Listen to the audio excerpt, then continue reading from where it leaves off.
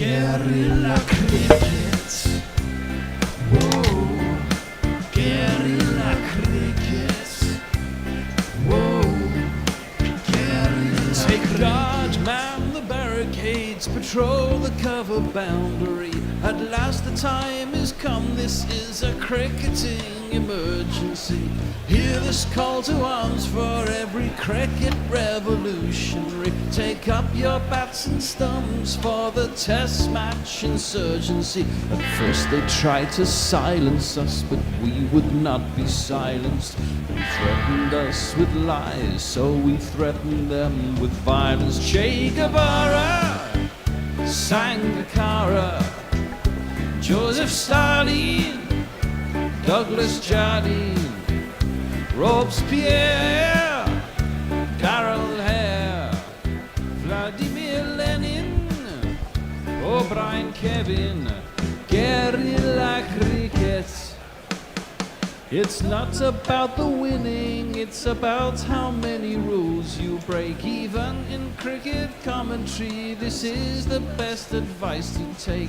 Pick guerrilla cricket, it's the finest choice you'll ever make. There's so much more to cricket than rev counters and a slice of cake. At first they tried to sanitize us and clean up our act, but people like it filthy, and we know that for a fact. Fidel Castro, Lenny Pascoe, Carlos the Jackal, Umar Akmal, Mahatma Gandhi, Grant and Andy, Brendan Behan, Austin Ian, guerrilla cricket.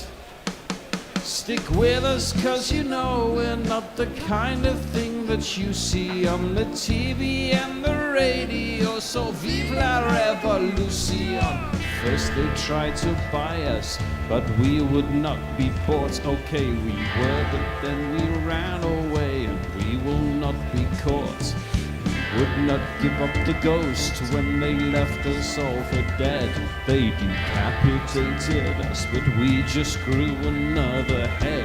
Chairman Mao, Jamie Howe, Ho Chi Minh, Asif Din, Václav Havel, Graham Saville, No Surrender, Percy Fender, Che Guevara, Sangakkara, Joseph Stalin, Douglas Jardine, Robespierre, Darrell Hare, Vladimir Lenin, O'Brien Kevin, guerrilla cricket. Good afternoon, everyone. Welcome once again to Guerrilla Cricket's coverage of the Indian Premier League, and what a game we have for you today. Coming towards the business end of the tournament, it's the most explosive team in the tournament, the Sunrisers Hyderabad, against the most winning team in the tournament, the Rajasthan Royals, and that second one is the one that counts. I'm Andy Ward, and joining me today, 1 yard to my right, it's Nigel the Bear Walker. Good afternoon, Andy. And some 10 miles to my left, it's Jack Hope. How you doing, Chief? All good. Right. Well, like I say, we've got the Sunrisers Hyderabad and the Rajasthan Royals now. I think I asked you, Bear, to take us through the Sunrisers Hyderabad season up to this point, or did I? I think you went for... No, I asked you for the Royals. Absolutely. So how about the Royals? Yes. Well, the Royals are doing fantastically well, and as I pointed out to you earlier in the green room, both me and you should have actually put money on where our mouth was, actually. Yes, because yeah. Well, I would if I wasn't banned off all the betting sites. Oh, well, I'm not banned, and I didn't, and maybe I should have done, but I can't. I like bets that are immediacy. I don't like having to wait fucking 10 weeks to get the result. It's too long, especially for a paltry £5. Anyway, so we both picked them out as. When you look at them, they got a really strong batting lineup, and it's a question of whether the bowling holds up. Clearly it has done. They've only lost one game, which weirdly was a game we lost, and they got pretty hammered, I seem to remember, when they did lose. Joss Butler has chased down some big scores pretty single-handedly a couple of times with hundreds and a 90 odd as well. Sandy Sampson might have something to say about that. Exactly. Yeah. I was going to. I've always liked Sandy Sampson. He is good. And basically, they fulfilled what we thought they would do. They look strong. They have been strong, and they've strung it together. The question is, will they string it together enough to win the tournament? You'd say they're massive favourites, but weird things happen at the end of tournaments. Well, they do. I think their focus now should be making sure they finish in the top 2, which gives you an extra chance. But they should probably only need to, I would think, win 2 out of their last 5 games to do that. And then they might just be in a question of having 2 games left when they've already qualified and trying to keep that momentum going. Anyway, it's a much more immediate concern for the Sunrisers Hyderabad, who are right in the playoff mix, Jack. Yeah, they had a really good run, 4 in a row. They were scoring runs for fun. Really lighting up the IPL, but they are a little bit boom or bust, and the last 2 games have been a lot, yeah. Big bust, have yeah. been busts. Yeah, bowled out for 134, so a big defeat in the last match, and they lost to RCB, which is slightly embarrassing in this year's IPL. well, in the game, today's their game chance before to lose to the bottom team and then beat the top team, which would be very IPL. Yeah, they could do it. This is a pretty close game in terms of the quality on show. With Sunrisers, they're a little bit vulnerable to losing early wickets, and Trent Boult likes taking early wickets, so there's something to look out for there. If they get through that though, then any score is possible, and that's genuinely true. Well, that's what we're going to start with, because the Sunrisers have won the toss and chosen to bat. Can you take us through the Royals team there, Bear? Well, yeah, I was just having a look at this team, and then there was a big shock, and then I thought, of course, they're fucking batting second, so they've done the smart thing, and they probably have Just Butler as their super sub. And well, they could use Tom Kohler-Cadmore. Just Butler, Tom Kohler-Cadmore. And so they've gone with the Jazz Whale, they've gone Rovman Powell, Sanju Sampson, Riyan Parag, Shimron Hetmar, Dhruv Jurel, Ravi Ashwin, Trent Boult, Avesh Khan, Sandeep Sharma, and Yuzvendra Chahal. Doesn't say who the super subs are, but I can go down a little bit. Yeah, there they are. Yeah. Oh, yeah. There we are. Bench: Josh Butler, Tom Kohler-Cadmore, Shubman Dubey, even Navdeep Saini, and Tanish Kotian. You can only imagine it'll be Josh Butler. And it's handsome Josh +4. Yeah, basically, and because they're batting second, it is Josh. Now the question is, will they bring him in straight away, and then? No reason why you would. Well, because he opens normally anyway. Then then Robin Power gets a bit pissed off. Oh, I thought you meant in the field. Oh no! Yeah, of course they do. Of course they bring him into open. Yeah, but then what happens to Rovman? Does he now go back down to 7 from being an opener to 7? That must fucking piss you off, though. Well, I'm sure they all know what's going to happen. The only thing that could throw a spanner in the works as far as it goes with Josh Butler is that England have said that their players are coming home after the group stage, and Rajasthan might be looking ahead to what team they want to put out. Didn't think of that. Yeah. Bearing in mind they're basically qualified at this point. If they win one more game, they're almost certain to be in the top 2.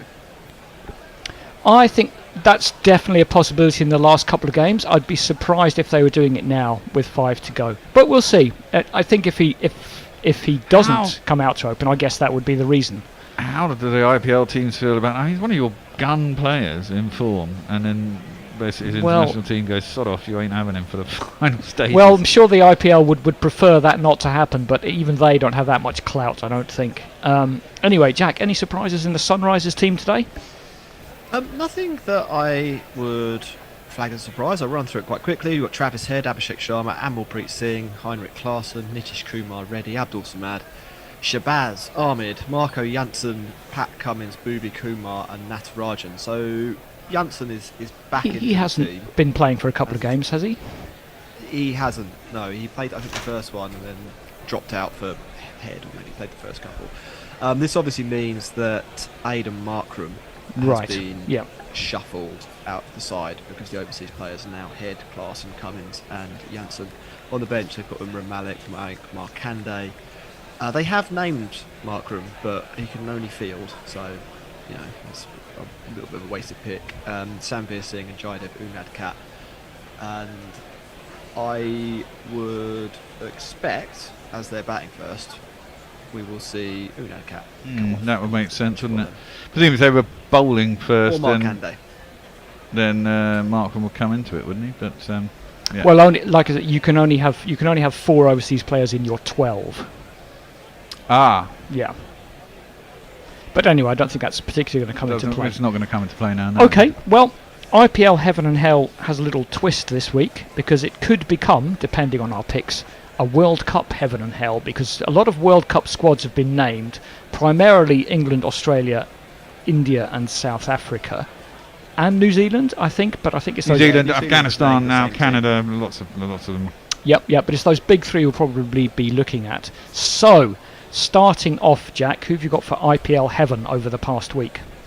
Oh, I went pretty low key on this one. I went for Daryl Mitchell taking 5 catches. I don't think we give the fielders enough praise, and he took 5 catches and hit a 50, which is. Then the next game, MS Dhoni was sending him back when he'd run an entire run as if he was 12 years old. So, well, he can't be asked to run anymore, can he? Who have you got for us today, Bear? Well, I got Johnny B after slating him last week and saying he couldn't buy a run. It often happens. And then he wasn't going to get any England side. He went and scored 108 in 42 balls, or 106 in 42 balls. Can't remember which one it was, or 48 balls. My memory is slightly hazy. And he won them the game, didn't he? The biggest ever chase in an IPL, chased down 260 or something. I think so. Like I tuned in when he was on about 85. And honestly, he was swinging like a rusty gate, but he was connecting everything. Well, that's what you got to do in T20 and get lucky. To some extent, right. I've gone for a man more for his consistency in the tournament than a specific performance. So he did get 71 not out of 33 against Lucknow. Sanju Samson, 385 runs at a strike rate of 161. He's been bombing it this tournament. He's been very he's been about as consistent as you can be in T20 cricket. I think he's had a couple of low scores, but barely more than that. He'll be out again today. He's made the Indian World Cup squad. Not sure if he's going to play, but at least they have begrudgingly picked him in their 15. Right, what about IPL Hell this week, Bear? We have to go for... you have to remind me of his name, but he's the double-barrelled Australian. Fraser McGurk. McGurk, that's right. Unlucky, got an 85, was it, off 28 deliveries or something? 84 not out of 27. There you go, I was close. And he's not been named in the squad. And as we are talking World Cup squads, I look at that Australia squad and I think, what? It's a bit creaky. And someone like him might be doing all right. I was trying to find out how many runs. I don't know where you can find stats on players for the IPL this year. I was trying to find out how many runs he'd actually scored in the IPL this year in total. And his average, but I couldn't find it this morning when I was looking around. He's not in the top 20, I don't think, but I think he has just a ridiculous strike rate. It's like 250 or something. And that's the kind of thing you need in a World Cup. I mean, you don't have super subs and shit. I think so. But I think that conversation went something along the lines of, do you want to play, David? Yeah, mate. Do you want to open? Yeah, mate. Okay, then. I think that's how the Australian selectors do things. Fraser's very young, isn't he, McGurk? Yeah, I honestly, India is one thing, but there's no one like Australia for revering older players and being scared to leave them out. I know, and in this format, I mean, to be fair, somehow they managed to win it, didn't they, 3 years ago? Then we won it the year after. I still don't know how that happened. I mean, they were a pretty poor side going all the way, and then somehow managed to win the final. Well, anyone can win it. You get to the knockout stages. Yeah, true. Jack, who have you got for us this week? If we're going to stick on the World Cup theme, I thought India not picking Rinku Singh was bizarre. He's basically... Rinku hasn't had much of a go this year. If you've not been following the IPL too much, Sunil Narine has been slaying for Kolkata Knight Riders. And that's meant that their finisher, Rinku Singh, who is a fantastic player and should definitely be in the India side, has only faced 80 balls in the tournament. And because of that, India have dropped him. I'm not quite sure what the thought process is there, but yeah, to trace it back once more, Sunil Narine has been better than expected, and that means India have taken a less good team to a World Cup. Even when they have had opportunities with like 5 overs left, Shreyas Iyer has decided he's going to go in, hasn't he? In at least a couple of games. They've done that a little bit, and Andre Russell's been maybe slightly better than he was the year before. He's eaten up some balls, and so basically this guy's been squeezed out slightly, but it's still you know, the good teams in T20 cricket, they don't have 3 opening batters and then 5 number 4s. I'm sure we'll come on to it, especially with Ryan. And is Indo with us today? I don't think so, but we'll come on to the India squad. But it suspects like someone's just picked a squad, go, these are the best players, and it's someone else's problem how to fit them into a team, is the impression I've got. It does look a lot like that. It's quite uninspiring. There's still a lot of good players there, you know. I did see a tweet that said single-handedly win a World Cup. Yeah, they certainly not ruined them out. I did see a tweet that said India have picked an excellent team for the 2016 World Cup. Yeah, I thought India's squad didn't look great to me, to be fair. But it's not super inspiring, is it? I'll quickly do mine because the umpires are coming out. Mine's going to be Luke Wood, who's bowled 4 overs 1 for 68 in another run fest against KKR. I think it's slightly unfair on him that he's not been doing well in the IPL, whereas Mark Wood and Jofra Archer have got their feet up, or they're in the West Indies or wherever, sort of doing better by omission. Luke Wood's been picked for the IPL, he's doing his best, he's getting a bit of stick, and England have gone, no, we're going to have Archer and Wood, who have about one body between them. Well, there is that. I'm taking that punt, though. I'd take that punt as well. I mean, Luke Wood isn't fantastic, but you know. Okay. Well, never mind. I'm sure he's got plenty of time ahead of him. Right, we better switch over. Ryan's going to come in. Messi is going to come in online. Jack, are you going to join us after 5 overs? Yeah, he's going to join me. Yep. And Tone. Okay. You two are going to do it. You're going to switch over here and do jingles? I'll come in there. Yep. Okay. Can you just put... All right. Messi Jez, can you take us through some socials while we do our musical chairs here? Yes, Farong has joined us. Welcome, Farong. He says, Mr. Wonderful Hardik is in the squad and vice-captain. Well, bugger me with a fish fork. Golden duck tonight. Last bowling effort. Sorry. That's from the day before yesterday. It's April the 1st again. Well, okay. That's a bit weird. Sorry, my notifications have gone. Well, don't blame you. Let's blame Elon. Yeah. Farong is with us, so he says, greetings all, and I hope everyone's well. Hyderabad elect to bat. Cheers. And Jay Grover is with us. Welcome, Jay. He says, afternoon all. Right. No surprises of who's batting or bowling. It is certainly going to be this man, although I don't believe he's taking strike. Shama police, it's Abhishek, man, he's really young. He's making me feel old, he truly looks like he's 12 years old. He does too. I should say we got a super chat from the Make It Fun Porn Bot. Says donation to the Throwing Spanners in the Works Fund and send us $5. Thank you very much. Thank you, and I've finally tracked down this man's jingle. It's a goodie. It's just a sweet driver's head. A sweet driver's head. From transdimensional driver's head. Oh, and the very first ball bowled by the unnamed bowler swings away from the left-hander a little bit. He flashes hard, gets the outside half of the bat, and it bursts through the hands of backward point. That was so nearly an early wicket. Instead, it went for 4. Okay, so it's a 4.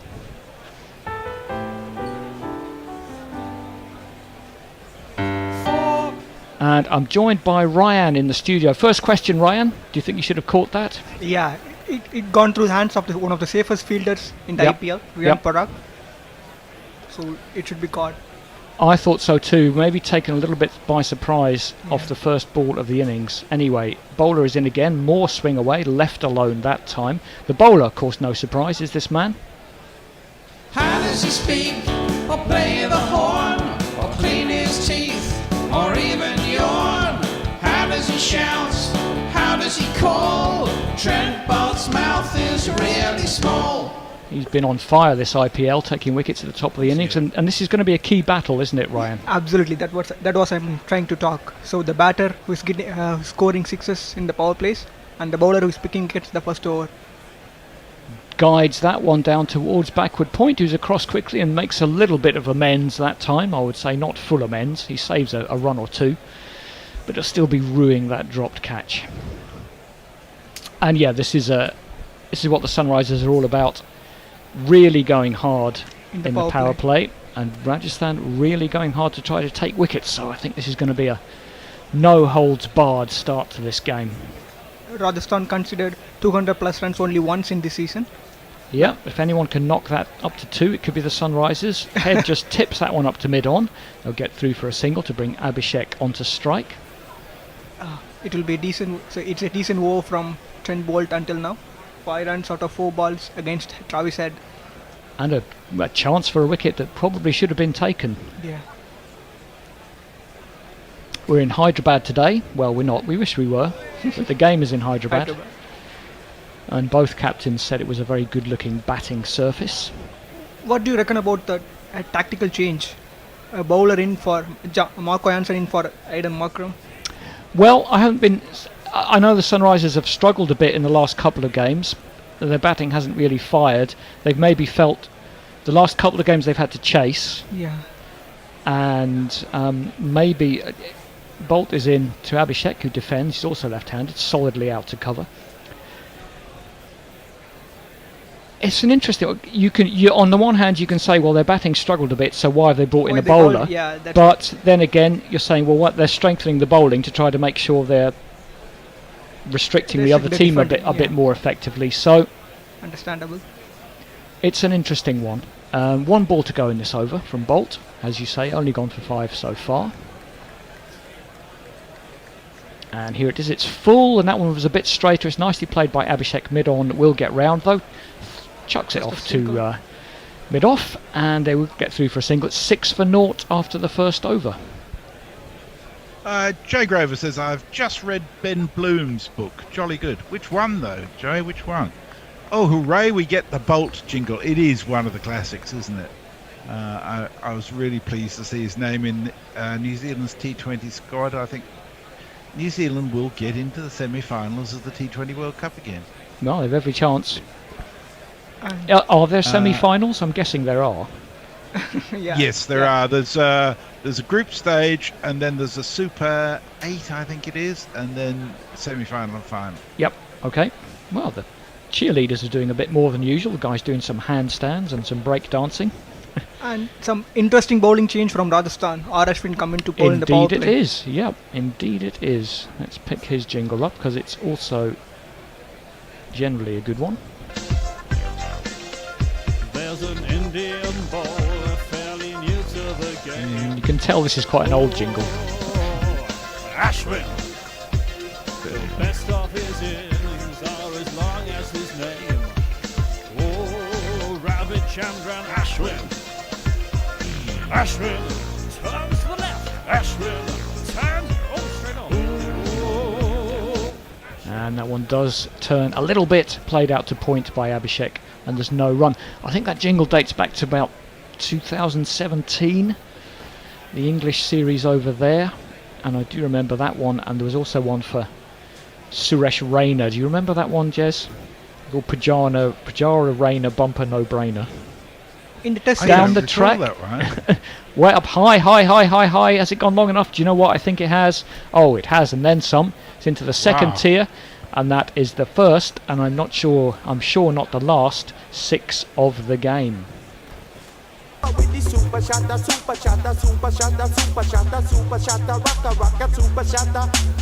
Skip down the track beautifully there, Ryan. Yeah, in the first ball he slowed down a bit, so Abhishek Sharma identified that he's not giving pace at all, so he just went down the track and hit it straight for the 6. That's a good thing from Abhishek Sharma. 92 metres. Sometimes you're not sure. The dead straight ones, it's hard to tell the angle, but it certainly was far enough. That was a little bit uppish into the onside, but it's well short of mid-on, who ambles round, and they'll pick up a single. It's 13 for no wicket. Off spinner against 2 left-handers is a tactical thing, but in this season, R. Ashwin picked only 1 wicket in the entire matches right now. So he's struggling to pick wickets. Yep. Will he pick one of the batters? That's what Sanju Samson is thinking, and it's a matchup. Gave the ball. Yeah. Well, have to try and improve that. Fires that one in a little bit, and it's defended, and Samson runs out to pick it up. Of course, he was not in the Indian World Cup squad. What were your thoughts on that squad, Ryan? it's pretty good for me, even though it's harsh on Rinku Singh to miss out in the 15. Yep. So just before the match start, Ajit Agarkar and Rohit Sharma had a press conference in Mumbai.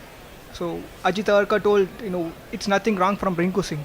Right, squares him up a little bit there, Travis Head, his first ball to Ashwin, and it rolls back to the bowler for no run. He said, so we need to pick only 15, so it's so harsh to miss out Rinku. Well, that's the other thing. I don't know why there's still only 15, these squads. If they were 18, teams could bring more specialists and it would be a better event. That one's just bumped it up to long off for a single, and it's 14 for no wicket, off 2. Jay says MC Hammer's making a comeback. The Never went away. Form bot for no apparent reasons sends us a picture of a fish fork and says buggery equipment at Sugar and Spice Massage Parlour has been updated. That cheeky naked fun. There must be more to it than I thought. And Warren says morning all. Welcome, Warren. So, not the start we were expecting. No wickets and 1-6, but nothing too explosive. RRS keeping it tight. Yep. They have probably had no question, one of the best, perhaps the best bowling attack in the I think something's going to happen in this tournament so far. Okay, well, it's going to be Bolt to Head once again. It's full, and Head hits it into the leg side. Good bit of fielding at short mid wicket, and there'll be no run. Bolt is rushing back to the run up. Well, that's something you don't often see in the IPL. These games seem to take longer and longer. I don't have the figures necessarily to support it, but my sense is very much that SRH have done well when these two have done well, or at least one of them's done very well. Yeah, they want to get off to that start, build a platform. That's clubbed by Head, and it's in the gap. It's between cover and mid-off, and no one's going to even bother chasing that one. It's 4.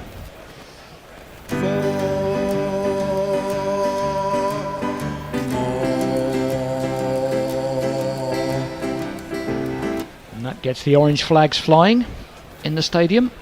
Just give himself a little bit of room. Hit through the line of the ball. Here he comes again, Bolt. Short again, but it was shorter and a bit quicker, and he got through Head a bit quicker than he was expecting. Went over the bat. There was no run. Bit shorter and an extra bounce. Yeah, and Head is just trying to transmit that information to his batting partner. 18 for no wicket. I suppose technically we're doing the GPL today, although no one ever seems to enter it. Are you going to have a bash today, Jez? See if I've got any money left in there. That's how that works, yeah. I think I've got 3 picks I can do. Thank you for reminding me. And reminding everybody else, which I think will be open for... Well, it's open now. Don't quote me on exactly how long it stays open. 5 overs, maybe. Head gets that one out. 40 minutes, I think. Okay. Head, which is about 5 overs in the IPL. Head gets a bottom edge onto that one. Goes out to deep square leg where the man was set. And it was just a single. So there's £39 to be won. Or it'll be 40 or 41 once I've done my entries. And all you need to do is pick the exact number of runs to be scored today to win the pot. That's a fee. You go to guerillacricket.com and click on competition to enter. Bolt is again, and again he's back for length, and Abhishek just chops it down to short third man who has a fire at the stumps. He's over the top of them. They get through anyway. It's another single. That's a field change from Rajasthan. Deep mid wicket comes in and long on goes back. We'll see if they put them back again after this single. I wouldn't be surprised if they did. Abhishek's maybe a straighter hitter. 20 for no wicket in the third. Some more. Oh, it's almost like a 2019 start. This isn't 2024-2020. Head pulls it. I think there are men out there. Indeed, right. There is. And mid wicket will keep it down to a single. 7 times it's still a good over from Bolt. 3 overs, 21 for no loss. Yep. 2 overs for 13 from Bolt. Useless prediction though, Ryan, about everything happening that over. Kieran Roseblade says, good afternoon, Gorillas. disaster for me and the rest of the Bairstow deniers with his 100 in the week. Just out of luck, he will hit a bit of form, have a good T20 World Cup, then we'll be stuck with him for another 5 years. Absolute disaster, really. And Parrot Badger says, afternoon all sorts, only checking in for 30 minutes before the real event of Leinster versus Northwest Warriors starts. And Stephen Kelk says, hello there, time for some more IPL masochism. Oh, Ashwin, again, a little bit of grip on that one. Yeah, a little bit of grip on that one. And Head didn't know whether to go back or forward, and instead just plinked the ball out in the air towards cover. Fortunately for him, it didn't carry. Bit of encouragement for Ashwin there. Head is down the track, but defends. Are Ashwin appealing for LBW? Oh, I think so, and I'll tell you what, he was very casual with his running there. The batsman, he may have been looking at the umpire to see if he was going to give him out LBW, but it was a very casual piece of running, and I think if the ball had hit the stumps, he would have had a run out. They are reviewing the LBW, but he was miles down the track. I don't know about this one. What about the impact? So it's 3 meter. Is it still 2.5 meters? I guess we'll see, but he certainly skipped down the track. Bat and pad were together. It hit both, obviously. The Royals feel it hit pad first. They got 2 reviews, but I think they might be blowing one here. What Travis said. But then again, yes, you're right, it is perhaps worth it on the off chance of getting Travis Head out. It's a big wicket. The usual interminable delay, smart system or no. Haven't seen anything yet. Just everyone talking to each other. Well, finally. This has been Head's slowest start for several weeks, hasn't it? Certainly looks like it does hit the pad first, and it is in front of the stumps, but he's a fair way down. Yes. There's no need to worry about the impact. Impact's right in front of middle. Yeah. But a couple of those balls from Ashwin have popped a little bit, so maybe height is in the only play. Case. This is taking forever. What's wrong with it? I can't remember who it was, but I did see one of the sides was actually fined for slow over rates this week. Blimey.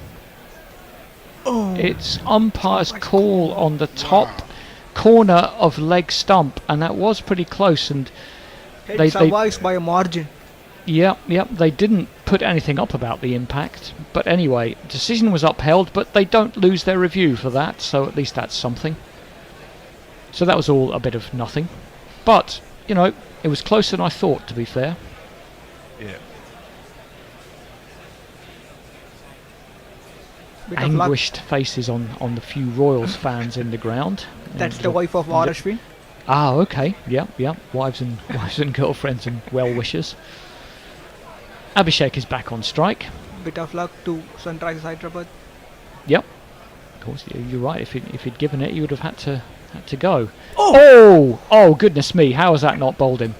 Perfect ball from absolutely perfect ball from Ashwin. Abhishek, showing he's perhaps more of a T20 than a red ball player, just poked at it, beat him all ends up, and whizzed over the top of middle stump. And I was really expecting the bails to fly there. I think so was Sanju Samson. But I think today the luck is with Sunrisers Hyderabad. Well, it has been so far. That's 2 in 2 balls. Could very easily have been out for each batsman. Well, if Ashwin isn't going to get a wicket today, he's going to curse the gods. That one is tipped around to deep square, and they'll probably get back for 2. Just put it into the gap. But he's bowling and one of the great spells in the power play against 2 of the informed batters. Well, he's getting a little bit of turn, and it's helping him against the left-handers. So this is some bounce, which is good to see. Yeah. There's a little bit in this, a little bit in it, but they haven't managed to take a wicket so far. That was again a little bit too full on leg stump, and he just drops it into the leg side for a single. But they're also not conceding too many boundaries, unlike other teams. Yeah. No, so absolutely. But Rajasthan, we are told, do have the best economy in the power play as a bowling side in this IPL, 8.0. Ashwin's a little bit wider and he's beaten Travis Head again. And that's a very good over from Ashwin. Just 4 from them, 25 for 4 after 4. I'll tell you what, when these batsmen try to defend Ashwin, they don't look like they've got a clue what they're doing. That's exactly right. As Farong says, pace-off is the reckoning to slow down the SRH openers. And he says, since Team Tata announced the T20 World Cup squad, which will be finalised by May 26, this is how those selected have done with the bat. Sharma 4, Yadav 10, Pandya Duck, Dubey Duck, Jadeja 2. I saw that meme yesterday. It's hilarious. I didn't know that. I knew a couple of them hadn't done very well. Jadeja hasn't had a very good IPL, really, nor has Hardik. But they picked the team based on the past 2 years' performance. I guess they have. I mean, Jack made the point on the cricket podcast. He may come onto it when he comes back on air. That other teams can see their players playing in T20 leagues all around the world and make decisions based on that. India can't. That's their protectionist policies.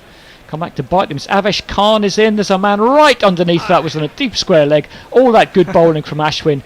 Avesh Khan pitches one halfway down the wicket and the batsman hits it straight to deep square leg. That's cricket, baby. There ain't no justice. The crowd says, the crowd says, the crowd says you're out. It's Abhishek who takes the long walk after quite a casual shot. It's a cruel game, right? No, the bowler who bowls well doesn't get a wicket. Been there many times. Yeah. On both ends of that. Abhishek shaking his head. Well, you had the whole field to hit it into and only 2 men out, so I don't think you can shake your head at anyone else.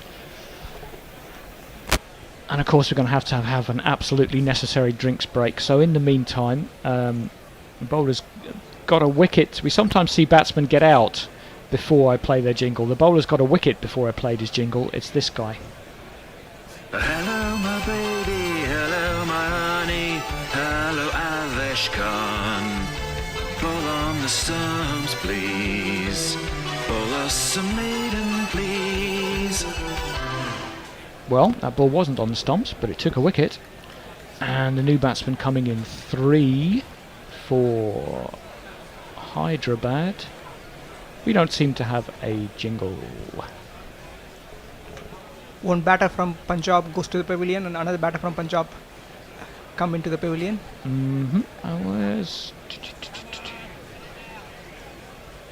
Where's generic IPL guy? It's Anmolpreet Singh.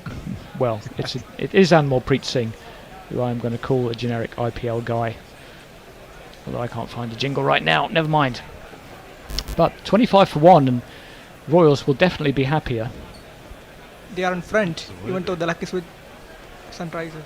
And Sunrisers, Abhishek Khan and Abhishek Sharma in particular will be thinking, well, why didn't I just do my usual thing and try to smash it everywhere?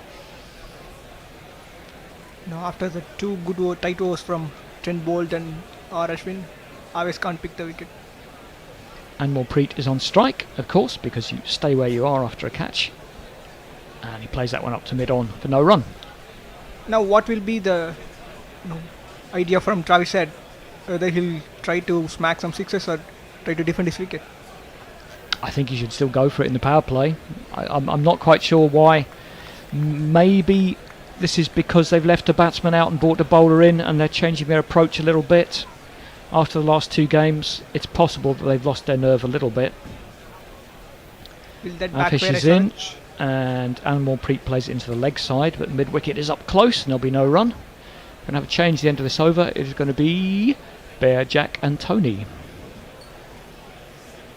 Kieran Rosebake's got a quiz for us. It's how many tests between England and Australia have ended in a draw? Closest wins. Lots. Well, let's see. There's been about 8 Grillion tests between England and Australia. Let me give you a serious answer, actually. I'd say there have been about over 150 years, 300 to 350 tests. Flicked up aerially by Anmolpreet, but he picked it up over the infield, and it's going to run away for 4. I'm going to guess 130. Wow. You're probably closer to me. I just went for a wild guess of 36. I hit the ball, 4 runs. I hit the ball and it went for 4 runs. That's a perplexing guess. Yeah. I mean, how many tests do you think there have been between England and Australia? Yeah, it's a good point. Stephen Kelt's going for 50. 130 probably sounds about right. I think it'll be more than 100. well, I've said it now. I may go lower, but anyway, it's an interesting question, but completely irrelevant to the IPL. Yes. Bouncer from Avesh. In fact, it's been called a wide because that one is too high. At last, they tried to use the first bouncer in the game, and it goes for a wide. Yep. So 30 for 1 coming up to the end of the 5th over is not what we were expecting. But it always surprises the IPL. I won't give you the answer, but I will tell you there's been 361 test matches altogether.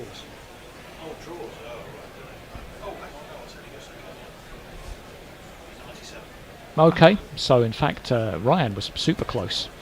Although we won't put that on air if anyone else is trying to guess. That one is punched out to deep point. He'll get a single. Travis had back into the strike in this over. That was like an interview question where you have to sort of find your way to show them that you know how to find your way to the answer. Yeah. I read the other day that some companies are sending the interview questions to candidates before the interview. What's the fucking point of that? Jesus Christ. Oh. You might as well put in a written yeah. John Lewis was definitely one of them. It's nuts. Right, end of the 5th over. It's going to be the last ball unless it's another wide. It is shortish. It's punched away by Head. He puts it through the gap.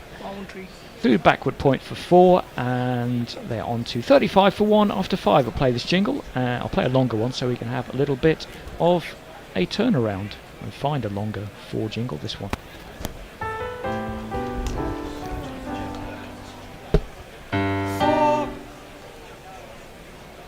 I'll just do a quick couple of messages while we're swapping over.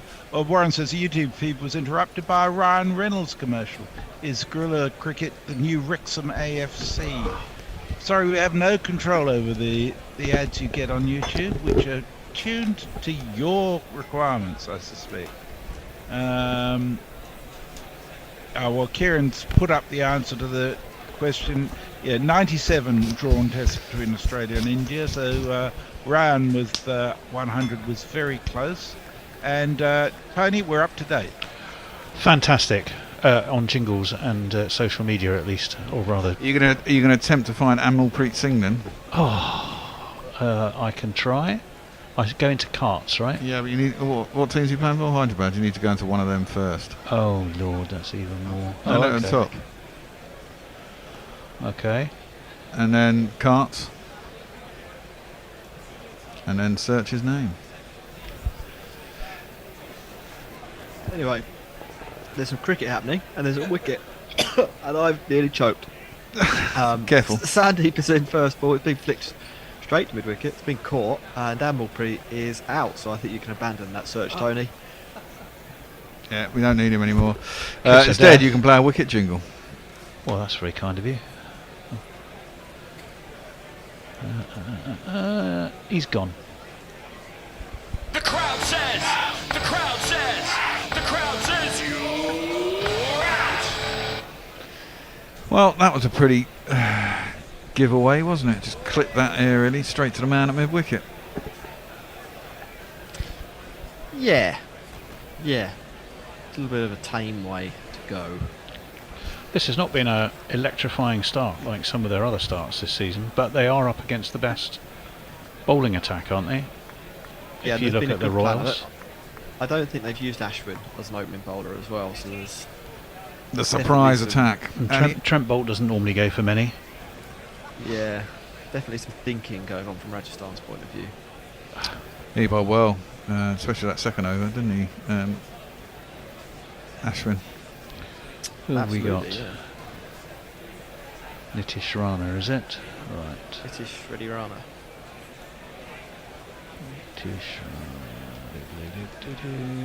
Here he is. Oh, it's Nitish Kumar. But you won't keep Nitish Kumar down. After he kills and eats you, he'll still be around. Here's Sandeep again.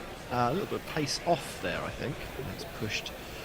The man on the edge of the ring at mid-on, there's no run. Why does Mog think he's going to eat me?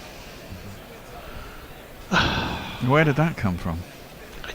You'd have to search deep into the the mind of Mog. recesses of the mind of Mog, and I mean, I'm not sure you would want to do that. No. You just wouldn't. You'd be worried about what you'd find. Very much so.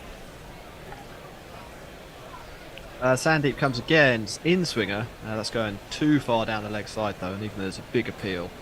I thought it was quite high as well. They referred this. Yeah, I think there's a lot wrong with it, Tony, basically. Or, to put it another way, nothing right with it. Oh, do remember the GPL's open.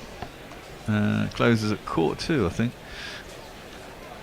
Give yourself 18 minutes to get in there. What's the prize pot? I think it's about 40 quid, somewhere around about there. It's currently £39. Well, that's well worth winning. Absolutely. Sandeep's in again. This is driven straight back to him, and it's a nice piece of fielding. Stops any run, so it's a wicket and 3 dots. A good start by Sandeep, who's having a good IBL. International Basketball League. Yes. Not a good IBS. We are, of course, doing bingo today. When you say we, basically you are. Bingo. Well, yes. We're doing We're sort of, bingo. I'm vicariously doing it by looking over your shoulder. I can see lots of purple blobs. We've not won yet, but we're 2 away from getting a line, which will get us 20. Oh, is there going to be another wicket here? It's chipped up in the air, but it lands short of the man at long on. Mistimed by Nitish, who gets his bat way out in front of his pads. The ball lollipops just a little bit short of Rothman Powell patrolling. I thought old Rovers was a little bit sluggish there. Well, he can be a little bit sluggish. I'd be really interested to see the replay. Have a look. What do you think, Jack? Sure. But look at him. He's not even thinking about trying. Come on. Well, yeah, he's got about 30 yards to make up. You're going to make 30 yards in 1 second, you know. He's a big lad as well, Robin. Well, I don't think that's an excuse. I thought that he was never going to get it. So there's no point in making the effort. You're better off getting it comfortably on the bounce and making sure you don't give away a stupid misfield for 4 or 2. Last ball of the power play is coming up here. 36 for 2 is definitely a win for the Rajasthan Royals. Travis Head will be on strike as Sandeep comes in round the wicket. It's short, wide off stump, and it's cut straight to the man at cover, and they come through for a quick single. A little bit of a misfield in there, giving them the time to take the run. So 37 for 2 is where they'll finish up, and we'll go to some social media.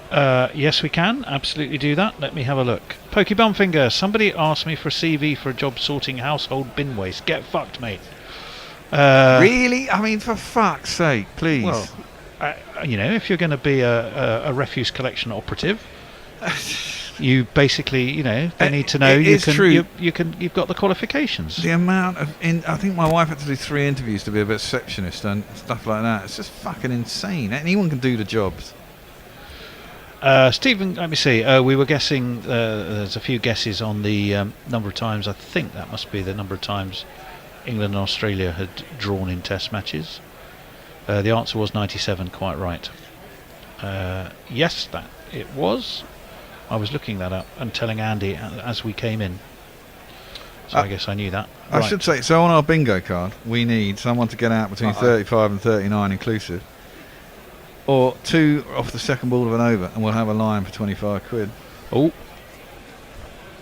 A line for 25 quid? That's fairly cheap. Well, depends how big your line is, really. Well, the chess master's into the attack. Yuzi Chahal, he starts with a wide leg spinner. And it is mistimed, chopped into the floor, and they come through for a single. Well, the line is currently 168.5. What do you reckon to that, Jack? Can I just jingle our boy while you do that? Knowing me, knowing you, there is nothing we can do. Knowing me, knowing you. I would be tempted, I think, on the overs there with Klaassen still to come. But I'd like to see a couple more balls from Yuzi Chahal before I made that bet. As he comes in, that one starts off stump, spins away a little bit, and it's pushed to extra cover. There's no run. Yeah, I've just gone under for the fall of the next wicket. I've only got 22 runs to play with, but I like it when the spinners are in the attack. Here he is. He's a good one. Is Chahal, as that one slides on and is cut, but not cut well, and they come through for a single. It's fielded in the ring by Parag. 39 for 2. Has he got a decent googly Chahal? I can't remember. Not so much. He's more of a leggy all the time. Rip it kind of leg spinner. He'll spin it more than anyone else. He bowls a bit slower, as that's another leg spinner to the left-handed head, and he mistimes it back to the bowler. There's no run. He gets one that slides on. It's more of a slider. Okay. His wrong than a traditional wrong. I mean, obviously he can bowl a googly. They all can, but it's not his bread and butter. As Chahal comes in once more. I think that might have been the googly. I was about to say, but it kind of looked like it more went on with the arm. Yeah, it went even wider and it's been cut for 4. That was a pretty poor ball. 1 and 2 and 3 and 4. I mean, he's admonishing the fielder, but he's just bowled a pie halfway down the track outside off stump to Travis Head. I mean, if the fielder stops that, you're lucky. It wasn't the greatest bit of fielding. It was a bit ponderous in terms of the dive. Better ball to finish things off. It's a leg spinner on a length, and it's turned into the leg side by Head, who saunters through for a single. It means there are 7 runs from the over, and the score is up to 44. Dave Sarah says, Chahal, aha! Yes, that was the jingle. Farong said, was just typing about the Cronje Bringo spread today. And I think we must have had Diana's message about... said something about, what was it? One of the reasons is listening to the IPL through the Guerrilla Cricket is it appears more grown up. I don't think big grown up is what I'd ever describe us as. Well, maybe than the Pratts on telly. Could be. Maybe. Kieran Roseblade has said, right, another trivia question for you 3 et al. Shane Warne has the most wickets in the Ashes, 195. Who has the second most, 157?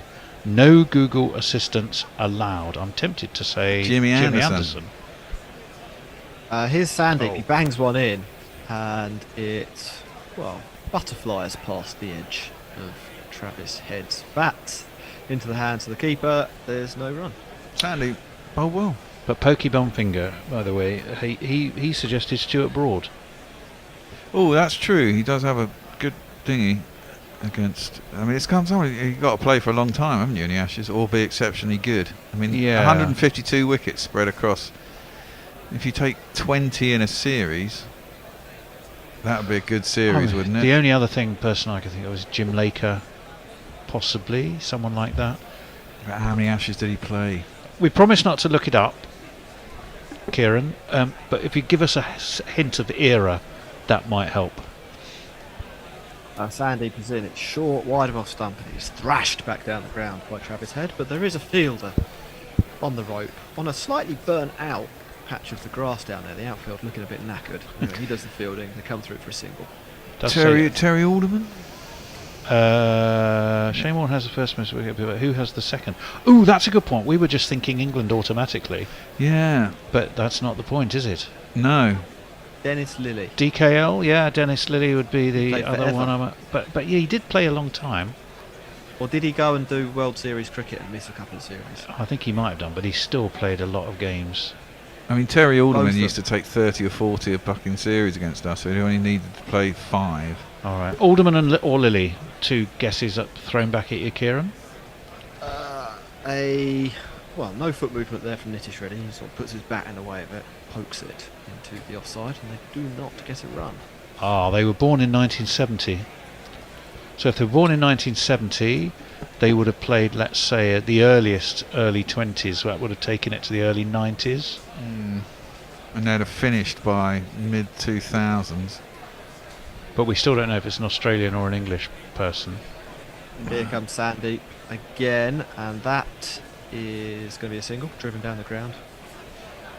On the up by Nitish. It's a long off. So I'm guessing it's not Australian. Because we were shit throughout the 90s and the 2000s and have probably lost everything. And so it wouldn't be an Englishman. Unlikely to be. Hold on, are we not? Is Glenn McGrath born in? Oh God, yeah, of course, fucking Glenn McGrath. We forgot about Glenn McGrath. Would it be Mr. fucking Glenn McGrath by any chance? Sandeep is in. It's a slow bouncer. It loops up and that's harsh. Of head. It's going to be a wide. They'll have to think about it. They've reviewed it straight away, but I feel like that might have been. Yeah, I've looked up the year. It does work for Glenn McGrath. It certainly does. Okay. And he played an awful lot of Ashes, didn't he? I mean, he started early and retired late. He bowled pretty much with Warney, didn't he? So famously missed out on one by tripping over a ball. Yeah, true. Or but a large chunk of one. He took English wickets for fun. So he got Atherton did. out 17 times. Well, there you go. Well, that's 17 of them then. Yes. Yeah, Glenn McGrath. It's got to be Glenn McGrath. Right, Kieran. It's not our final we'll offer, but we're putting a lot on Glenn McGrath. Oh, it's miles over his head. Oh yeah, it is. He's on his toes. Oh, he said He's bingo. jumping. Don't get Bear started on bloody bingo. Bingo. He doesn't need twice asking. Could you have found another phrase? Oh, it's another wide. I think that's that was the wide. Oh, they reviewed it. Okay. And reviews upheld. To not get Glenn McGrath. It was poor, wasn't it? Yeah, it was really, wasn't it? Really poor. Here's Sandy once more. He goes full this time, and Travis Head is really struggling out there. That's a regulation half volley outside off stump, and all he can do with it is whack it into the floor, straight to extra cover. No venom in the shot whatsoever. They do not get a run. No, he's fourth on the full count. Yeah, I'm not give you any sort of pointless stat. Yeah, a Rupe on the go fours. Well, Andy, while you're there, you couldn't grab me one of those beers that's on the table and put the rest in the fridge, because I forgot to put them in the fridge. That'd be lovely. Thank you. I need beers to get through the IPL. Head. It's a full toss and he can't even get that away. Just slashes, ugly slash across the line. The ball bobbles its way down to long on for a single. 48 for 2 at the end of the 8th over, and we're going to have a 2.5 minute timeout, which will give us plenty of time to play Guess Who's the third highest wicket taker in the Ashes. Well, in the meantime, but that's a really good question. So who's the third? Let's go with that one as a question. Pokey says, I used a Kevin Peterson book as kindling to get the fire started. Awful book. Oh dear. That's probably the best thing for it. Expensive kindling, I imagine. But poor old KP. He's not loved, everyone's is he? favourite. Not universally loved. But there we go. Third. Let's think. The third highest. So we've Broad had or McGrath. Anderson? Surely we're going Broad or Anderson there.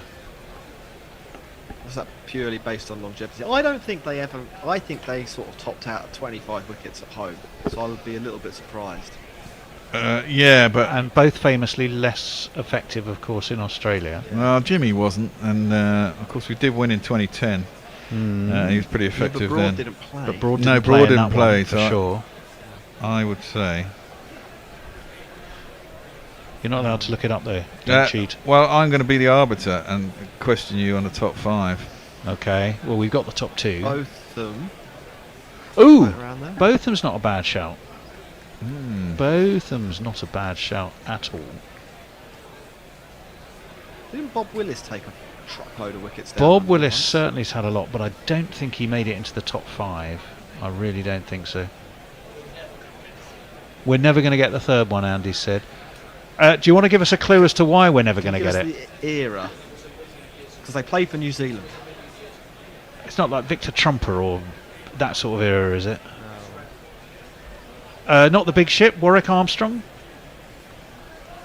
Was it English or Australian, Andy? But this is a terrible piece of radio because nobody can hear Andy. It's just you shouting into the ether. I'm shouting into the kitchen, actually. But I know what you mean. Here he comes.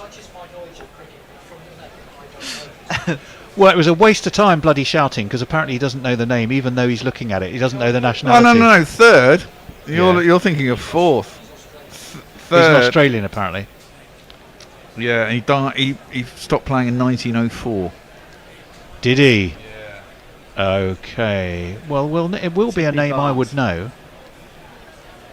It's Messrs. Messrs will have a good old. Messrs, are you listening? Well, remember you were around then. Who would it have been? From his middle age.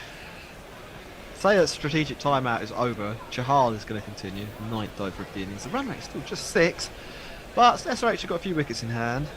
12 overs. 2 words, Tony. Fuck off. Fuck off. Oh, wow. Hello.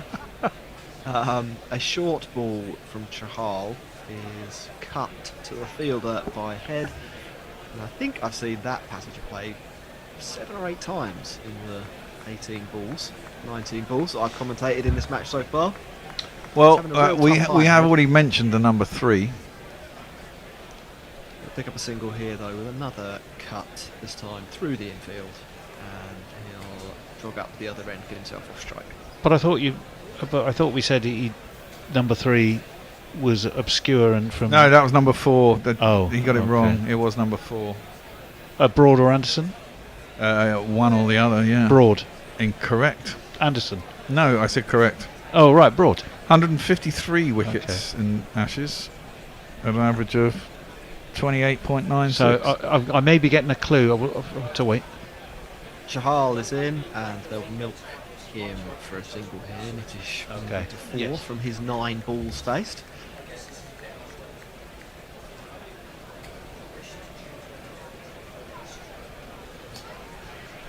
Okay, well. Who's the top run scorer in Ashes cricket? Well, it's got to be the Don, isn't it? Maybe not, because he didn't. There was a war, wasn't there? So he missed one. But he's got a pretty good chance, I thought. Oh, we've got some aggression here. Chahal drops very short, and Travis Head, scratchy as he's looked, he's not going to miss out on that. He pulls it into the second tier, deep over deep mid wicket.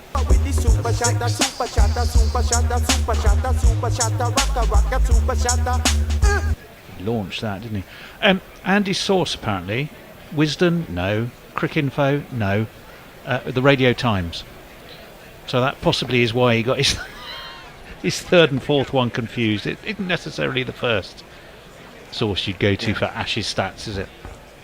As Chahal is in, he goes too full this time, and it's a slog sweep, a very straight slog sweep, but a sexy slog sweep. That's another 6 for Travis Head. A sexy slog sweep. I like one of those. There we go.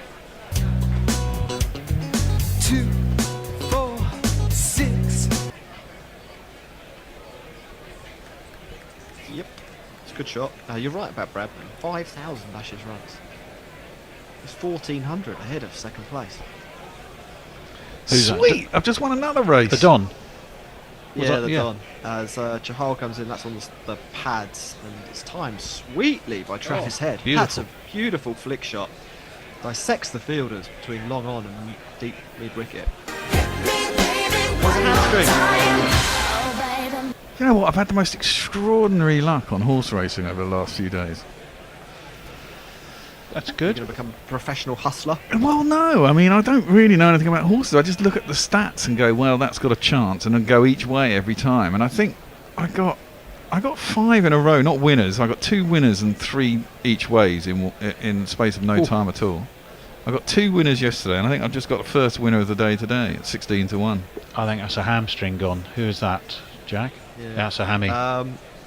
I think it's one of the bowlers, but I'm not sure which one. Well, his hammy has gone, and I don't think we'll be seeing him for the rest of this. I thought he collided with the advertising hoarding, but he pulled up well short of the boundary, chasing that Travis Head shot. They've got a camera right in his face here as well. Yeah, just what you need when you injury cam. You felt your ham ping. Steve Smith 3rd on the list, most runs, 3,400. So if he played 3 more Ashes, just well, yeah, which you no, I don't think so. He's not in the World Cup, mind you, is he? Well, certainly not the World T20. Ashwin is the new bowler. He drops a little short first ball, but it'll only cost him a run. Nitish flashes across the line, out to deep square leg.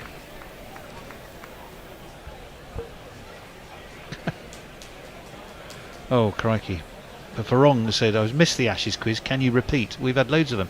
Essentially, starting with number 1, who has taken the most Ashes wickets, and then second and third most, and then the same for batsmen with runs, was basically what it was there, Farong. Most outfield catches, as Ashwin is in, and that is risky business by Travis Head. He mistimes one, gets a bit of a leading edge, but it bounces crucially bounces before it reaches. Well, there's a whole list. What do you want to go for? Most runs from 4s and 6s in an innings? There's a strange stat. Is in, and it's driven this time. But again, doesn't beat the infield, so that's 2 dots. Oh, now, this is an interesting one. Yes. We're still talking Ashes now. We're talking Ashes. Not with horse racing or bingo. You've been jumping about a bit on me. The third because the top 2 are obvious. The Don has the most 4s and 6s. Yeah. But number 3 on the list of most 4s and 6s in the Ashes. I don't know how this is correct, but... Bairstow or someone like that? No.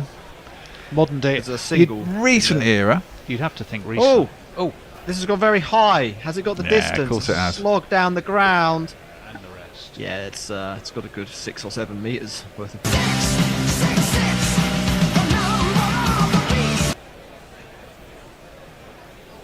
Launch that was a magnificent shot. They seem to have picked up their pace since the power play ended. Yeah, they have a little, haven't they? I wonder whether it was. I mean, it's someone you really wouldn't expect to be on the 3rd in the list of most runs from 4 and 6s in an innings. Oh, most runs from 4s and 6s in an innings. Oh, just of one inning. Yeah. So that's not the same, is it? No. A little nudge and dash by Nitish Rana picks up another single, and that's the end of the over, the end of my spell doing ball by ball. I'll switch seats. Sunrisers is 75. I'm out. You can do that. For 2. Well poised this game. It is. Dave Wood. Pass on. Which important test match is this asking for proper cricket fans? Farong we'd already mentioned. I'll just quickly see what's happening over on YouTube. Kieran Roseblade, looks like you guys aren't really reading the YouTube chat. Yes, we are. I've just read it. Steve Waugh was a guess as well. So there we go. We're up to date on almost everything. 75 for 2. Remember, the toss was won by... Thank you, Tony. That's all right. Hello, Messers. How are you? I'm well. I'm not quite as old as you would make out, though. I know. Harsh. I do appreciate that one's pushed away towards point. They take a single, and the score moves on to 76 for 2. Sunrisers won the toss. They chose to bat. They've only done that once this season, and it didn't work out too well. Where did they lose that?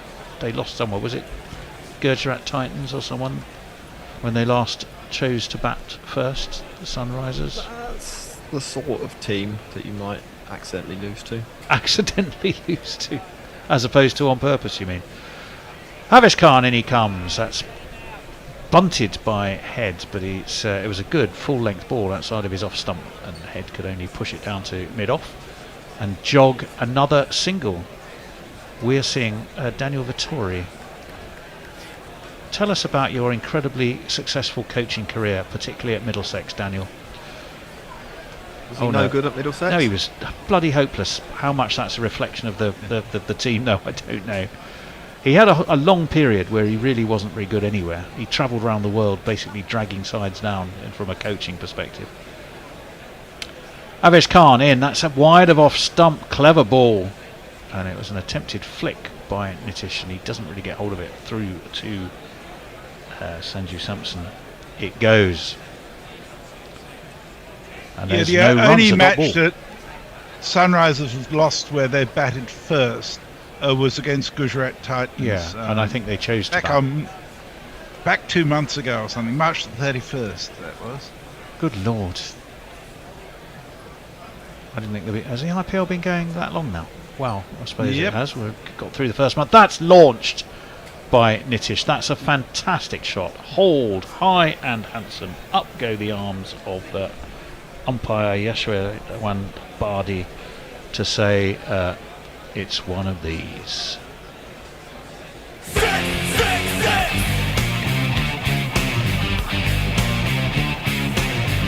In his arc, Jack, I think you can say, that ball, wasn't it? In his arc. Yeah, it was. It was a little bit too short. Why do we have to keep seeing bloody Daniel Vittori? I don't know. We're back at the cricket anyway. 83 for 2. That one is a much better ball, and I think, Jack, slightly quicker. And it hurried Nitish, and all he could do was really bottom edge it down towards the toes of Sanson. It wasn't the most edifying of shots, was it? No, but it was a slower, slightly shorter ball. In other words, I would a well-directed bouncer, I think you would say. Slightly, just that fraction short of a length, just outside of off stump, just a little bit too quick, rising up at Nitish, and it looked a bit ugly. That's a full toss though, but it's all a bit nothing really. It's out to Trent Bolt, I think, who's there at short mid wicket. They'll take a single, not got hold of at all. It's the end of the over. It's 84-4-2 off 11, having elected to bat the Sunrisers. Pretty sluggish power play, but they are up against the best attack in the IPL this season. 37-2 is all they got to. They've moved on since then to 84-2. Messers. So Farong correctly guessed either Trumbull or Grimmett for the old cricketer. Trumbull is correct. I thought I said 141 wickets. Grimmett only took 106. Carry Grimmett, right? Not Trimble, as Farong's put it. Trimble's actually quite a good name. No, Tremble. I quite like it. Anyway, we are back at the Rajiv Gandhi Stadium. We are back with the extraordinary Trent Bolt, who didn't, I think, this time, Jack, take a wicket with his first over, but he has a propensity so to do. He's replacing R. Ashwin. It is, of course, no early wicket, the man with the tiny mouth, Trent Bolt, and he's pushed off his first ball down towards a fairly deeply set mid-on, and they will scamper a sharp single. Move on to 85-4-2. I like his pink wristband. That's all very colour coordinated. Hyderabad. Is it Hyderabad, of course? No, it's Jaipur that's the pink city, isn't it? It is. Yeah. The land of forts. Indeed, it is the land of forts. This is the land of pearls, I think, if we're talking Hyderabad. Famed for its jewellery and pearl production. Home, I recall, of the Kohinoor diamond. It is, yes. Is it? Biryani as well. And the Kohinoor diamond is from here originally. Trent Bolt. Over the... That's a horrible ball. Unless he meant it. No, it's a wide. He can't have meant that. Umpire Anil Chowdhury, he seemed surprised actually.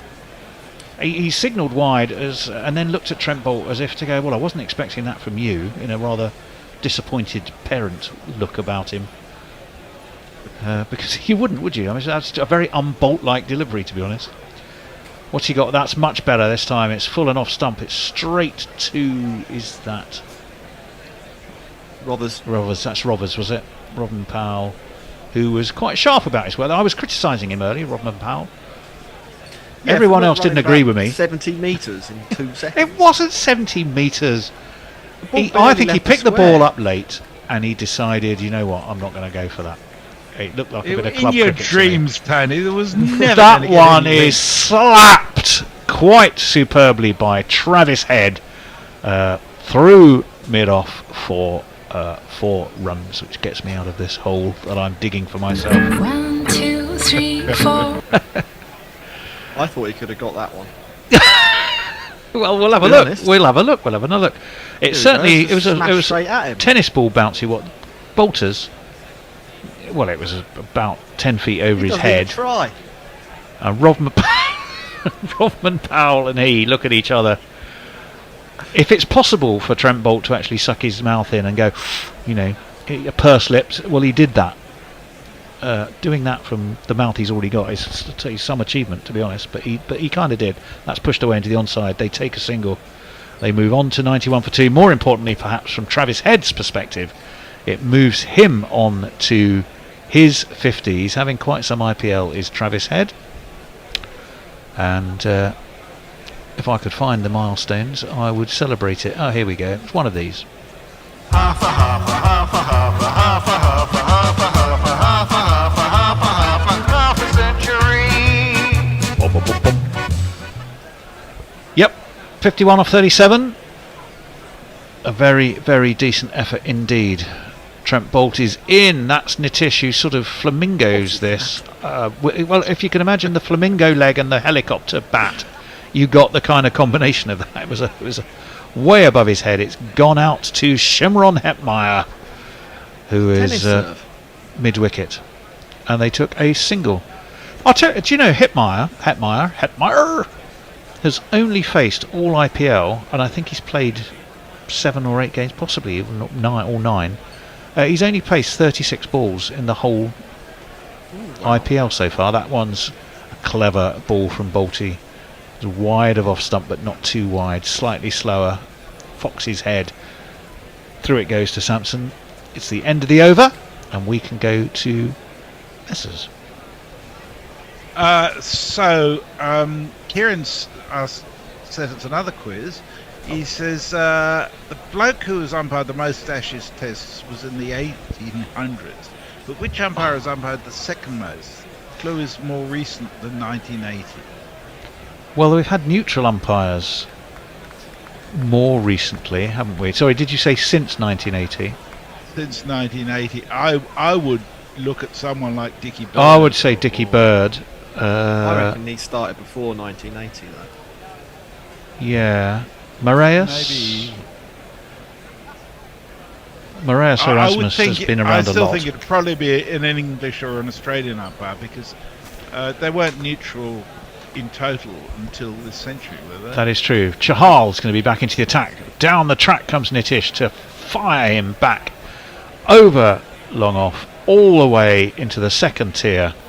Up go Yashwan Bardi's arms, and it's going to be a very well executed one of these. Here we go with this one again. Super footwork, Jack. It was. Nitish has really got to start putting his foot down now. Heinrich Klaassen is still to bat, and unless you're going to do something quite magical here, you need to get out of the way of him if you're Nitish Raj. 98 for 2. Too short then of their 100. That's hit high. I'm not so sure he's got enough on this. Round comes the fielder. I think that was Hetmeyer, wasn't it? He didn't get there. It's one bounce. It's over the rope. And he's only faced 36 balls, and he didn't manage to field that one. And it's gone for one of these. Just four. And the Sunriser dancing girls are dancing joyously. Yeah, it's always looks slightly suspect, the IPL cheerleaders, if you ask me. What, the dancing, in what way is it suspect? In every way, I think. It's a little bit creepy, isn't it? Yeah, it is creepy. Sort of know what you mean. Yeah. I think it's most weird in Punjab, where they have them in a cage. Oh, that's a leg break, only in as much as if you can count a ball that pitches about 1.5 foot outside of off stump and then breaks. As a leg break, it's a wide by any other name. Oh, no, tempted reverse sweep. Huge shout from Sampson. I thought he got a bottom edge. Otherwise, he was surely plumb, wasn't he? Or yeah. No, I think he hit this. Yeah, I think he got a bottom edge. The captain, who is the wicketkeeper, will really like it, because I don't think he'll have been able to see. But well, Sanju's down. Having a chat with Yuzvendra Chahal. Well, let's have a look. Where does it pitch? Oh, it pitches. He smashed it, and it's going wide of the stumps. Well, actually, yeah, it was. So not as close as we thought. 103 for 2. Chahal, he attempts the same shot again, misses it. Half taken by Sanju Sampson, dropped. I mean, does he need to try and reverse sweep those? Why doesn't he just step back and carve it in the more acceptable offside shot? I was going to say this.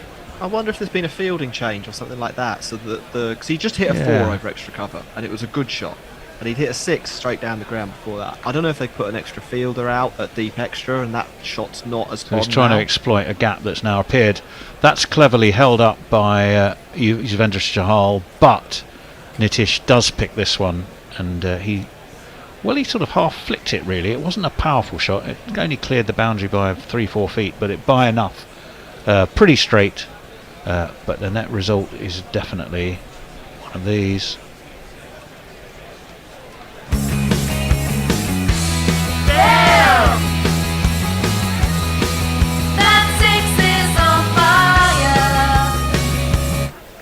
Fantastic. That one he does connect with, and it's 4 more for Nitish, so it's 113 for 2 off 13. That was a first-rate shot. He's tried it a couple of times and not necessarily pulled it off.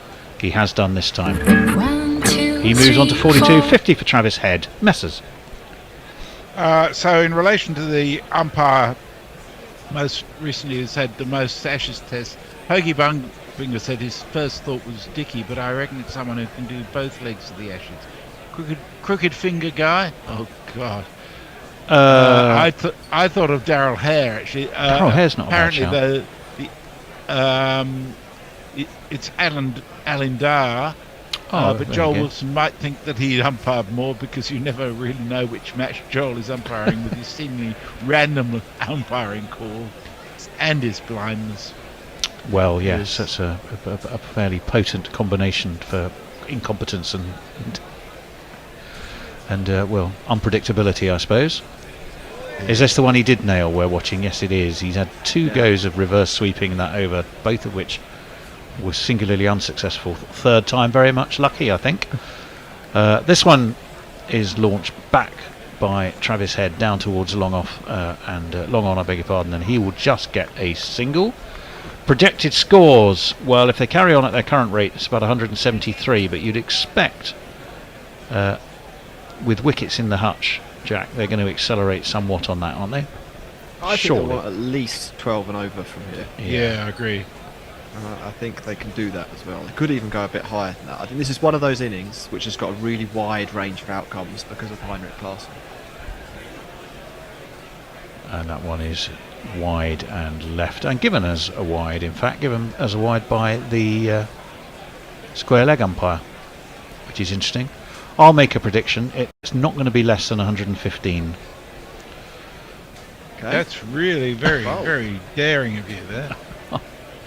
They What's don't. the quickest the last 8 wickets have ever gone down in T20?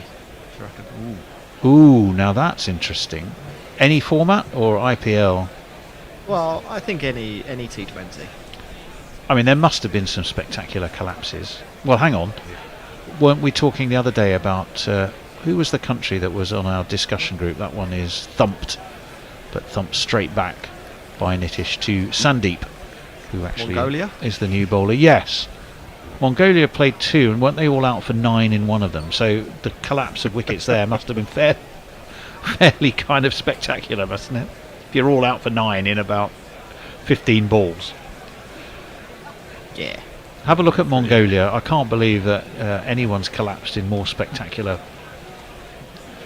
heap-like fashion than them. Well, 1 for 8 for Sandeep. He's in his second over. He's about to bowl the third ball of it. He's bowling it to Nitish. He comes in over the wicket. Nitish launches this. Whoa. That's looking good to me. Oh boy, is it ever. It's up and over, deep extra.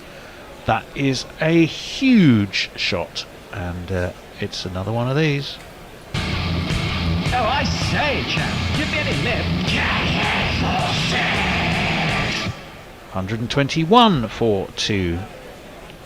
And that acceleration, well, with just 2 wickets down, Travis Head, who's been in some fantastic form, still very much in there. You would really think, Jack, that 190 plus, I would think, is where they're thinking.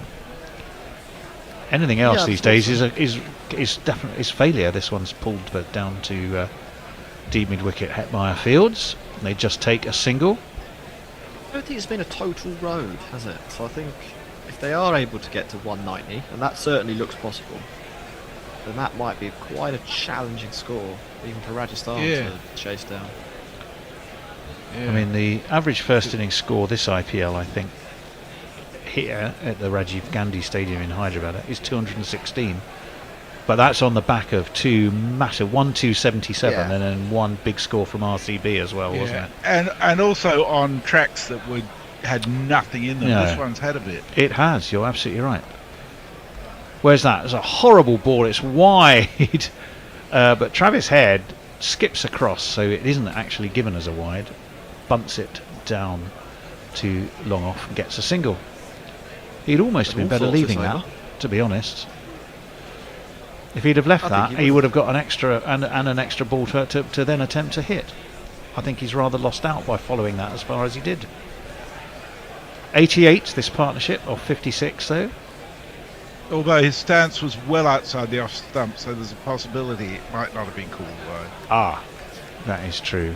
That is true. Let's have a look. What have we got?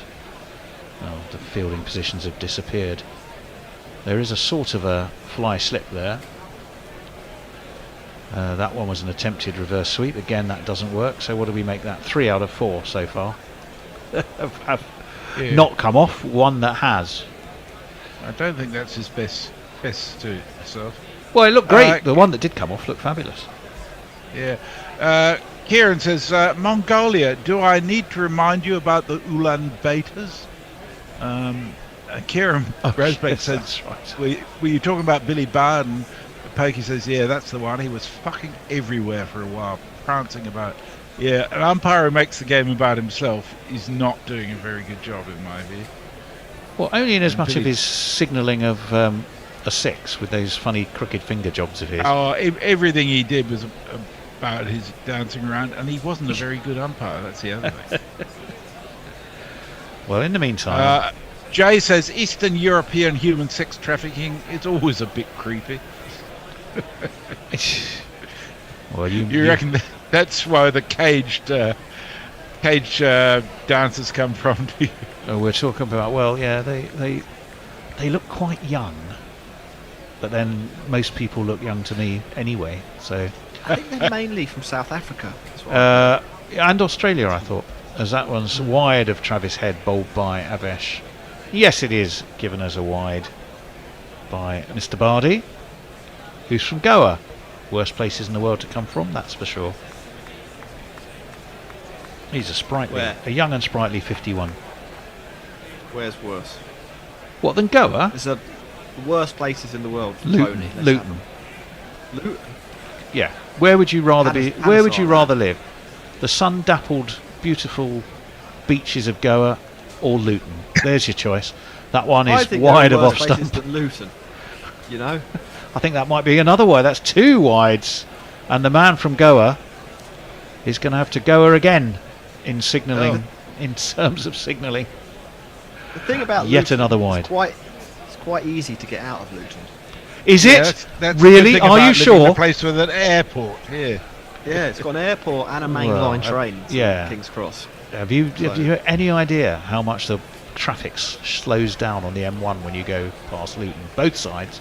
That one's pulled beautifully by His Royal Headiness, and he has absolutely smacked this up and over backward square for another one of these. He is in terrific touch. 1, 2, 3, 4, 5, 5, 6.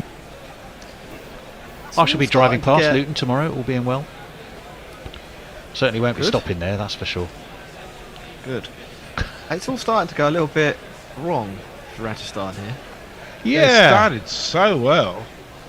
Well, they did, and they have done throughout the tournament. That's been their strongest suite, has been their bowling, and particularly in the... I think I'm right in saying, and Jack will back me up because he knows this way more than me, as we'll just wait for this ball. Again, it's wide, and again it's slanted across. Travis Head thought it was quite funny. I think it was possibly a disguised slower one. That one wasn't wide. It was what he was trying to do with the 2 that were wide, but this time successfully executed. And it's a rare dot ball this over. I think they're the only side in the tournament where the bowling unit in the power plays has restricted the opposition by and large to something around 30. Is that right, Jack? Or did I make that up? That's again wide of off stump. Again, Head doesn't connect. Sorry. Might be. There might be a stumping here. I don't know if they've been quite that good, but they have been better than other teams. Yes. Yes. Them and CSK are the best 2 bowling teams. Okay, well, let's have a look. There's a bit of a collection there. Samson, we got Jai as well, all having a look. This would be a great wicket to get, albeit by unexpected means. I missed what happened. I was just going to look down and find out a bit about Travis Head. Down, basically, Travis Head was standing out of his crease. Oh, so it was a touch of the. Was it a bit of the bare stays? Yeah. I suspect has he gone for a walk he shouldn't have done? Well, yeah, really. Well, I mean, he went out. I don't think he's gone because he's. I don't think he's grounded his bat. No. Well, he was turning. Yeah. Is extraordinary. And if that's Travis Head just being dozy. Well, I think when you see the full play, because I saw it after, and he went for it well outside the off stump and then turned around to put his bat in, realising it might be thrown down. He was just a little bit slow. It wasn't super dopey, but it wasn't somewhere smart. in the Punjab, Johnny Bairstow is going to be watching this going, take that, you Aussie bastard. But it's got to be out. I don't know why we keep looking at it. There's daylight between bat and pitch. Decision pending. Surely he's gone. Not out! What? Pardon? What? Well, this is extraordinary. Everyone's looking at this. The Rajasthan Royals bench. Here. They didn't play it through to the point where his bat actually grounded, so he had no frame of reference. He's just guessed the bat was on the floor.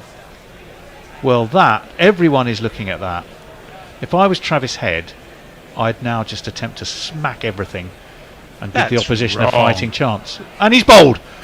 Well done, Travis. That's exactly good, lad. That's what we wanted you to do. I'll take it back. Everything I've said.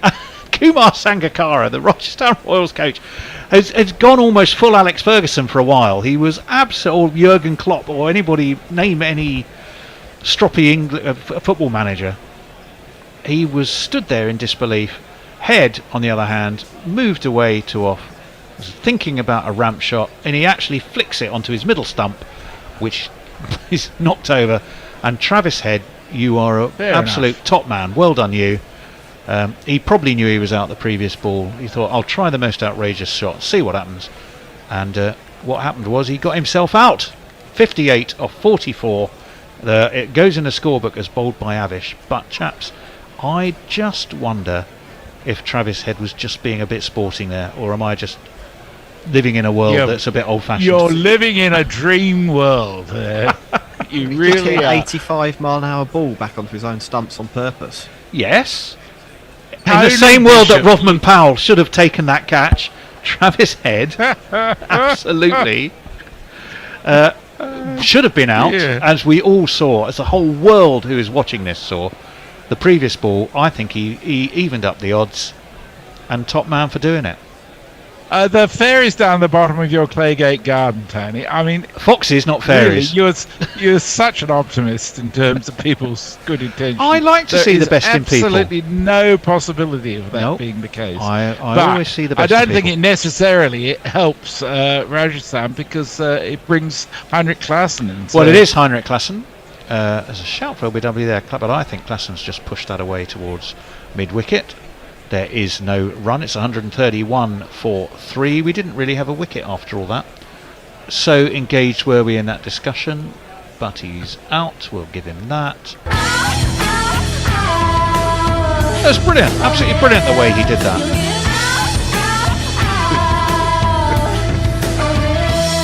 Repentant and just weighed down by conscience of having got that escape, he basically fell on his sword. Did it beautifully, as that one's pushed away by Klaassen towards mid-wicket. And again, there is no run. 2 dot balls. He's having a look, is Klaassen.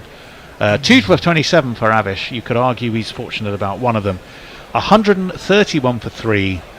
5 left. I think we are due a change. Yeah, I'm off to go speak to Joel Garner. You're off. You've got to get your tax. Is it just you, or are there lots of other people? It's me and Max and Ross. So just the 3 of you? And Ian Bradshaw. Oh, wow. So it's really a cricket podcast thing? Well, that's what we hear. I don't know. Well, that's magnificent. Anyway, Rayan and the Bear are going to come in. I'm going to leave you to go and celebrate the sportingness of Travis Head. And Ryan, are you on the cans yet? No, you're not. Okay, so I'll read a couple of messages. Stephen Kelk says, has anyone heard of the exciting new anthem for the T20 World Cup? ICC has been spamming about it. Out of This World, it's called. He says, I haven't heard it, but I'm sure it's fantastic. Can one of the gorillas listen to it, then hum the tune on air so I can get an idea how it goes? Good luck with that. The next message is from Pokey. Who's on? Catch it. Ryan is on tweets. Ryan. Yeah. Rayan, you mean? God damn it. Who's joining us on Ran Ajit? Ajit's joining us. Hello, mate. Hello. Been a while? Things? Yeah, been a while between drinks. Yes. How are you doing? How's everyone doing? Yeah, steady, but just a bit busy. The summer is about to start. I have to actually care about my fitness and pretend I have to go play some games. But yes, things are good otherwise. Is the summer actually going to start? I'm not sure it bloody is. Well, what passes for summer in these parts, yes. But yeah, I take your point. How's everyone else doing? How are you doing there? I'm fine. I'm getting on. I wish the sun would come out. I'm a bit fed up of this bloody weather. It's been cold up until this week, really. It's been pretty grim. So. Well, this week has been. It's been a change here. About now, it's 20 now out there. So.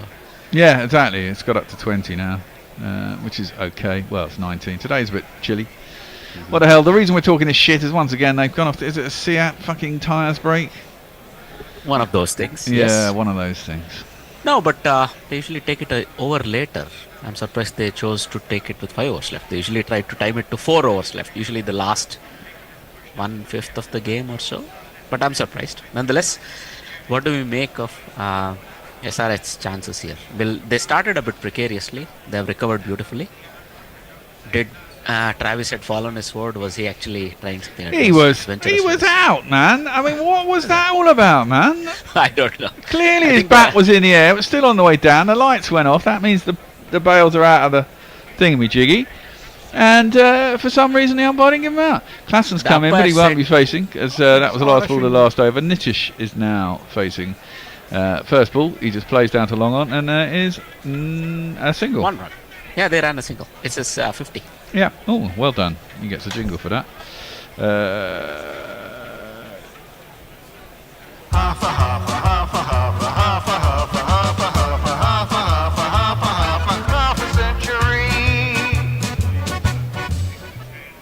This guy's made good gains, Nitish. Yeah, it's going to be an interesting battle between an off spinner versus Heinrich Klaassen.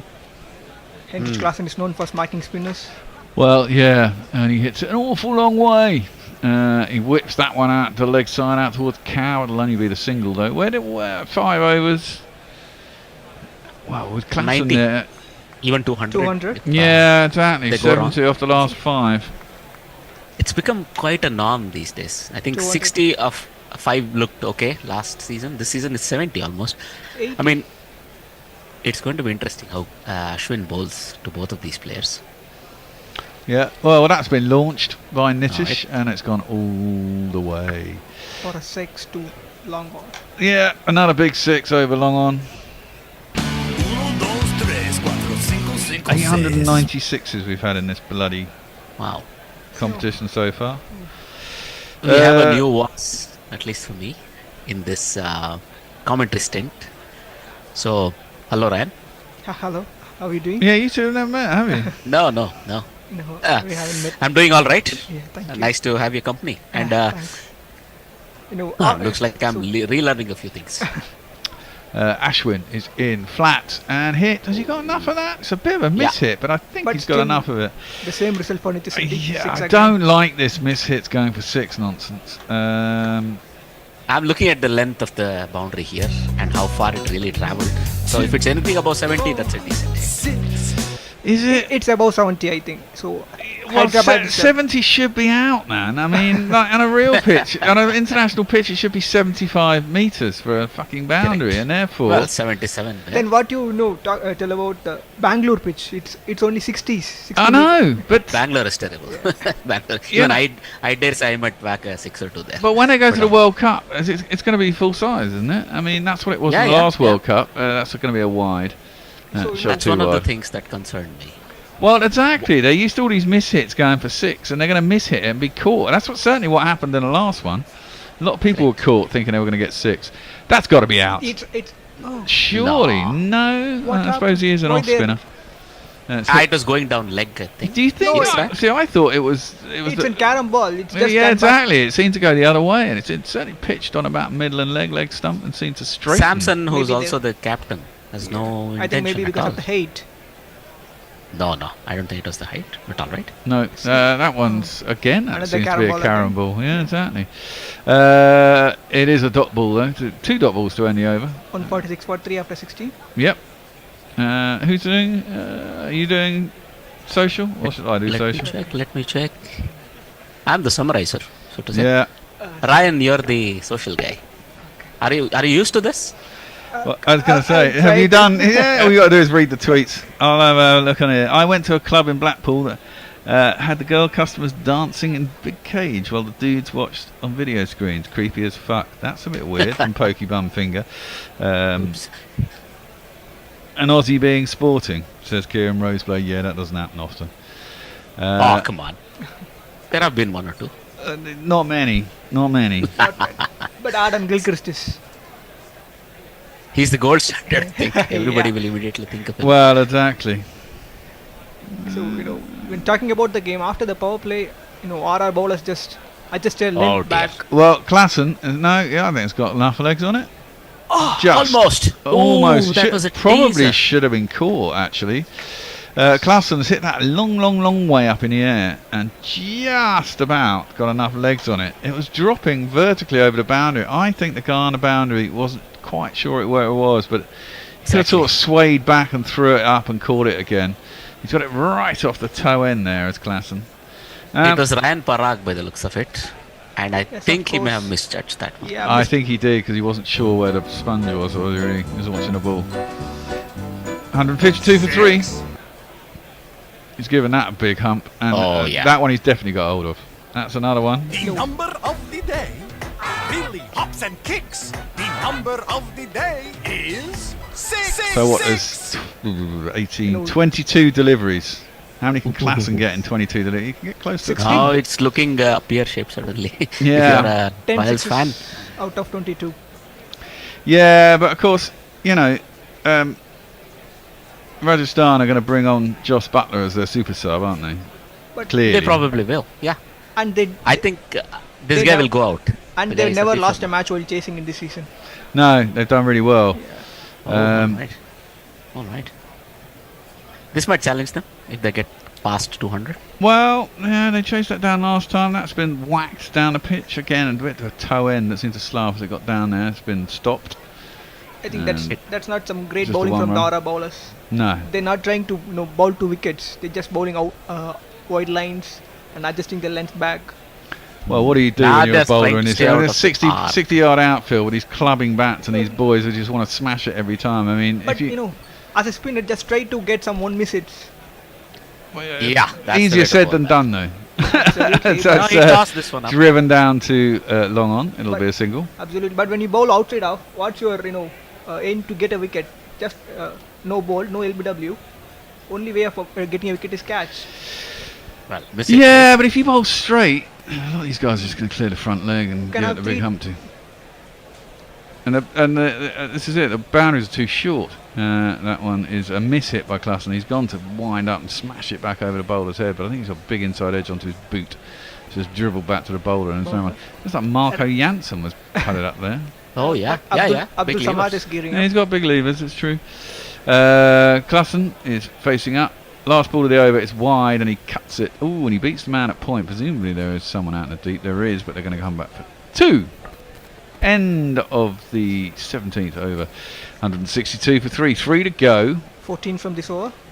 14 from this over. You got to think at least. 16 from this over. Right? 2 sixes, but he came back well off the next ball. Yeah, you got to be thinking about 210 here, haven't you, with these two? Is there anything in the social? Come on. 3 overs left, 50 runs is a bit, or 50 runs is a bit ambitious, right? So, 200 15 and over is 45, Possible, and they're on 162, so that will give them 207. With Klaassen in the crease. Yeah, with Klaassen at the crease, exactly. So, first thing, I think there was a strategy mistake where they went for, 2 overs from spinners after the 15th over. That's always a bit dangerous. At least 1 is okay, 2 is a bit risky. And I think they got away with most of it. 29-30 runs is okay. But now the next 3, I think 1 over from Bolt, I'm seeing. 1 over from Avesh and 1 from Sandeep. They won't go for that many. Here's Avesh, and he's bowling to Nitish, who gets an under edge into the ground. They stick to the same plan. They're bowling wide outside off stump. They are bowling wide outside off stump. Presumably someone's going to try and get them off that by going across and clumping it straight back over the bowler's head, one would have thought. Klaassen is certainly capable of that. He's going along at 200 at the moment. Just move across the stumps and hit it towards straight or long off. Straight. I think you go straight back over the bowler's head. You try anyway.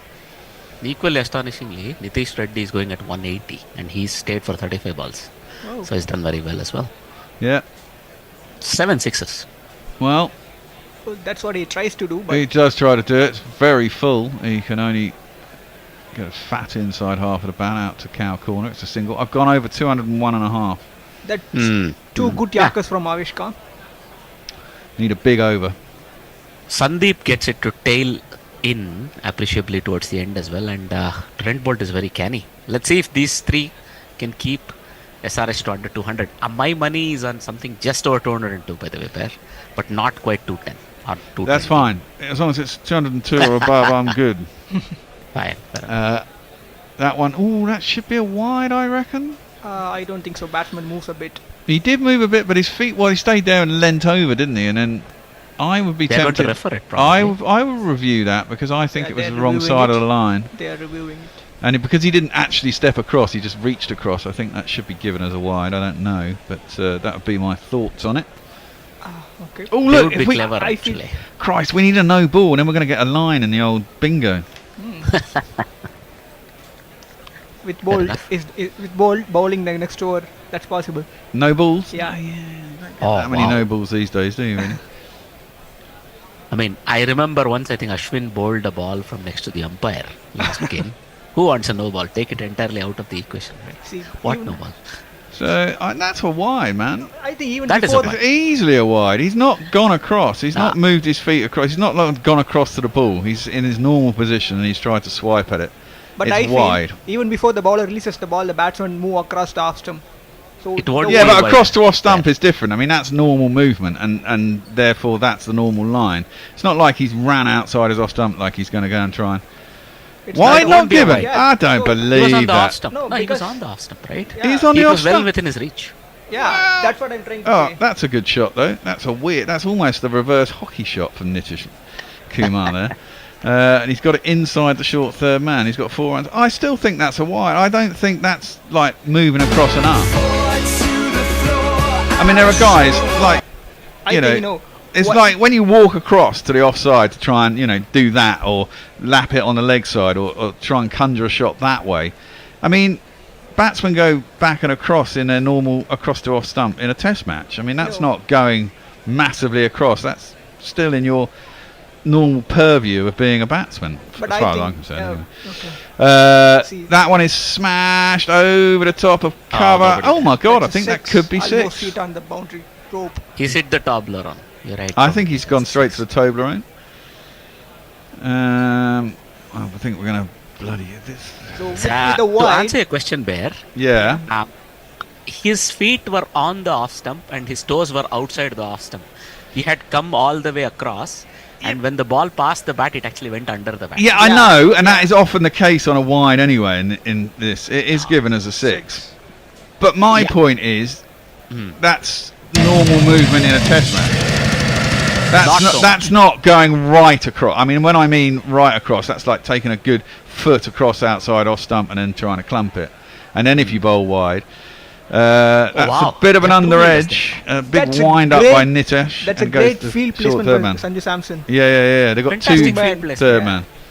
There's a slip, almost like a test match like field. There's a second slip and a gully. Yeah, almost. But they're all on the 30-yard circle. They're not really in slips or a gully. Anyway, that's the end of the 18th. 174 for 3. So what was that? 12 off of that. Okay, let's talk more about that wide. So even before put the mic right against your lip. Okay. It's a lip mic. Okay, sorry. Okay. Even before the bowler releases the ball, the batsman moves. Then the wide line also moves. So once after the bowler releases the ball, the batsman moves. Then the wide line stays the same. Listen, you're not going to convince me. I know he's done that, but my point is he's not really gone in the modern sense of going right across. He's just shuffled across, back foot across, and then he's tried to reach. Okay. He's not sort of run outside his off stump and then tried to force it that way or tried to do that. Yeah. Not like what Travis Head did. If you do what Travis Head did and then you hit it onto your stump, even if he missed it, you can't give that as a wide, right? Because he's right over there. But he's not right over there. Yeah, understood your point of view. Anyway, it was not given, is the point. Come on, Bear, give something to the And bowlers. I'm chasing money and 202 runs, so every wide counts, from, right? You're a bowler, Bear. Don't forget, you will be a bowler. Ball came into the attack. Trent Bolt back into the attack, driven hard by Heinrich Klaassen, but only as far as mid-off. This is good. They're not allowing Henry Klaassen to get under the ball at all. No. And that's what he doesn't have a traditional, loft over cover. All of his shots are like clubbed through mid-wicket or straight down the wicket. Exactly. He's a big bottom hand man, isn't he, really? This is very sensible bowling, I would say. They've thought about this, surely. Well, they are top of the group. Around a wicket bolt this time and miss-hit by Nitish. He might come back for 2. Ooh, I would have tried that, but they did not. I think they also have a cow corner fielder along with the... well, it's wise to have a cow corner fielder. Yeah, and ball 2 balls and 2 balls into the stumps, straight into the stumps. This is what bowlers need to do. Attack the stumps. Yeah, Yorker on stump is still probably the premium delivery, if you can get there. The problem is, if you miss bowl it and a foot on knee, will go for a 6. Absolutely. A miss bowl that is that high around off stump or outside is safer. I think that's the logic. Indeed. But Bolt around the wicket. Oh, that's been smashed over the top of extra cover. One bounce into the 4. There are 2 fielders over there. I think he tried to take some pace off of that Bolt, and consequently it just sat in the slot, and he's been whacked with one of these. Not That's full enough. Shown by place, right? Yeah. I told him he can't lift over extra cut. Yeah, you got that wrong. Yeah.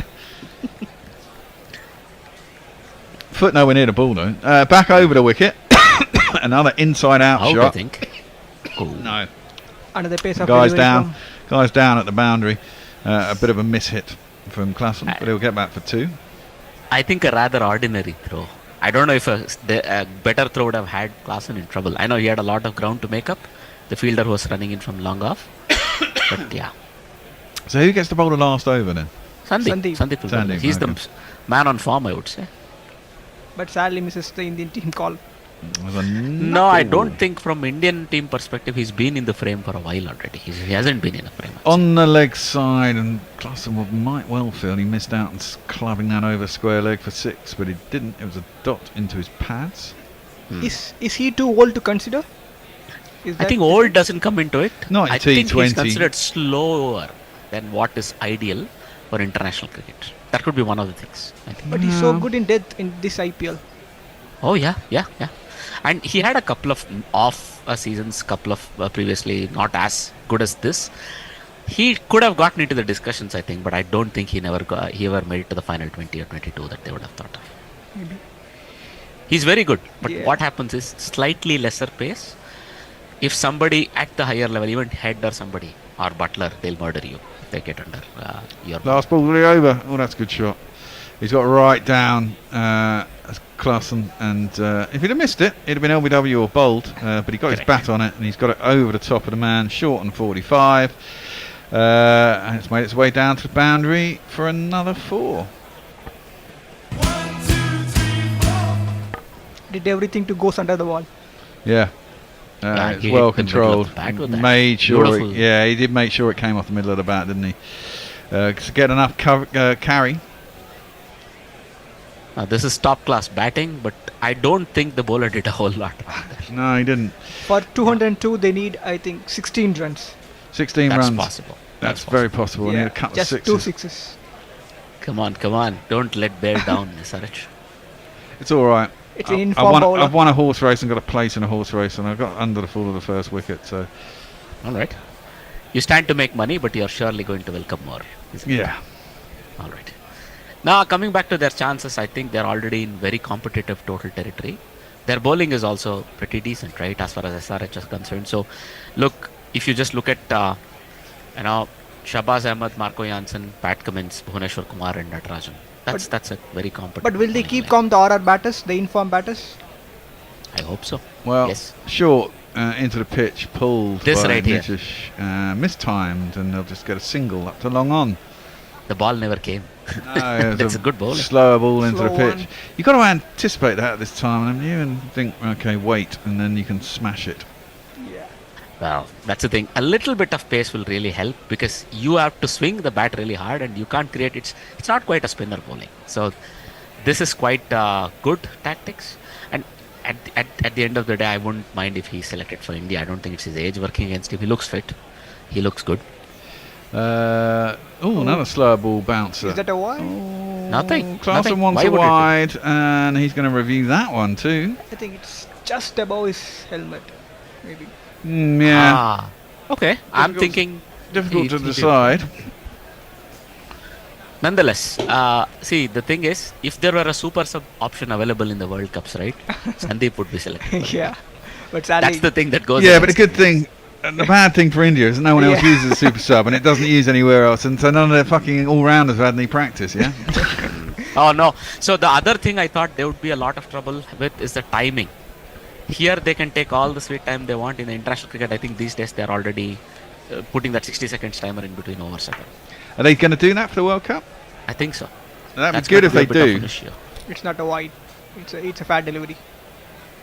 He's at the top of his toes, and it's just at his helmet. And I don't think width is a real issue at all. So, if it's not given a wide, this one shouldn't be overturned. Well, yeah, I thought the other one should have been overturned, but maybe not this one. I was reading about Head's dismissal. The umpire thought, air quotes, he didn't tell me, but at least the cricketing sites thought the umpire thought the bat nicked the ground. Bollocks. I mean, they even showed that on the slow-mo on the bottom right-hand corner. He got it wrong. The lights went off on the things, and then they showed the next frame and the bat still going down, and it clearly hadn't hit the ground. That's just nonsense. That one is pulled really well by Clarkson. Around to behind square. He's got himself 4 runs. What do we call that? A hockey drag stick? A drag shot? Sorry, what was that? It was a hockey drag shot. He leaned all the way across and literally swept the fast bowler past a square leg fielder. I mean, knowing where the field is set. And he's a South African. So yeah. They can be known good for at hockey. Yes. Yeah. All right. No, they are good at it. Yeah. Put it like that. So we need 11 from 3. All right. Now it's we then. I'm going to continue supporting SRH. Rajasthan. I want them to chase under 200. Sorry, Bear. No. Oh, that's a very good ball. Yeah, it's a very good ball. Clumped up to cover. They're going to come back for 2. They managed to run 2. That's quite crazy. So what do I got? I need 9 off of 2 deliveries. So realistically, need a boundary right now. 6 and a 3. He's on 6 strike. and a 4. You have every chance, Bear. Nothing to worry. Yeah, I need a 6 basically. This guy can whack the ball. I mean, all you need is one small mistake from Sandeep. Sandeep's been immaculate this over so far. That boundary is nothing. Yeah. If you ask me. Well, here he comes. Sandeep's in. Smashed. Oh, that could be the 6 or it could be out. It's 6. Oh, I got a chance. That's what it comes down to. One last ball. How strong is this guy? Yeah. That's a very good move from Hendrich Klaassen. He moves forward and the ball adjusts his length and ball shot. Yeah, and he's just clubbed that. Forearm smash, eh? Yeah, very much so. Wow, look at that shot. That's not a cricketing shot, but who cares? It's 6 runs, right? It is now. Yeah. I mean, he didn't dip his wrist. If in tennis, if you hit this, it'll also travel far, but you would dip the wrist in tennis and it would be boom. That was a tennis shot. Beautiful. But now this over is spoiled, unfortunately. 40 off 18 deliveries fine at Klassen. Right. Need 3 from the last ball. I need 3 from the last ball. I bet you they get 2. Here we go. Down the track. Oh, he's bunted it in the offside. Yes. They're going to come back for 2. I likely to. Make sure you run the 3rd. You fuckers. They're not even going to bother. Nah, 2. Damn, I missed out by half a run. That's tragic. SRH for 3 after 20 They've overs. crossed 200. Indeed. 201 for 3. Heinrich Klassen gets 42 off of 19 deliveries to end that innings. And for this is the second time RR considered about 200 in this IPL. Yeah. I'm sure Rajasthan will fancy the chances. They chased down this many a time. I'm sure Joss Buttler will be the super sub and will probably be opening the innings. Which I feel a bit sorry for Rodman Powell, if that's the case, because he'll probably be dropped down to 7. Yeah. Roman Powell will take 4 balls. 7. Open 7. Oh, you can go 7. Ugh. It's a bit depressing if you're a batsman, I guess. However, good batting by SRH. Nitish Reddy and Heinrich Klassen. And I think Sunrisers will bring in Mayank Markanday as an impact sub. That's a good call as well. That's a good call. Probably. Well, they'll definitely bring a bowler, won't they, and get rid of somebody. Probably their worst fielder, who's a batsman. One would have thought. That seems to be the obvious thing. Anmol Preet might go out. Yeah. Even though he's not the worst fielder. Yeah. Okay, but I think they've punched well above their weight the way they started. Even in the 6th over, the score was not at 37 for 2. Yeah. Exactly. From there, they've done really well. And SRH have their own Sandeep Sharma. He is called Bhuvneshwar Kumar. Remember the original Sandeep? Boovy. Boovy was great. I think the only weak link in SRH bowling attack is Jaydev Unadkat. He's not bowling today, is he? No. He's not there today. Okay, sorry for that. Yeah, he was a sub. He was one of the super subs. Shahbaz Ahmed, Marco Janssen, Pat Cummins, Bhuvi, and Natarajan. I think if you have one more spinner, as you said, that's a very, very very, very accomplished lineup. I would say Marco Janssen will open the bowling with Bhuvi, and then Pat Cummins will sort of bowl in the middle overs. Knowing Pat Cummins. Right now we see Abhishek Sharma bowling in the middle, practicing bowling in the middle. Correct. And Nitish Kumar can also bowl a few balls if required, right? So they are covered in terms of bowling options. So I would say at this point in time, Sunrisers have more than 50% chance of winning this game. I would put them 55-45. Okay. You guys? I would back RR to chase it. I would back RR to chase this. But the last time we watched Rajasthan and they were unbeaten in the IPL, they lost. So maybe that's a portent of what's to come. Whenever they're on Gorilla, they lose. Maybe we shouldn't cover the final. Anyway, we're going to take a little break. We're going to play you... you'll probably get 5 minutes of this. It's us talking to Wisdom editor, Lawrence Booth. Cheers. And we'll see you probably in 5-10 minutes. See you guys. Thank you. See you in the next innings.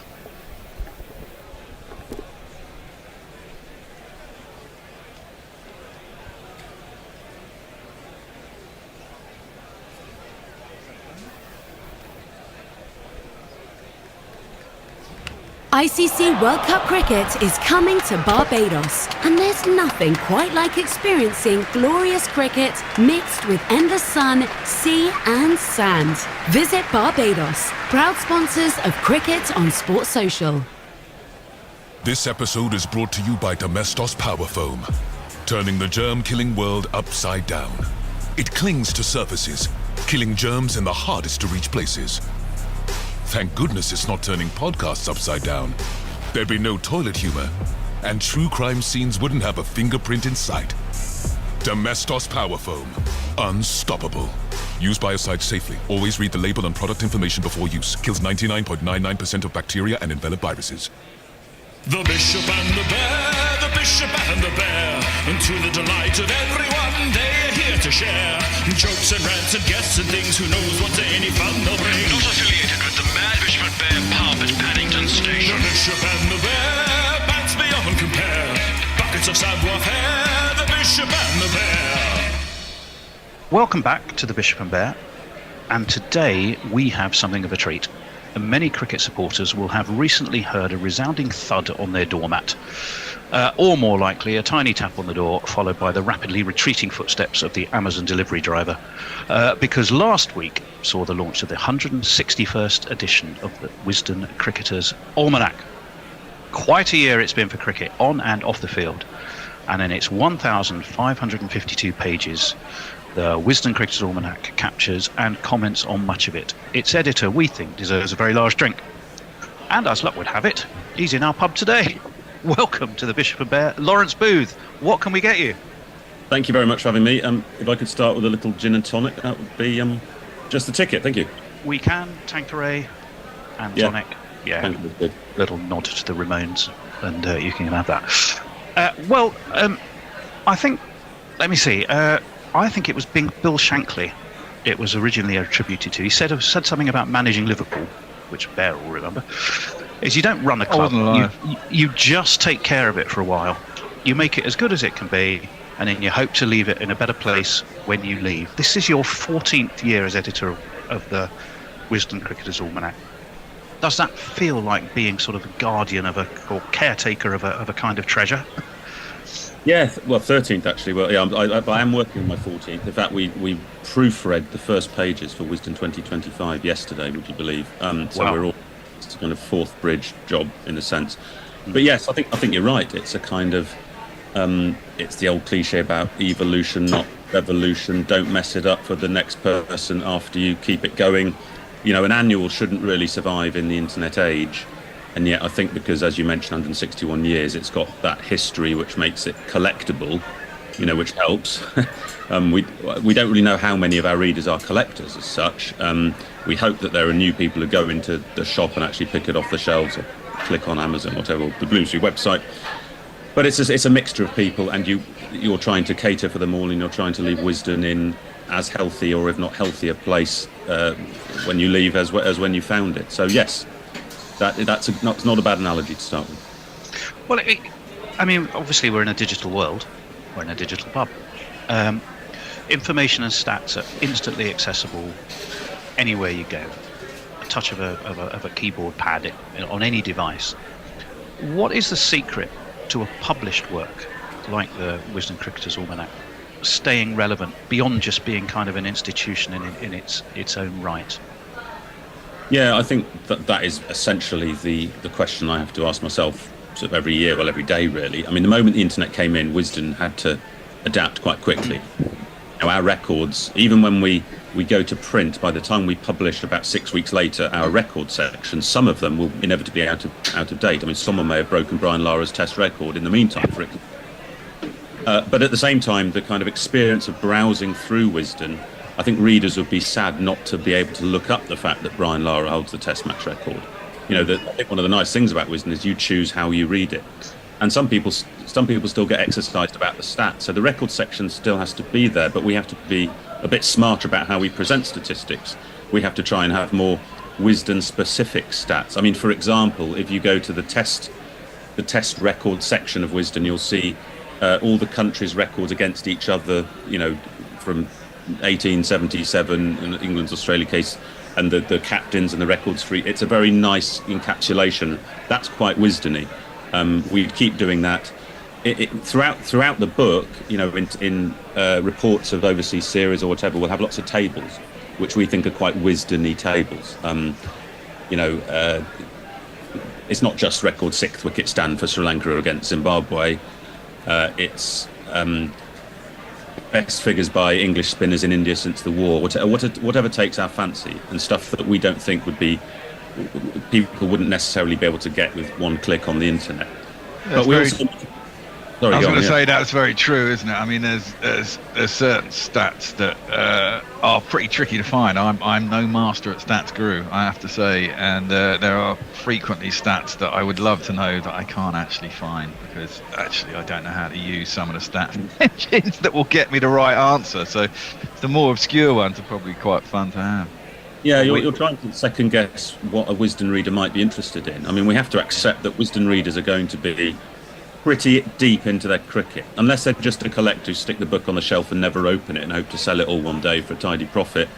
we want people to engage with the book and to surprise them with the stats. We're trying to surprise hardcore cricket fans with stats. It's not terribly straightforward. But we're also trying to remind people that Wisden, to go back to the point about the internet changing things, that Wisden's a book to read. We have 300 pages at the front of the book, which we hope are some of the best cricket writing going around, and we want to make that as good as possible. We want it, that's 300 pages is a book by itself. So we're trying to make that transition appeal to all the areas of our readership. Well, I mean, I think this edition is 1,552 pages. We were delighted, by the way, that we worked out that 0.097% of those pages are taken up by our own Gary Naylor. What we wanted to know was how on earth did you get him to be so brief? Because we can have a bloody manager. Tell you what, the red pen is a handy tool. Well, yeah, it probably is. It probably is. There was also some stat I think you had at the beginning. There's if you laid all the pages of ever, it's 150,000 pages in total since 161 edition. If you laid them end to end, it would go to Lords, from Lords to the Oval and back about 3 times was a stat. I mean, I guess it depends whether you've got the paperback or the hardback or.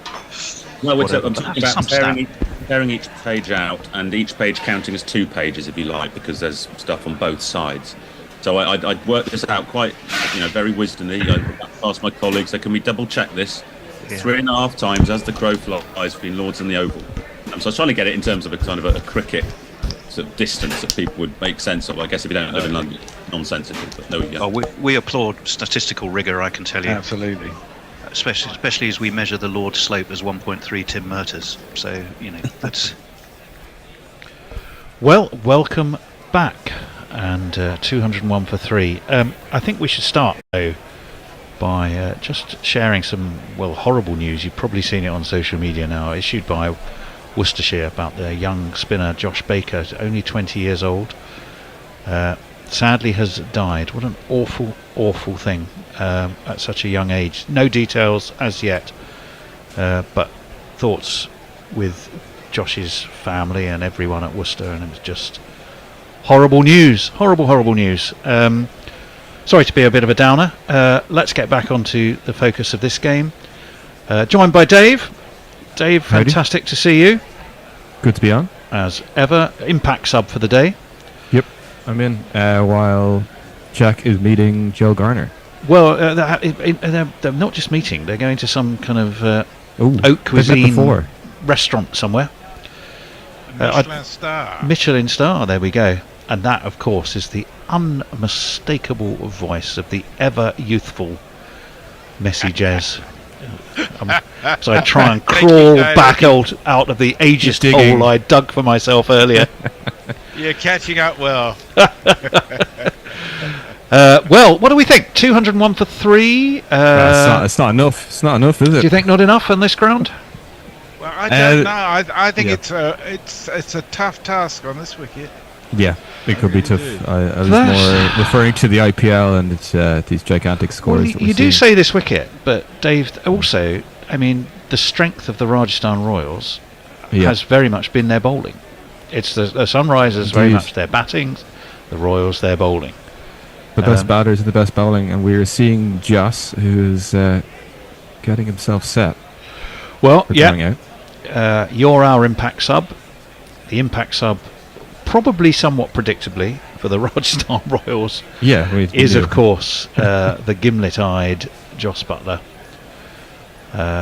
In the England World Cup squad, of course, as captain of the World T20 squad.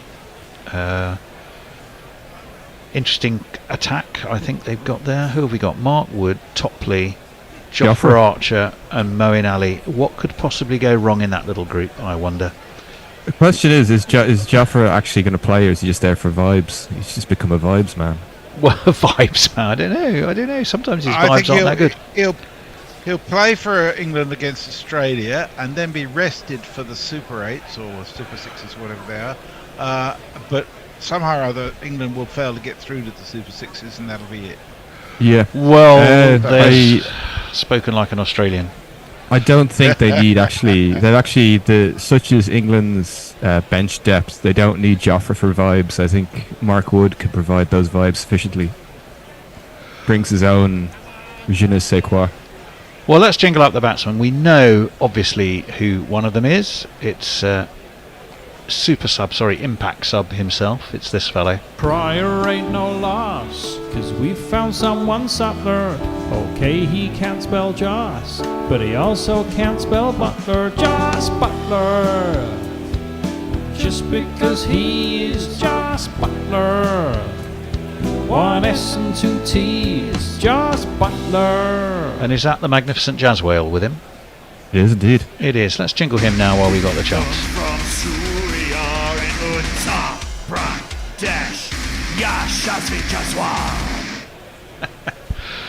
Jaswal. Poor old Yuzvendra Chahal is the chess player who's moved off the pitch, off the board for the second innings. Again, perhaps predictably, I'm not sure you need his batting to haul in 202, which is what they will need to do. Impact sub for the Sunrise is Jajev Unjakat.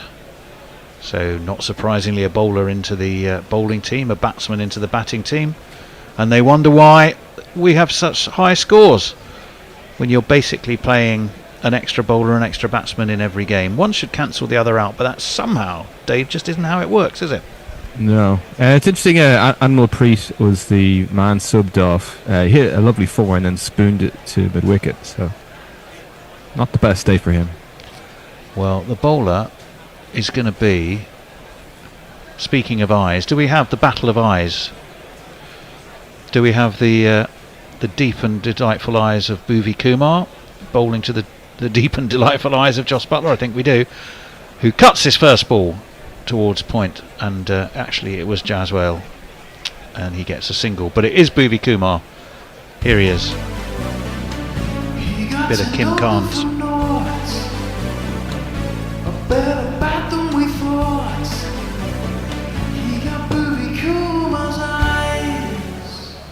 Bhuvi Kumar's eyes indeed, and he's going to be bowling to Butler Imp, as it says on the screen in front of us. Not that he is some small, wizened, strange little magical creature, but that I presume is short for Impact Sub. Who knows? Imps are kind of devils, aren't they? They are indeed. Indeed. Is that one edged? Taken! Gone! Butler, first ball, oh my lord. One up for Bhuvi. Snaffled immediately at slip. There's a loose shot from Joss Butler. It was a good sharp ball from Bhuvi Kumar, but didn't seem to do anything special. And Joss is not moved them far towards that 202 needed, has he? I think you call that TFC. It was slightly full. Thanks for coming. Well, it was kind of a thanks for coming. He's made an impact, and that impact is fuck all.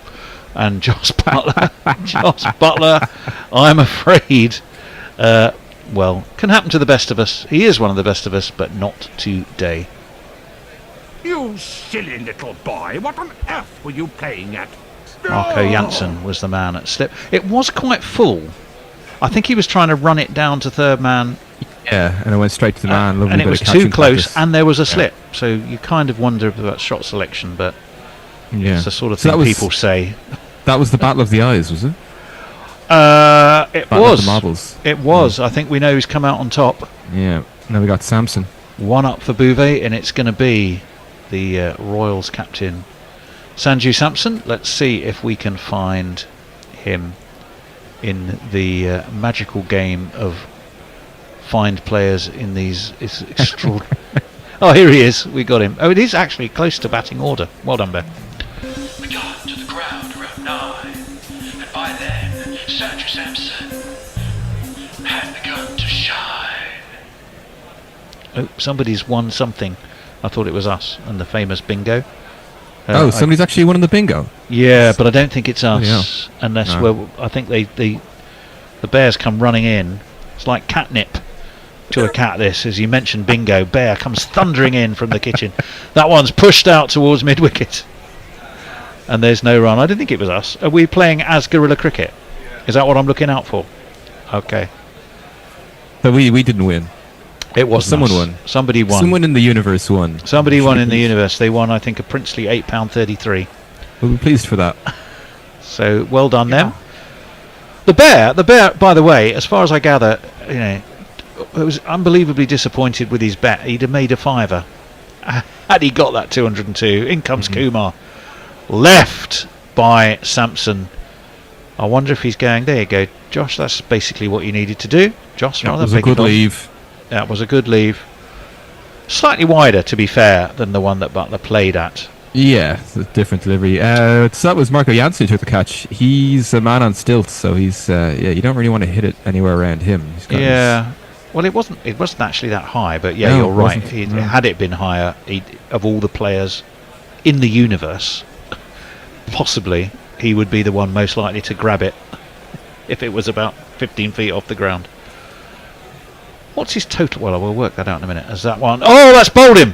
That's an absolute corker from Bhuvi Kumar. That has swung back in. It has gone straight through Sampson's defences. He's lasted 2 balls more than Joss Butler did, but his score is the same. He's gone for naught, and this is our absolute horror start as far as the Royals are concerned. I'm sure Kumar Sangakkara will be looking on and going, what is going on? But I'm afraid that was an absolutely fantastic ball, and he's gone. The crowd says, you're out. Goodness me, it's one of these. I think we're going to find this. What a ball from Bhuvi Kumar. It did indeed. Just imagine if he tried to leave that one. Well, those kind of leaves never look good. There's a good leave and there's a bad leave, and there's a very, very bad leave, and that could have been one of those. Well, it was. So, goodness me, it never looks good if you've got less runs than wickets to have fallen. 1 for 2 for the Royals. We're still in the first over. It's a 2-wicket haul in just 5 balls for Bhuvi Kumar. He has both Butler and captain Sanju Samson, and it's going to be Rian Parag who's coming in. I'm having trouble keeping up with this. What's Bhuvi got up his sleeve for him? I wonder. We'll let you know. Stay tuned, because we're about to find out. Here's Ryan Parag. Rian Parag, he comes from Assam. Oh, he looks like a baby because he's 17. Oh, that one nips back into him as well. Kept a little bit lower perhaps than the last one and was pushed towards mid-on. It's a dot ball. It's 2 runs, 2 wickets off the over. Just the 1 run. What a start for Bhuvi Kumar. The Royals still 201 behind the top. Thank you. Follow on, maybe. My maths was deserting me. 201 behind the target that they need. They've got 19 overs now to get it in. And Marco Janssen, the very tall man who was at slip, is now going to be the very tall man who's going to be bowling from the other end. I'm not sure whether it's the pavilion end or the north end. We shall find out. He's just like a beanpole, isn't he? Although our South African friends sort of say he's a bit sort of broader and tougher than he kind of looks. In he comes, and it's a bit on the up by the Jazz Whale, but straight to mid-off. See, this is what happens when you lost 2 wickets you've lost 2 wickets in very short succession. All of a sudden, everyone gets a bit edgy, and now you're more reluctant. You're not going to try and smack it for 6. Let's see. Have we got Marco Janssen? No, you'll just have to imagine. Oh, I beg your pardon. He's right here. You'd think Marco would play polo, but there's more money in cricket. That's nicely driven, but driven straight to the man who's quite short there at extra cover, and there's no run again. A bit early to talk about scoreboard pressure, but when you're 2 wickets down, it just creeps in. I think it creeps up on you. And it did more than creep, to be honest, in that first over. We're looking at any number of different angles of that fantastic delivery from Bhuvi Kumar. And from a batting point of view of Sanju Samson, none of them get any better, as his off-stump is splattered. In comes Janssen. That's pulled. That should be the first runs. Is it going to be 1, 2, 3, 4 bounces over mid-wicket? And the Jazz Whale says time to fight back.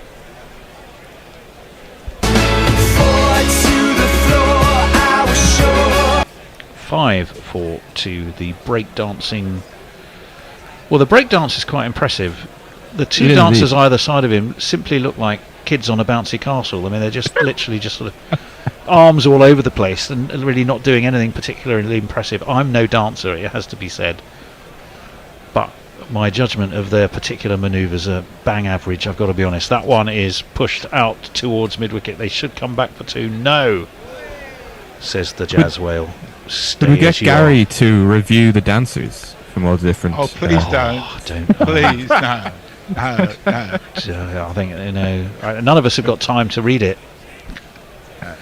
Although we were laughing about our Gary. Of the 1,500 whatever it was pages of wisdom, he's contributed, we think, 0.019% of them.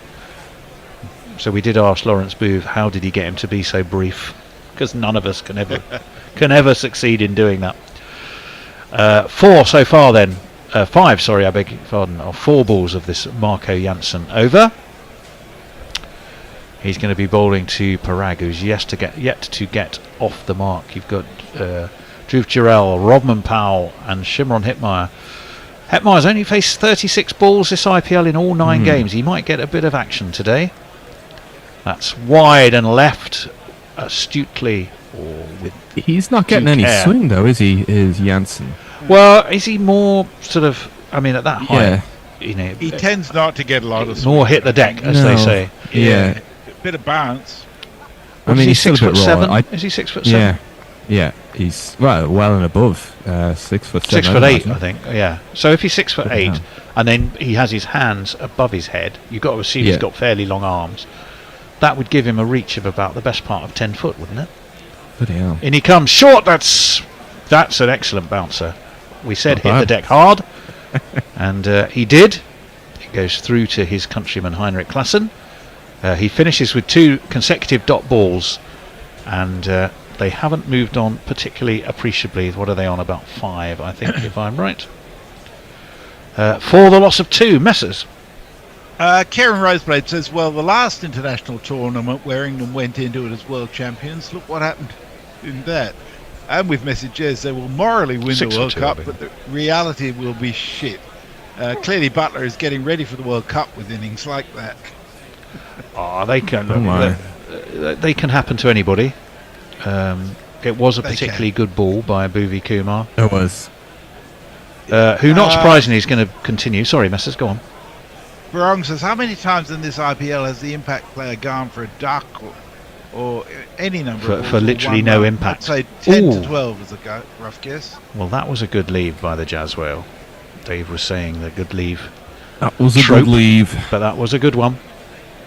Well, you know what happens after a good leave, as was shown in the last over. We'll see which way. We're watching the selection of the balls from the ball box. Yeah. As if Bhuvi Kumar had magically. He picked the one with the Vaseline on it, of course. He picked one that he's certainly getting to swing a little bit. What's he going to do with this one? It's nicely played by Jaswell down towards a very shortish third person. The other side of the impact sub, though, isn't it? It puts like extra pressure on you. It's a bit like the kicker in an NFL game. You got to come on, and more often than not, you have to go in and make a difference. Yeah, if you don't, that's it. Yeah, that's weird, isn't it? That's a brilliant analogy, actually. When you are the kicker in American football. I mean, literally, you've got one job. You come on, you kick, you fuck off again. You either get if you don't get it right, it's literally that's all you have to do. That's driven high, but driven between cover and extra cover. It's a sumptuous looking shot, and it's going to be 4 more. Decent start for Parag. He's off and running. One of these.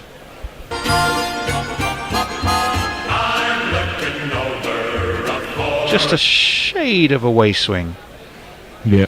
To the right-hander. Actually, it was up and over. Yeah. Had that been Marco Jansen, that would have been. Had it covered. He would have had to run from split, but he'd have been no gone. doubt he would have been able to cover it.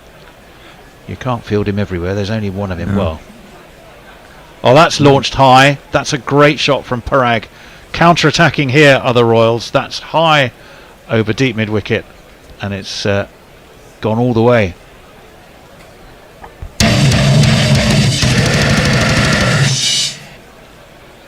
Beautiful shot. I'm assuming he was trying to swing that one in. He got that one to swing away, and that was the one that was hit for 4, just with a head of cover. Nearly had the man of cover in business. So just mixing up his swing, moving it in and out is Booby. What's he got this time? Booby, it's full. He's looking for a Yorker. It's dug out nicely by around Parag. Fielded at mid-off, and there is no run. 17 for 2. As soon as he... Sorry, Tony. It's all right. 17 for 2. That's all I was going to say. As soon as he gets that Yorker length, gets pretty much no movement. Pretty much nailed his Yorker, but if he just had a little bit of hint of swing, he would have been in business, I think. Indeed he would. Fastest ball, these balls, best part of 140. Slowest, 132. His average is 135. Obviously, that's in kilometres. That's nicely played by Parag. That's again bisected cover and extra cover. Quite a classical cricket shot, really. And it's going to be 4. Giuliani had his reasons for selecting his landscape seasons. There were 4. There were indeed the 4 Seasons Golfing Centre. Was that the interview where he literally had his hair dye as well, sort of dripping down his face? I read today that as part of his bankruptcy arrangement, he's supposed to spend no more than $45,000 a month. In fact, he spent $135,000. That's not exactly living on the breadline, is it? How do you manage that? It's a bit like Brewster's Millions. It's a bit of a challenge, actually. Jaswell's on strike. Slaps it straight to mid-off. Did that go down? Oh, I think he had a few juggles. Has Pat Cummins. He's juggled. We're waiting for confirmation. The Jaswell staying where he is. I think that's been spilt by Cummins. Marco Janssen has a face like a slapped arse and is desperately trying not to look at his captain. And Captain Pat, I'm afraid, has he dropped the IPL? Because it was straight to him. Out it spilt. Oh, shocking. What's going to happen as a result of it? It's going to be pulled. I'm not sure it's going to get there, though. He didn't get all of that. It's a bit top edgy. It's going to be pulled in just short of the mid-wicket boundary. Then we'll come back for 2. So, the free-scoring Jaswell could have been harpooned on just 7 by a combination of Marco Janssen and Pat Cummins. He wasn't. In fact, that was about as basic as they come. It was sort of groinal height, wasn't it? Such was Pat Cummins' body language. I assumed that he just had it. That he fumbled it and caught it. But well, that's what because we the view we had was over Cummins' shoulder, so we never actually got the chance to see the ball hit the deck. Spill out. Anyway, Marco Janssen. It's full, but it's guided. Oh, and it's misfielded. It's all a little bit sloppy from the Sunrisers. Possibly the disappointment of that. They'll take a single. Just half fielded by short third. Only cost them the 1 run. Will that prove telling? Will that drop prove telling? Time will, tell. Was that the end of the over, or am I dreaming? I think we're being... Yeah, there's some sort of delay going on. How come the Jaswell doesn't have a jazzy jingle? Is the question I'm wondering. It wasn't the end of the over. He's only bowled 2 of it. Oh, we're checking for a no ball. Checking a no ball. It was a massive no ball, not the one that got Pat Cummins. That Pat Cummins didn't take. I mean, I suppose if you're as tall as Marco Janssen and you overstep, it's going to be a massive no ball by anyone else's standards anyway, isn't it? Yeah. But there was more than daylight between the crease and where his foot was. That one's a horrible ball. That is a wide. It's speared down leg. Sprightly take from Klassen, but doesn't matter. He is coming round the wicket. So Marco Janssen, interestingly enough, after having had Cummins dropped, has bowled a no ball and 2 no balls. In fact, was that a no ball as well? Oh, bloody hell, jeez. Oh, that was massive. Marco, lad, come on, son. That was Ambrose-esque. Once once you could say was a misfortune, twice is really not good enough. Pretty shit. No balls by Marco Jansen. 26 for 2. We're in the third over. That's full, looking for the Yorker, dug out. Down it goes to, Pat Cummins again, I think, who fields that competently enough. He's got away with it, hasn't he? I mean, to have 2 free hits and only concede one run off the bat is extraordinary. We actually have a free hit jingle somewhere, but I never got round to thinking about finding it. 27 for 2. There was too much to talk about. There's too much dramatic action going on here. We didn't need a jingle. 175 is what the Royals need off 99 balls. The worst of all starts. Lost 2 wickets in the first over. Butler first ball. Sampson to his third ball. Both, of course, to Bhuvi Kumar. This is down into the ground by Jaswal. Taken above his head by the bowler Marco Jansen. We get a lovely view of the Hyderabad night sky, which looks rather super. We're in Telangana. We're sort of southern capital of Telangana, so we're sort of lower south of India, aren't we, in Hyderabad? Was that where England played a test, Hyderabad? They did. It's the first one. The first one was played in Hyderabad. That England won, of course. That's pulled. That's going to beat mid-wicket. Great shot. Short by Jansen. Pulled by Jaiswal. And it's away for one of these.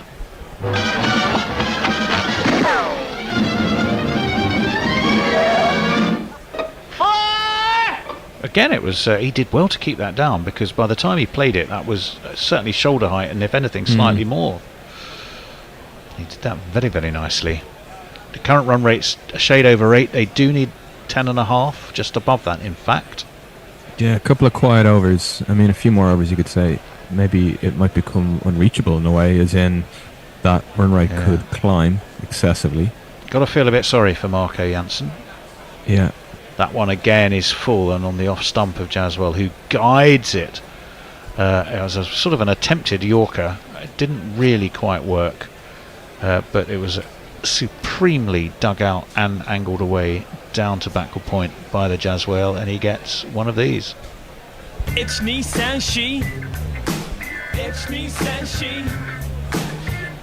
It means that Jansen over grinds to a conclusion with those 2 extra balls for 2 very, very large no balls. 26 for 2, Messers. Kieran is more interested in the bingo than we are. He says, with the no ball, don't you have a bingo now? Well, I'm sure the bear would have come in and celebrated with us all if we had. Yes. No sign of the bear. So no thundering of ursine paws. So we can assume not much is happening in the world of bingo right now. Well, Pat Cummins is going to basically say, look, I'm really sorry, I stuffed up. That catch could have pretty much nailed the game, and I bodged it, so I'm going to come on myself and do something about it. He has had a pretty good IPL though. He has. That's turned off his legs by Parag down to square leg, gets a single. Score will move on to 37.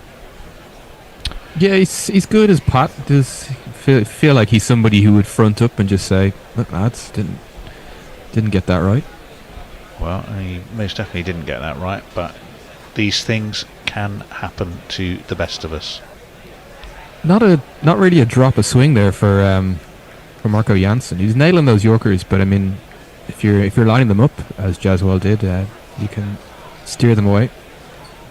Well, Jaswal's having a little look around to survey the field. Captain Cummins is coming around the wicket to the left-hander, and it's slapped magnificently through cover by Jaswal, dismissively almost, for a beautiful looking one of these. 1, 2, 3, 4. Right, here's Pat Cummins. We'll let you know how his IPL's been going. 1 for 32. 1 for 28, 1 for 29, 1 for 22. Johnny Bairstow, that was against the Punjab Kings. I'm assuming he's mostly bowled his quota, is he? 3 for 43, yes, pretty much always against the RCBs. That one is probably going to be 4 more, is it? Yes, it is. That's nicely lofted through extra cover this time by the Jaswell, who's getting the flavour for this fight. And it's gone for one of these. 1 and 2 and 3 and 4. In fact, his last 2 efforts, Pat Cummins, have been his worst. 1 for 55 against RCB and none for 49 against the Super Kings. That 3 for 43, his best so far. But he's got the troublesome Jaswell in his sights. Full looking for a Yorker. Well dug out indeed by Jaswell, who made that look comparatively simple. 44 for 2 the score. Was that pad first? He peeled for it anyway. It looked to me like he simply played that very well with his bat. Yeah, didn't think there was much pad involved, but you never know. There was Ashwin appealed for one. Travis Head, who was seeing them pretty well, another left-hander. Oh, that whole Travis Head incident earlier was just beyond everybody's ken. It was just extraordinary. That's gone up in the air. I think it's gone far enough. He's hauled it round the corner. Well, of course it has. That's several rows back in the upper tier and has gone for another one. The Jaswell is looking hot.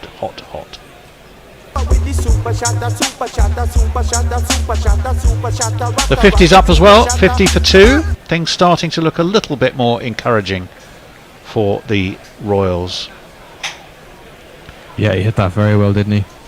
Just scooped it more or less, but I think I'm staying here, so I might as well twiddle knobs. Who's up next? The Bear is in to take over bingo and occasional commentary. I'm on ball by ball, I think. Are you? Oh, fantastic. Yeah. Ball between bingo. Well, that one's just pushed back by Jaswell to Cummings. This partnership's 49 off 26. It's 50 for 2 for the Royals. The 2 all going in that first Bhuvi Kumar over. Joss Butler first ball. Sanju Sampson third ball. But since then, with a partnership of 49, Jaswell and Parag have been starting to keep the Rajasthan Royals in the game here. I've lost track of who's doing what, boys. If you click on that, hold on. Hang on, no, I've got it right. We're all here. It is supposed to be Jack, which is now Dave. Yes, that's right. Tony and Ryan. So I'm not in, actually. I'm going to start off.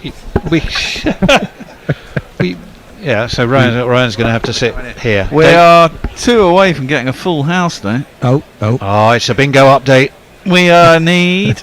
bingo. Hold on, I will give you the bingo update. And Eyes down! Eyes down. We need 3 off any first 3 balls of a over, which is tricky, and someone to get out between 35 and 39 inclusive. Right, good. Okay. Well, we'll all be looking out for that, probably. Well, now we got Natarajan, who is coming into the attack, who is replacing Marco Janssen. I'll jingle him up in a minute. Left arm over, and that is played off the back foot, driven to the man at mid-off, not a jot of swing. It was Bhuvi who was getting it to move appreciably both ways, but none of the other bowlers have succeeded. Possibly since that drop catch, it just feels like there's no real solutions or ideas of how they're going to counter this partnership. Yeah, absolutely. RR made a great comeback after the first over. Yeah, absolutely, they have done. But don't you think that catch could be pretty pivotal? Yeah, that's what the we turning think. point. And again, that is full, driven through the line, goes over the infield, and that will disappear for 4. It will indeed. Here it is.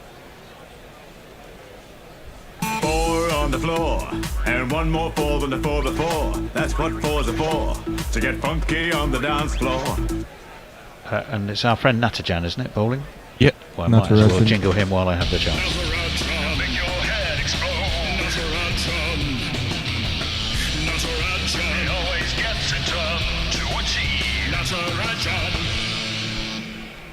Natarajan. Is it Natarajan? Natarajan. He's from Salem, Tamil Nadu. I always think of it as Natajan, as in like Natterjack Toad. But it's Natarajan, I beg his pardon. A few syllables missing. Just Yes. a few cutbacks. We couldn't afford the others. It's in again. That is driven through the line, straight down the ground. It is smacked. Not quite cricket shot, maybe more tennis shot, but off the front foot. It's gone for 4. Glorious.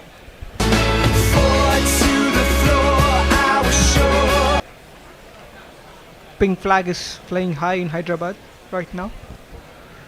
It is, isn't it? Yeah. Well, 8 out of 9. 58, even before 3 balls left in the power play. They're scoring at the run rate of 10, which is exactly required. Yeah. That was just his regular delivery, not much swing going. The one before, he just turned his fingers over it, so a bit of an offie from the left-hander. We'll see what he will try next. What could he pull from in his bag of tricks?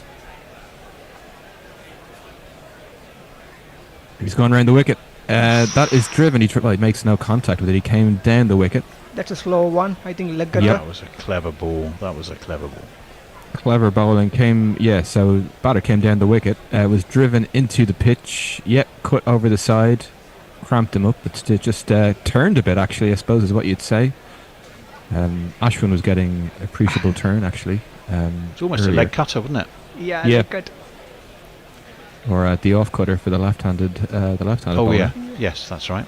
But it's a very good idea, very smart idea going around the wicket. Just changing that angle up. He's in again. That is full. It is driven. Ooh, is that a drop? Another dropped. Is that Pat again?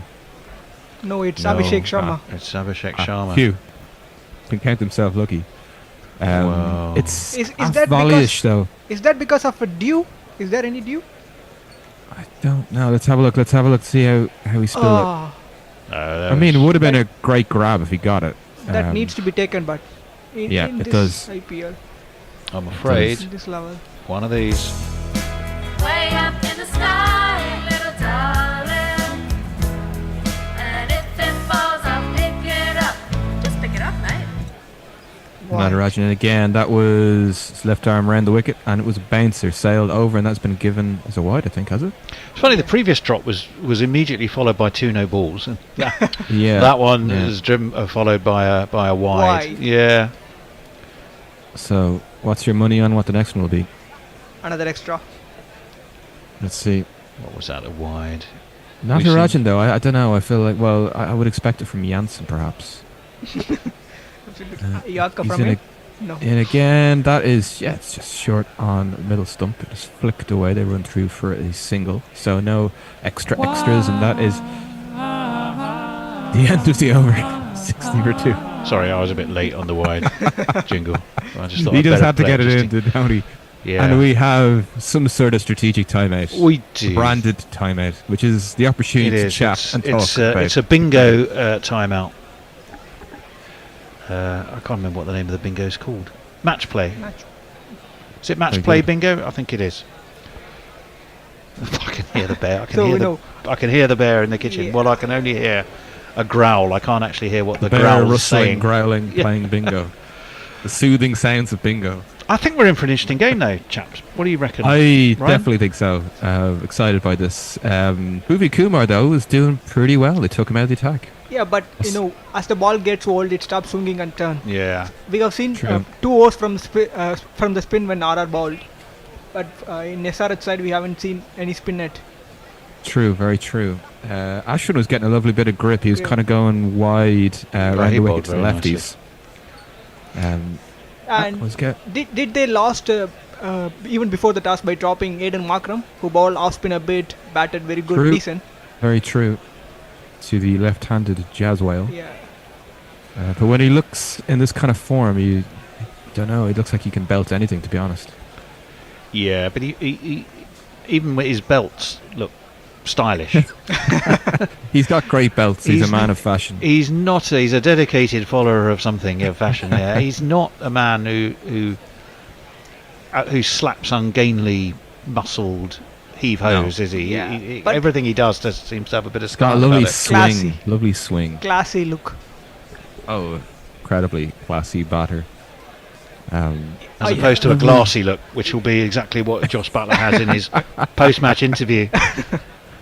The man with the faraway eyes. Well, Joss, you've got thumped again. You've got a low score again. Tell me how you're feeling. And then he'll trot out some dreadful cliche. No, he have another 4 matches left in this IPL before to score another. Well, has he though? Because when are England bringing the English players back? So for the playoffs. Before the playoffs. Before the playoffs. Ah, I see. We actually, so yeah, I have something to talk about. Ireland are playing Pakistan next Friday. Oh. 3 T20s. And you're covering those, aren't you? Are you allowed to say that, or is that all top secret? I will be working in capacity for Cricket Ireland. I will be at those matches in Malahide. That's good. But they're going immediately afterwards to the UK, I believe. They are. Yes, the series against Pakistan is the warm-up series for England before they head off to the World Cup. We're playing a little bit of catch-up on the World Cup. We're meeting very early next week to figure out how we can cover. I mean, some games there are 4 in a day, and they start 1:30 in the morning. 4 in a day? Yes. So a lot of what we do and when we do it and how we do it may depend on our friends in Australia and how we balance the mornings and the evenings. So that's a work in progress. There'll definitely be something, rest assured. We're just not quite sure what. Jaydev could come into the attack. In. Straight away bowling round the wicket. Left arm round. Do we have a jingle for the new bowler? Is this Mr. Undercat? Yep. The Undercat. The Undercat. Makes sort of rather suggest that there's a senior cat somewhere there. 9 to 1. Top cat. Top cat. There's a top cat and the undercat. Yes, you're absolutely right. Here he is. Yeah. Jaydev Undercat, when you find out that he's worth more money than you'll ever earn in your whole life, hardly seems fair. He is bowling left arm over to the left-hander, to Jaswal, who drives that down the ground 2 long on. There was a single off the first delivery of the over, so just 2 off the first 2 deliveries. Well, he's Unadcat, isn't he? Not Undercat. I think that. Okay. Well, the Jaswal isn't a jazz whale as such. It was only because Gary kept calling it. He didn't even call him the Jazz whale. He just called him. That's how he pronounced it in his Scouse accent. After the England series, we call him Jay's ball. Ah. Well, yeah, there you go. There's a very pissed off, frankly, looking Marco Jansen we're looking at, and I really don't blame him. 2 drops off his bowling, good lord. Yeah. Oh no, just the 1 drop. Oh, was it just 1? Just Who was the other drop? We've had a few lefties. We've had 3 lefty seamers. Just another single there. It's 3 off the over. I think bowling the thought behind Unadkat changing his over and around is I think he don't want to give anything around the batsman's leg. That's why maybe. Who did Abhishek drop off then? Who was? Oh, that was. We had Natarajan. Yeah, Natarajan's ball. It wasn't Jansen twice. You are right. But no swing for any of the lefties, which is interesting. So he will continue left arm over the wicket to Jaswal. You've got 4 men deep on the leg side. You can use your imaginations to work out where they are. That is short. It is pulled straight into the turf. Will be tidied up, I think, by one of the men. Ooh, it's hit a thigh or something. It looked like it might trickle over the boundary rope. They got 2. He managed to stop the ball. Is it just me, or are they looking just a tad ragged, the Sunrisers in the field? Just a little bit. I mean, especially when Pat drops a catch like that. It sets a bit of a tone. They're a bit nervous right now. After a little bit. And Unadkat, of course, has the extra pressure of having that impact title, so he's expected to make one. He is in. Ooh, Jaswal's not happy at all. That was a very late pull out by the batter. He's pissed off with something. Heinrich Klaassen is not too happy. No, well, he's not. A bit no of one chat is on the fielding side. Unadkat is also getting in on the chat. Pat is staying out of it. Forever the diplomat. Chat. There's a bit of rhyming going on unintentionally. But that was a very late walkout from the batter. If that hit the stumps, I don't know. So I think he's accusing the spider cam. Oh, was it spider cam that distracted him? That's fair. That's all right. Ooh, jeez. Yeah. We're just looking at the replay again of the pull out. It looked more like his trigger movement a little bit.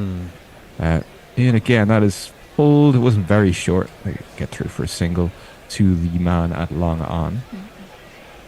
1 delivery left in the over. 66 for 2. Unadkat the imp.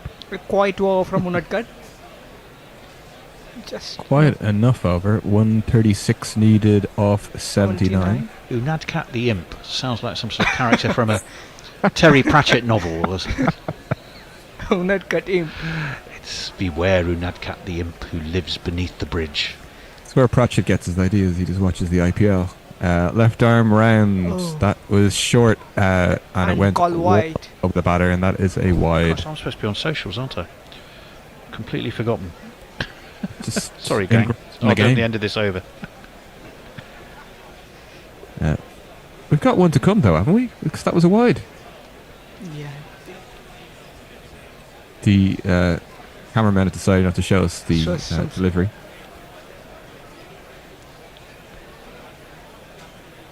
Talk about dereliction of duty. I'd totally forgotten I was doing social media. Well, you don't worry, you got one delivery to do it now. Anyway, left arm round the wicket. To the right hand batter. Prague just plays it through points. They will get through for two. Good bit of hustle from the batters. Even without a boundary, they scored 9 runs in this over. That's how you do it. That is how you do it. 69 for 2 after 7. Right then. I better catch up, hadn't I? If there's any catching up to do, let's have a look. Right. Kieran Rose played well the last international tournament where England went in as world champions. Look what happened. I'm with Messi Jez. They will morally win the World Cup, but the reality will be shit. He also says clearly Butler is getting ready for the World Cup, and with the no ball, you don't have a bingo now. Very good. Although I think Mess has probably read all of those. Let me leap seamlessly-ish onto Twitter. I'll go from the top. Please note the ECB, says Farong, has stated that all of those currently playing in the IPL won't be allowed to play in the knockout stages. Yes, that's right. Nitish Kumar Reddy comes into the attack for the first time. With a new bowler. Right arm over, and that is flayed away for 4. Towards third man. The square. Third man. 1, 2, 3, 4.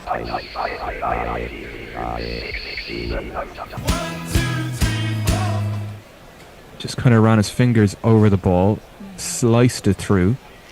4 runs in the first ball. I think Jaiswal eyes for a big over. There's the man there at third slip, kind of gully dived over. It was a bit of a laboured bit of fielding, wasn't it? Yeah, it's maybe the ball's just about to pass you and you dive anyway to make it look better. Over the wicket to the left-handers. Slap towards the point. Hashes it. This time it'll be tidied up by the man at deep point. Almost didn't, just almost fumbled it. Who was that, Ryan? It's Abbas Ahmad again. There we go. The one who got hit in the jaw in the boundary line. Sloppy. So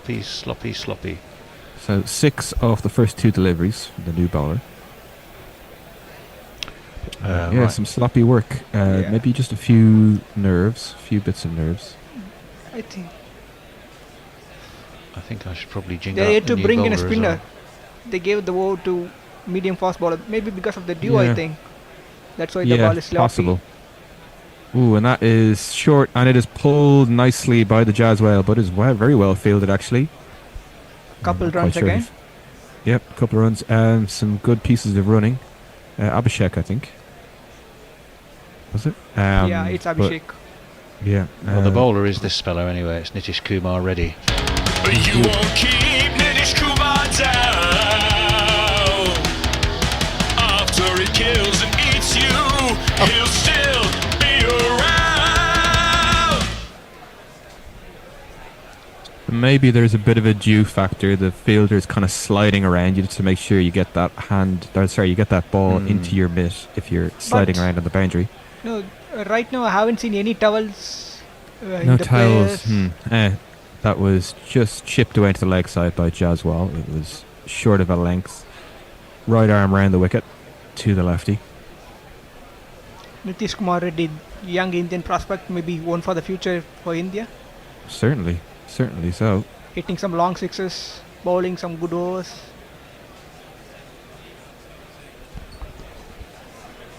One to keep an eye on. Yeah. No, after VVS Lakshman, he's the next guy from Andhra Pradesh, Telugu. Oh wow. That is short. It is well over the batter. The umpire says no. That's one for the over. Has a little scratch the shoulder. Says the umpire. Oh, it's given wide, was it? Yeah, it's given wide. Ah, bloody hell. Extras 5. 10 runs from 4 balls. Yeah. 79 for 2. Yeah, a lot of these bouncers just, in the last few overs just seem to have ballooned over. He's now bumped. Yeah, that is short. Oh, that's a great beat. Oh, a very good piece of fielding. It was chipped to the leg side. It was thinking of setting up for a single. Then the bowler gets to it, dives to his right and flings it in. Almost had his man. I think first piece of great fielding from SRH. Yeah. I mean, that's all it takes. A couple of good pieces of fielding. You can turn this around. Bring in just some short momentum. of a length. Dived around. Flung it at the batsman's end. Was well backed up. But the Jaswell never remotely looked interested in a run there. No, not at all. even He's half.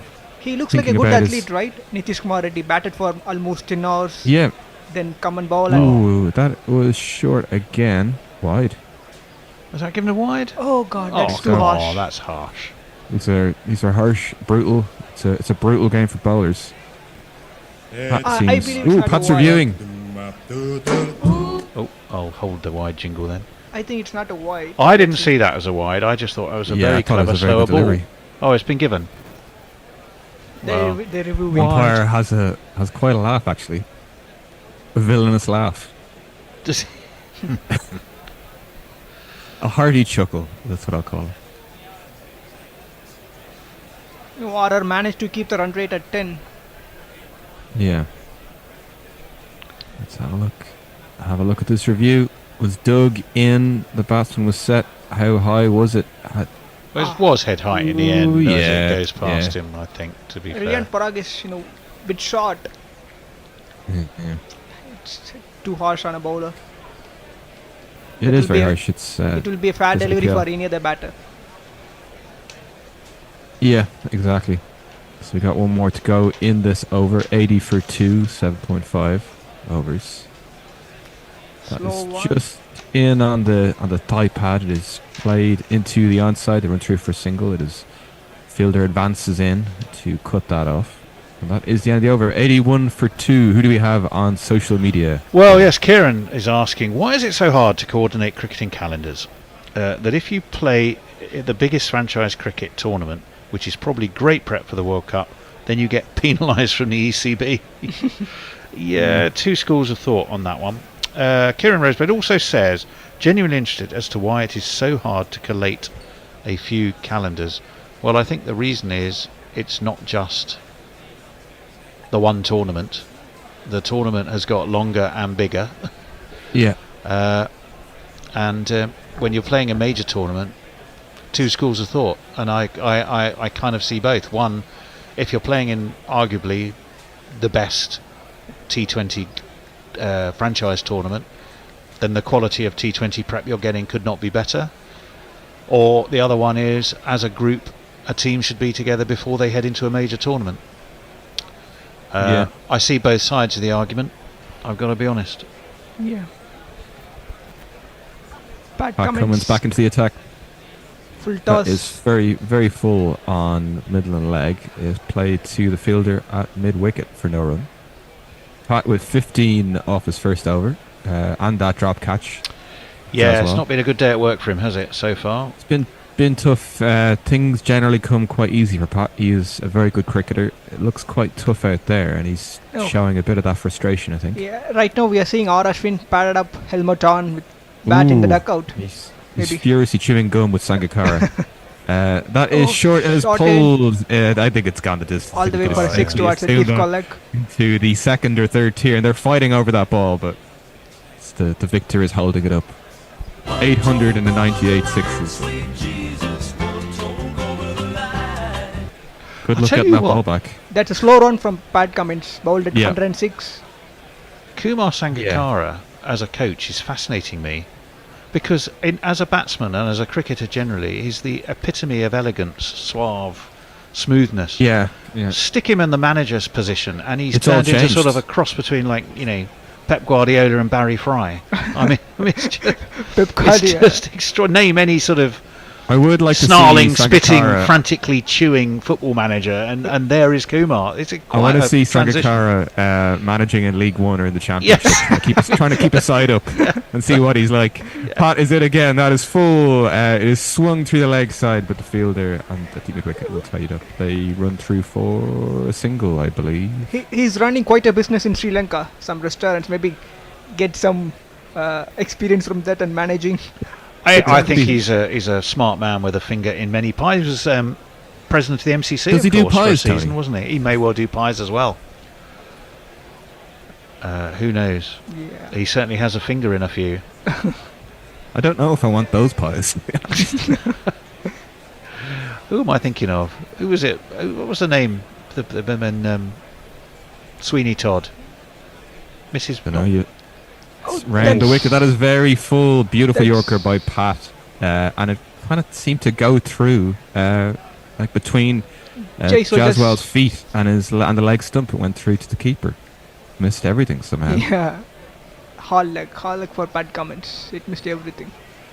Yeah, let's see. Did it have a bit of go, a pad? Oh, no. Jaiswal managed to hit in the bat. Let's have a look at this. Mrs. Lovett, wasn't it? Who's pies in Sweeney Todd. Good man. No, I had to look it up to remind myself. I mean, I did know it, but I had to jog the memory. Good man, Tony. Pat continues very full. This time it is driven through. Should be tied. Oh. Will it be tied up? Will it be tied up? The sweeper does very good work. They will have run 2 at least, I think. 6, 1 and 2 so far off this over with 1 delivery left. Can Pat get out of it alive? Well, no, he will be alive, but could be some considerable pain involved. Yeah, no. The good thing from RR is they managed to hit at least a boundary or run a couple and score 9-10 runs in an over. They're managing That's the thing. They had a horror start and somehow managed to keep themselves in it. Pat is in. It is short and it is pulled into the ground for a dot ball. That was well done by Pat. And that is the over. 90 for 2.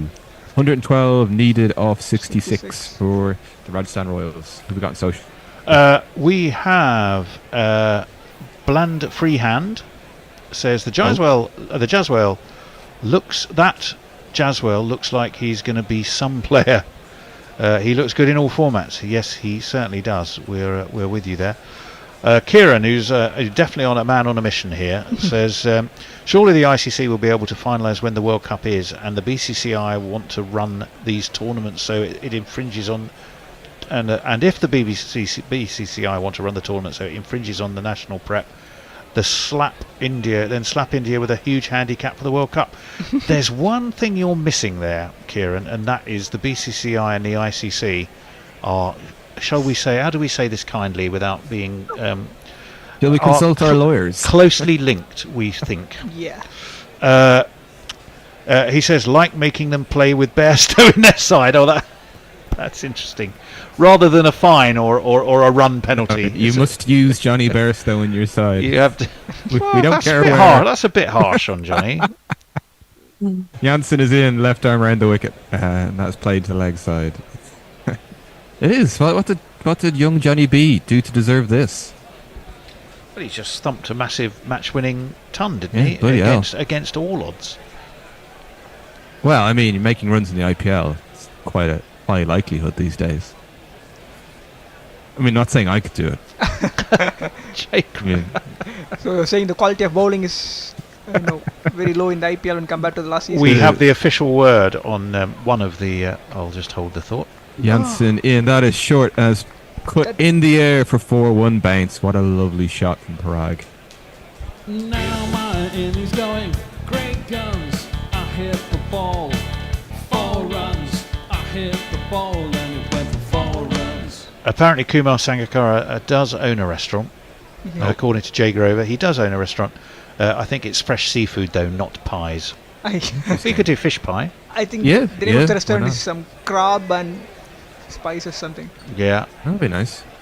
I'd go for a bit of that. Anyway, he's an interesting coach / manager figure because he's so unlike what you expect.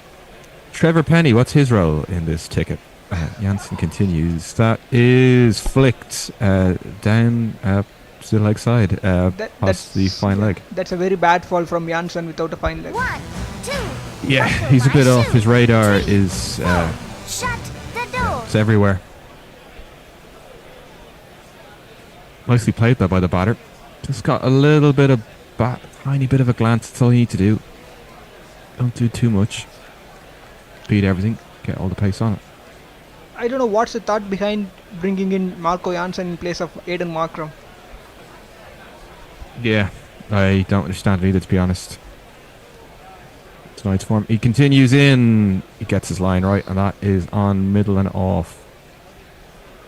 Played back to the bowler for a dot. So dot, 4, dot. 8 runs in 4 balls. That's pretty much some high stakes cricket here from Marco Janssen. Keeping it interesting. And we salute him for that.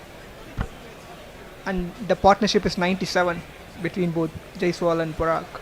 97. Yeah, it's difficult to remember back that it was 1 run for 2 for the loss of 2. Or 2 for 1 if you're in Australia, I guess. Marco Janssen continues. That is very full. It is. Well, he's looking for his Yorker, but it is just delightfully patted down to. They're playing risk-free cricket. So after they scoring a boundary, they managed to get easy singles. That's it. 9, 10 runs in an over. It's not a bad game, cricket. It's easy if you don't complicate it, which Rajasthan are just playing easy as you like. And the dressing room is pretty relaxed. They're laughing. Getting some shots of Chahal, he's been subbed off. He can chill, can't he? Yeah. He can do whatever he wants. He can play a game of chess. He'd probably win. He probably would. Does he play Ashwin in chess, I wonder? Because that would be quite interesting. Janssen is in. That is a good Yorker to the lefty. But it is chipped admirably by Jaiswal. With that, single 100 comes up for RR. The 100 is up, and that is 10 off the over. It 100 is. for 2 after 10. 102 well, needed. You can work out the run rate there, easy enough, I think. Where'd you change? It's going to be Bear and Andy who are going to settle into the studio chairs. Ajit is going to settle himself into his own armchair and do a couple of Ronnie Corbett impressions. Lovely stuff. Cheers, boys. Oh, he's there.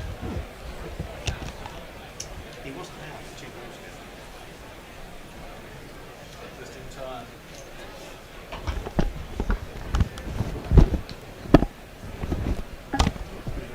So Royals making a pretty good fist of this after losing their 2 best batsmen, you would think, but chance for them to show their depth. Well, indeed, and they certainly have come back. Ajit shall be joining us soon. A lot of other teams would have collapsed in a heap at that point, wouldn't they, and lost another one in the power play, and it would have all pretty much been over. But they not only did they do that, as the first ball of the next over is cut hard by the Jaiswal. And that brings up his 50 as he gets 4. 4. F-O-R. You know you lift me with your 50. And Ajit has joined us back. Yeah, I mean, it's not like they even slowed down either as well. They got 60 odd off the power play, didn't they? They've done very well. I mean, they've just shrugged off that over so clear.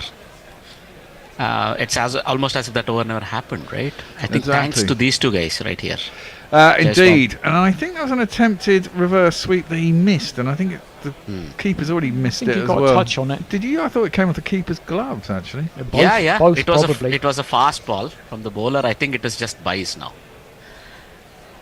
And well, he made an impression of muzzles. I hope that's just him celebrating. It would have been weird. Well, celebrating. This one is not a big guy. As Ryan said, the avoiding the curse, all the other batsmen who'd been picked for the India squad had got like naught in the next game, including Samson. That's cut hard. And, there is a man out there. It's going to be just the one. Bat. How are you doing, Andy? Been a while? Good, thanks, Ajit. Yep. Yourself? Not too bad. Not too bad. I'm going to be on goes okay. Twitter, so I'm just bringing this up here. I mean, I was wrong when I said, at halfway mark, they're comfortably ahead of the game. RR. They shrugged it off, the loss of those 2 wickets in 1 over, but they have a lot of powerful strikers. And one more thing I was wrong about. I'll wait. Big heave by Parag. Misses it, and the bails are taken. A bit agricultural, but luckily he was covering the line of the ball and the ball won't hit the stumps. But, well, the other thing I was wrong about, they didn't go for a spinner, as Ryan and me had sort of concurred at the end of the first innings. They went for Jayadev Unatkut as the super sub. SRH. Yeah, that's a good reverse. You off, Tone? Ah, you're running early. Wow, he spanked that. Yeah, he did spank that. You're going to get stuck in rush hour traffic, mate. Should have waited till the end. That was a reverse swept over the top of backward square leg. Oh, Ryan's going as well. Look, cheers, Ryan. We've been left here on our own, Andy. It was 4 runs anyway, down to what would have been point, but it turned out to be deep backward square leg. Can't hear you. Very, very complicated. They've batted as if those 2 wickets never mattered. I mean, I don't think it mattered to anybody. No. These guys look like real champion team so far. They do, don't they? I mean, they certainly are. Exactly that. They've not crumbled under pressure. They've got themselves back in, and they certainly look favourites at the moment. Yeah, and they've got this something that you get in a very good team. If your star players don't perform, someone else steps up. Yeah. I mean, most champion teams have that. A bunch of match winners, one of whom will step up every game. Driven. Now. I think he's got his foot back, I think. I think he's got his foot back. That's driven hard by Ryan Parag, who also brought his 50 up with that 4, by the way. It was touched onto the stumps. Now, the question is, did the Giants whale get his foot back? I think it'll be a bit of touch and go, however. He did well, though, because not backed up much. Yeah, because usually the batsman is 2 yards down the wicket going, not my fault, and walking off. But he did. I think he anticipated quite quickly that the ball was coming back towards the stumps, and he did well. Yeah, he did well. really well. Wow. And the foot, not the common option. Almost like you're surviving a stumping. His foot went back into the Yeah, it's true, actually. That is kind of weird. Usually the bat's hanging back, isn't it? But he has something they practice. No, they got that one done quickly, didn't they? They're doing something to improve the speed of the game. Well, they were supposed to, Ajit, weren't they? I mean, they're all in the same fucking room. But, I mean, let's be honest, it's been pretty shit when I've been here. It's been no quicker than it is in anywhere else in the world. In the meantime, Farong's complaining about VAR in football. But no one likes that very much. And on YouTube, I think we're up to date. Well, I made a complaint on the YouTube. I don't know if you saw it. Our scorecard that is displayed at the bottom of the YouTube video, sometimes the bowler stats. Yeah, the bowler stats are only when he's in his spell, unfortunately. Correct. So yeah, something like that. I'm like 2.4 overs, 8 for no wicket. That's fantastic bowling. Then I realized that's that over. But no, I am learning coding, Ajit. Lovely. I have decided because I want to fucking do the scorecards on our website, and every time I ask someone to do it, they either don't know cricket and take forever to do one scorecard, or they want to charge me about 5 to 10 grand, which I can't afford. Okay. Yeah, so that's driven, but only as far as cover, and there's no run. So I would expect there are at least 5 million kids in India who know enough about cricket and coding to do that if we can find them. Well, exactly. Well, I tried that as well, and then someone gave me a stupid quote, and then never got back to me, and I kind of figure maybe it's a skill I should learn. Who said you can't teach an old bear new tricks? Well, exactly. Although my tutor didn't turn up for our Tuesday lesson and never emailed me either. Wow, now you're taking coding lessons and everything. Now this is serious stuff, Bear. Yeah. I like the commitment. I thought you were doing some self-learning stuff. No, I started self-learning and I couldn't find anything that really helped me. Well, I could. That's driven hard by Parag. Up straight up to long off. He'll get himself a single. But unfortunately, a lot of the problem is if you do a YouTube course, for example, a lot of the stuff that if it's old, a lot of the resources they use are old as well, and so don't actually match up to what they're doing. Plus, they don't tell you how to, for example, you've got to get VS Code up, and actually you've got to load up JSON and all the fucking language things into your hard drive, and if you don't know how to do that, you can't start. So getting through that bit was a start for a start, he says. That's pulled out to Cow with no timing. Rather Jaswell, get himself a single. I mean, just one more line on this before we move away. No, but it takes some time to set your environment up. We call it sort of getting an environment to a position where, or you use an integrated development environment, IDE as it's called, with all the things mostly built in, and you have to maybe add 1 or 2 things. But that is important if you're going to use one. Well, exactly, and I didn't even know that, so I've got that set up now. I've got VS Code set up and all this sort of stuff, so I kind of feel a bit more happy. That's a slow ball bouncer by Natarajan. I think it's been given as a wide. Yeah, it's been given as a wide. Well, once we look at a lot of these from side on, you go, that's not a wide, that's not a wide. Oh yeah, it is a wide. It often bounces over their head. Yeah.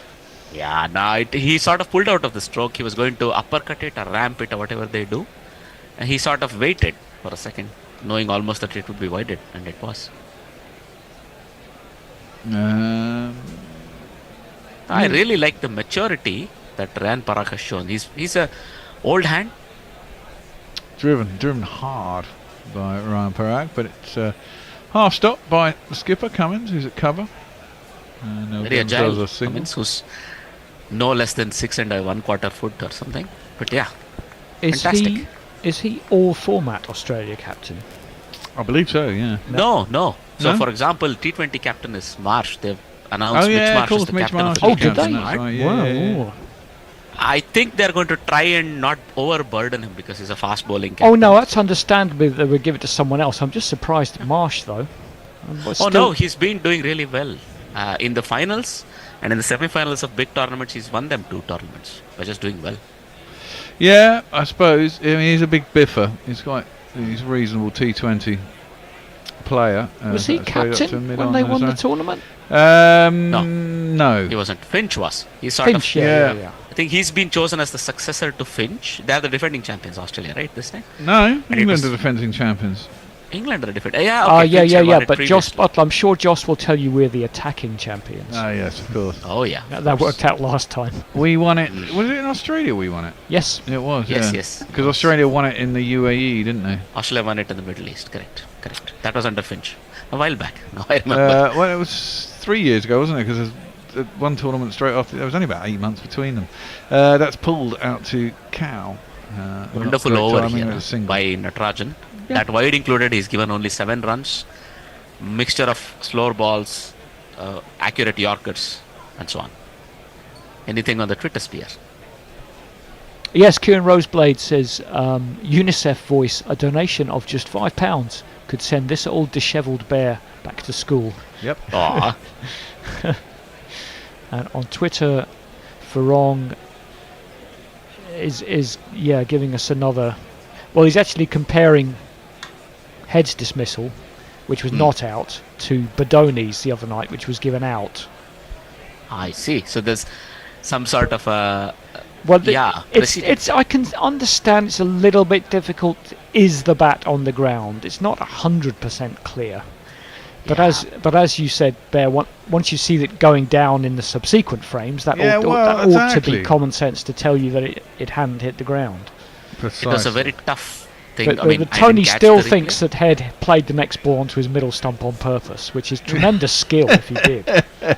I don't think they probably have that. If you can place it that accurately in a gap, surely you can, that close to you can just get it onto a stump. I mean, this is my thought process. Probably they are good enough to do that. Well, Ryan Parag is facing up. 84 required of 48.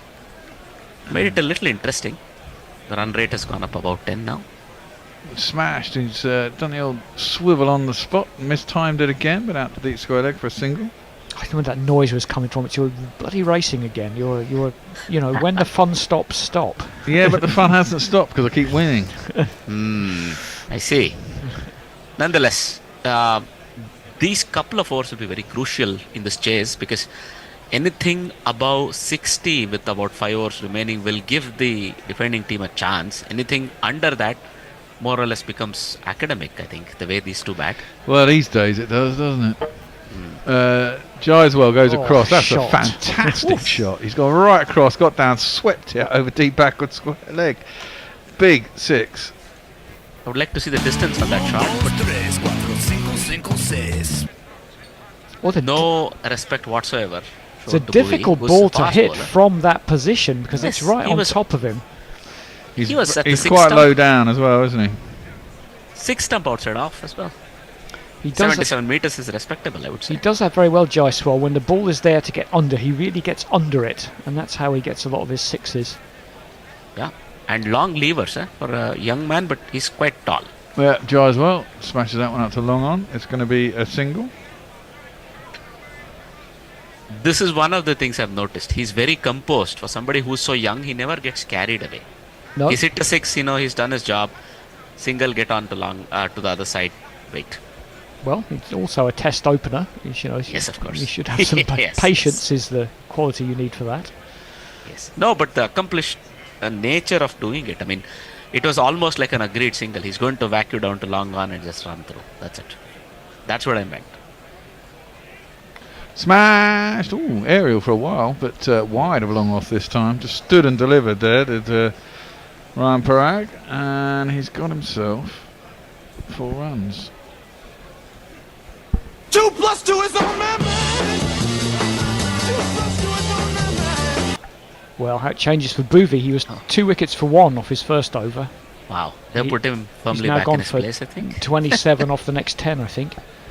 Well, God, that looked in place on Wimbledon, that shot as well. It looked like Andre Agassi playing before. Sweetly off his full toss on the legs. Parag the previous ball, I meant. Yeah, but that's just clipped down to deep back square leg for a single. Both batsmen How going about on a head healthy the rate. bowler, gents? Head the bowler? Yeah. Australia might use. Well, for Australia, yes. So you won't see him in the IPL because, of course, impact sub, which really diminishes the role of anyone who isn't a genuine all-rounder. Well, in this sort of a situation, right, you might as well give him an over to see what's possible. You could do, but yeah, of course, once you get back to 11-a-side cricket, it's definitely in play. Well, that's up and over the infield. Mistimed by Jaiswal, but he'll get himself a single out to the boundary. That'll be a single to end the over, 14 off of that one. I mean, I'm not being flippant. This is 12-a-side cricket. It is 12-a-side cricket. Yes. 11 at any point in time, 11 on the field. That's what it means, of course. We are stepping into a C8 timeout. So I was just going to ask you, gents, some interesting observations, if you guys have any, with respect to where the tournament is heading. Where do you see your favorite teams placed? So if you look at the table, Rajasthan Royals firmly entrenched on the top. I can't see them even losing this game, let alone not getting qualified for the knockouts. So that's settled. Between KKR, Lucknow Super Giants and Chennai Super Kings, who lost yesterday, and maybe Sunrisers themselves and Delhi Capitals. Do you see any surprises? Well, I was looking at the table earlier, and I think anyone who's got 10 points, possibly, although there's one team with 10, I'm going to have to get the table up now, because as far as I can see, there was one team. I'd have said Chennai a week ago, but they seem to have fallen into a bit of a hole. Not just losing a couple of games, the way they lost the last game, and Gaikwad came out and was unusually honest, and someone said, do you think you were 15 runs short there? And he said 50 runs short. Which no, that was unreal. Come on, not on that pitch. I think 15 to 20 would have been realistic. But all right. See, the problem is Delhi have played 11 games, but they are on 10 points, so they've got 3 left to play. Whereas Sunrisers have only played 9. So even if they lost this game today, which is looking like they'll do, they'll still be equal with CSK on 10 games. And those 3 teams are on 10 points. You think anyone below that? Punjab, no. Yeah, it looks like, unless Delhi would have to win every game, and even then, if the teams above them do reasonably well, they'll probably come up short. So I think KKR will be fine. I think they'll win enough games. And you're looking 2 out of 3, Lucknow, Chennai and Sunrisers. And if you ask me to pick 2 right now, I'll probably say Lucknow and Sunrisers. Correct. And but I wouldn't write Chennai off. No, not writing them off at all. You can never write them off. They have so much know-how. But I think if you put a gun to my head and say which teams are which is the 4, I'm just going to say Rajasthan, KKR, Lucknow and Sunrisers. Fair enough. Now it seems as reasonable as any other, because Punjab Kings, no chance. Let's leave Mumbai Indians and RCB entirely out of it. Yeah. And Gujarat Titans, sort of a middling sort of a season. Now they are sort of wilting. Their top order frailties are coming to the fore, I think. But KKR look all right. They look to be peaking at the right time. Sunil Narayan has had a huge impact. And Phil Salt, yeah.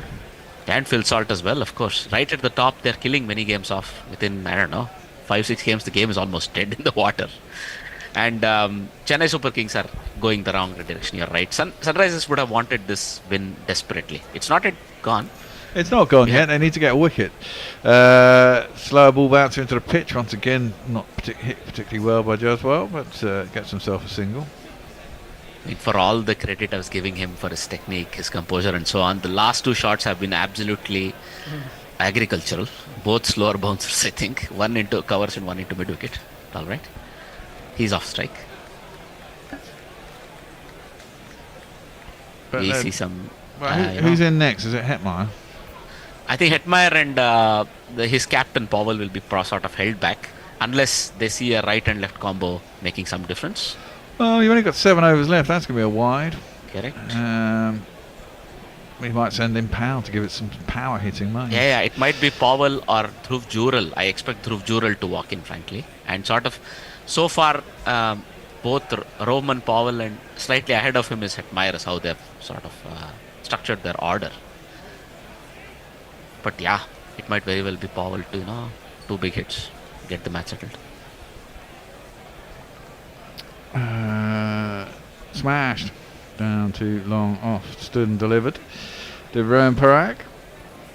He very much looked like Andre Agassi when playing that shot. Maybe that nonchalance Agassi used to have. They really do, these short balls. They're really not afraid to really grab the bat with their bottom hand and just, like you say, forehand it down the ground. Yeah. I mean, what is technique, right? If you can hit the ball hard at the end of the day. It doesn't matter how pretty you can or can't look. It's just academic, that question. That's more like baseball, really, isn't it, to a certain degree. Jaswal is facing up. Natarajan is over the wicket. Oh dear! He's done a Travis Head. He's gone to try and flick it down over the short, fine leg. But he's only managed to flick it onto his stumps, and there is the wicket that's required. That could change things around. The Jaswal has gone. 67 off 40. Natarajan gets himself a second wicket, or his first wicket, sorry. And it is 1-3-5 for 3. Need a wicket jingle. All right. I won't look back, 'cause by the time that I do, you'll be gone. Oh, sad, but yeah, he played much better than that. Jingle gave him a send off. At least it was not fuck off. It was 67 of 40, a very important innings. And I mean, yeah, you were right. There you go. There. The difference from Travis Head, he did actually get an inside edge on that one. Heads was right off the face of the bat. Yeah. So, that's what I was going to say. He also lost his balance and fell over. He had looked a bit less fluent for a few balls, and that was just enough. He did. Maybe Sanderson Sampson was saying hit out or get out to him at that break. Maybe. They were having an animated chat. The new man in it is.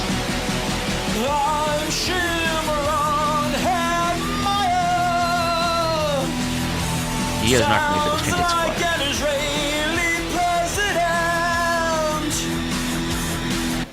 He's a chunky lad these days, is Shimron. A bit chunky, a bit too chunky, I would say, for international cricket. But yeah, I shouldn't be size shaming anybody. Well, he's only playing T20.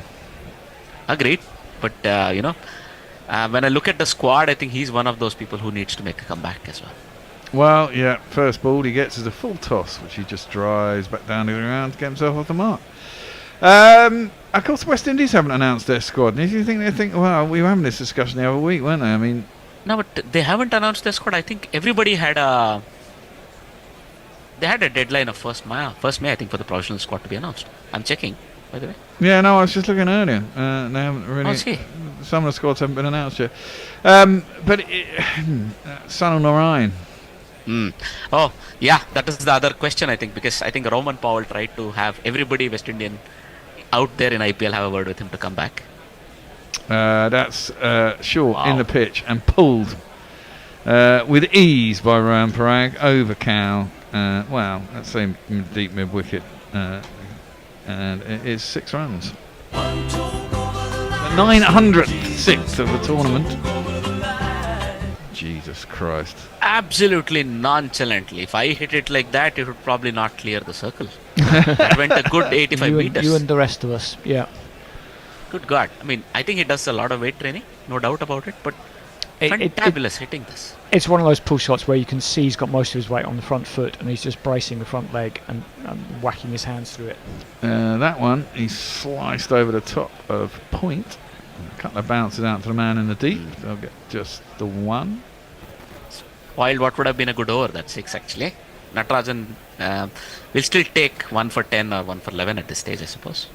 Because of the 1. Because of the wicket, yes, exactly. Yeah. Nothing new on YouTube. Let's have a look on Twitter. No, everyone engrossed in the game. So, as I was saying, West Indian squad. So, well, Hetmeyer, as things stand, he doesn't get into the squad. Roston Chase, I think, who's leading the West Indian A team in Zimbabwe, in Bangladesh. He's hitting some runs there. He's leading them and he's doing a good job. I'm sorry, so it's Nepal. Now I'll get it right. Their West Indies A are playing T20 A series where Nepal are sort of probably gearing up for the World Cup. There, the West Indian team are doing really well. They were shocked by Nepal in the first game, where Nepal chased more than 200. But since then, the international quality in this West Indian A team is coming through. What, the West Indies lost in a pool? Yeah, they did. It was West Indies A team, not West Indies. But it has enough internationals. Now that I look at the squad, I think all of them are internationals, by the way, at one point in time or the other. But yeah. That should not be a wide. Unukat around the wicket. Yeah, he sort of shrugged it. I think he realized it. He let go a good ball. Mr. Parag. There. You know, just to finish off about Parag, we forget he's only 22. He's been playing in and around the IPL teams for a while now. He came as a 16-year-old, a precocious 16-year-old. He's only 22 and he looks very good at this stage. I think he was probably on the discussions between selectors as well, this lad. Any sport if you can, sorry. Oh, he's clothed that one. Oh, there's no move wicket. Of course there isn't. And instead, it's like loops up and bounces on the 30-yard circle. Would have been a simple catch. But instead, they get just. No, they didn't run 2, I think. They ran 2, yeah, they got back for 2. Jesus. No, I think they turned him. Hetmeyer turned him down. No, it says 2 up there. Oh, alright, my bad.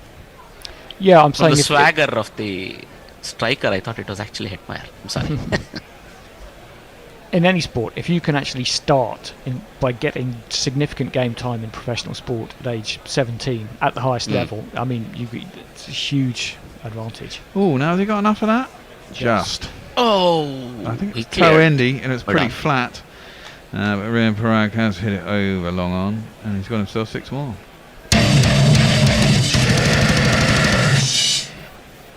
So this is game 50. Yeah. 900 sixes. So not bad, nearly 26s a game. Crazy. Yeah, just. Now this is raw core strength, body core strength. The sixes that he's hitting. This is just amazing, clean hitting. Literally just over the fingertips of that fielder. Apparently the camera was very adequately placed, right behind the fielder. I don't know if it's a robo camera, but great camera work as well. Unukat around the wicket, full and dug out by Parag, but only as far as cover. And there will be no run this time. It's almost as if this is the ramming speed. Rajasthan Royals seem to have hit ramming speed already before the 15th over. I mean, this is almost like 6-0 batting, almost, because the way he shrugged when he let that miss that wide, and then this one, he's not really perturbed because he knows he can hit a long ball, apparently. Yeah, well, this is the modern way. Unukat around a wicket. That's another wide outside the off stump. That looked a bit ordinary.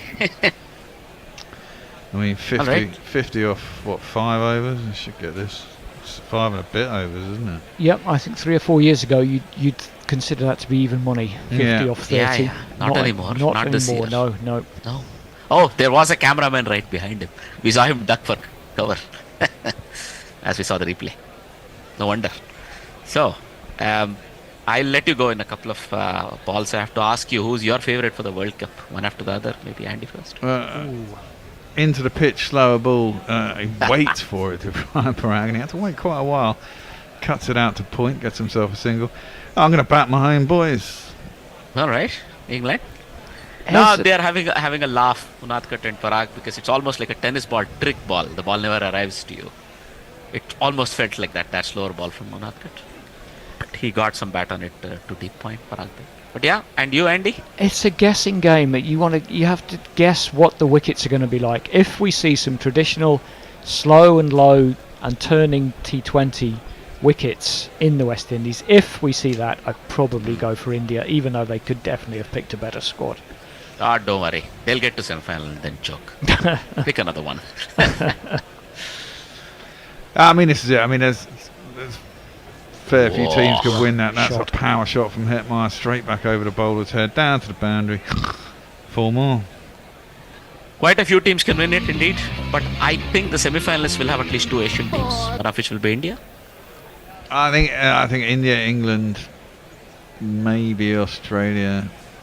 I wouldn't write the home team off either. No, I wouldn't. Yeah, I mean, they've certainly got a younger squad than they had last time, not a bunch of old timers on their sort of victory parade. There are a few old people, but yeah, they might still bring a surprise. Yeah, they could do. I mean, they've always got power hitters. All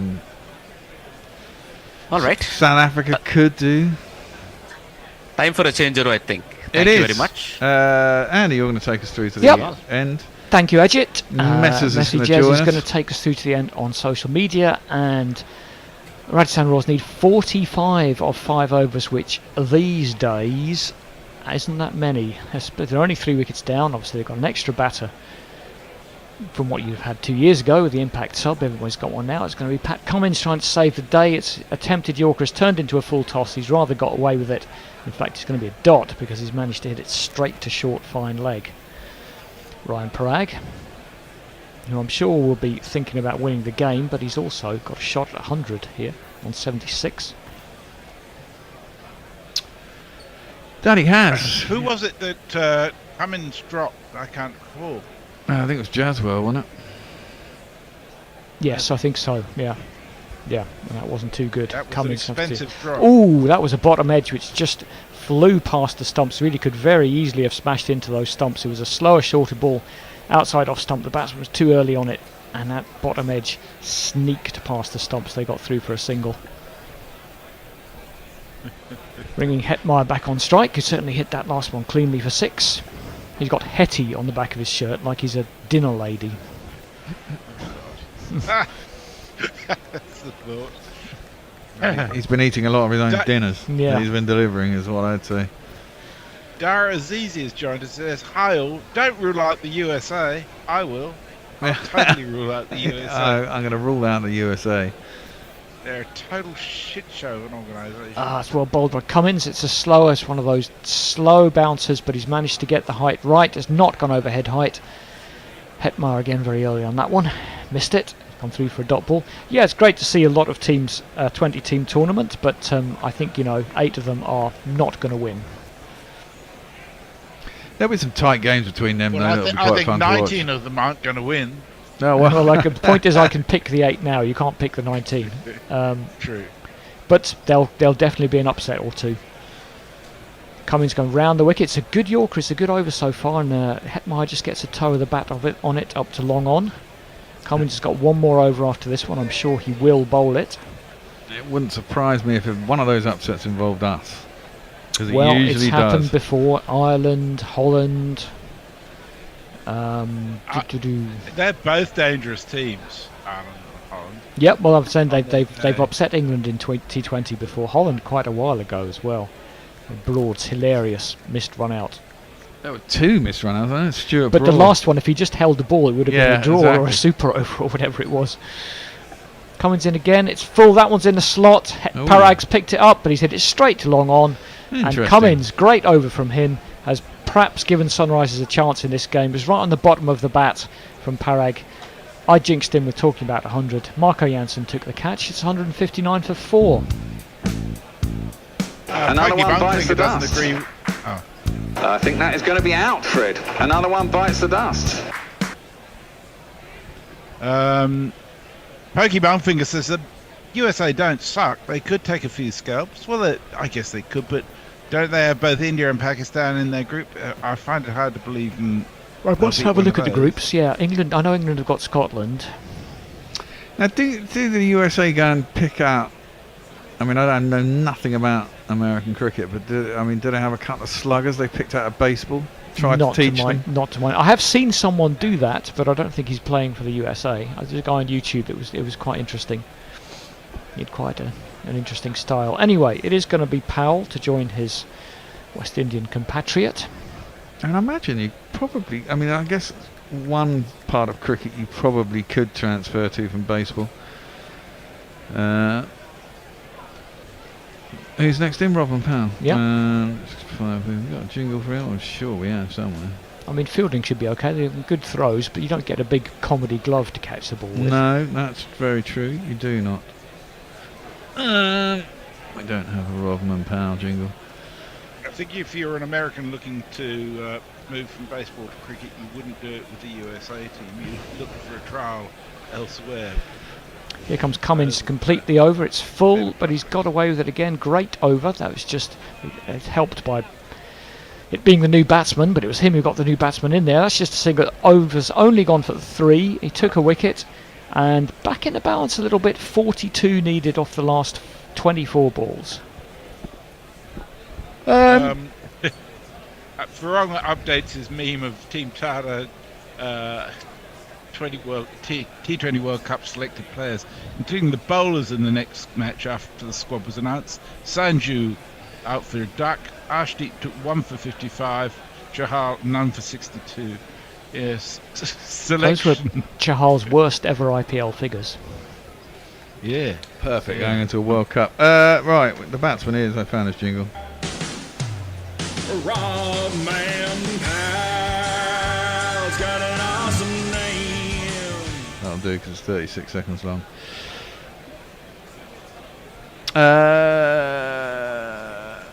Yeah, back on. Yeah, well, maybe you get some lower league baseball slugger who's not getting paid a lot of money.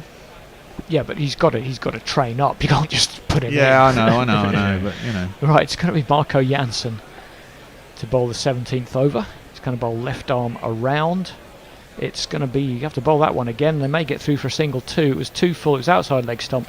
Klassen couldn't pick it up, and they'll get through for 2 runs off 0 balls. So that's a good start for the batsman. Yeah. He just couldn't quite get underneath that one, could he? No, he couldn't helicopter it up. That's what he needed to do. In the Dhoni style. Yeah. Bashes his helmet with his bat, which isn't going to do either of them any good. Hard to believe he's 22. I didn't realise he started when he's 16, because I've been, we don't do much IPL, but I can remember him from a few years back. Yeah. Jansen then. 2 runs before he's even started. That is better to the left-hander. It's a full boy. Can't get under that one either. Just punches it up to long on for a single.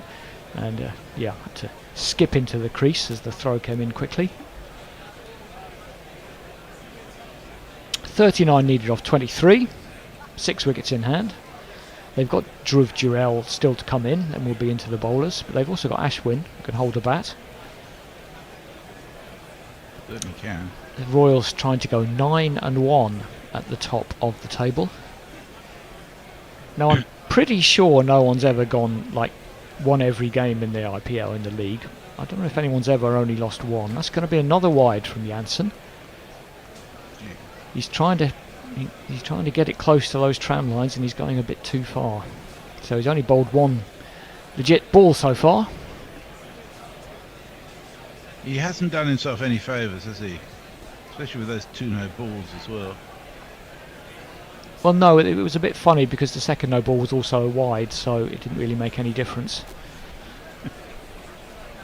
See if you can get this one somewhere in the region of the batsman. He does. It's driven hard and nearly took the umpire out there. Jansen rather got out of the way. The umpire made a quick dive for cover, and it buzzed past the stumps and 2 bounces into the fence for 4. It's Nissan She. It's Nissan She. Good movement from the umpire, because that came back quick. He's having a bit of a laugh about it.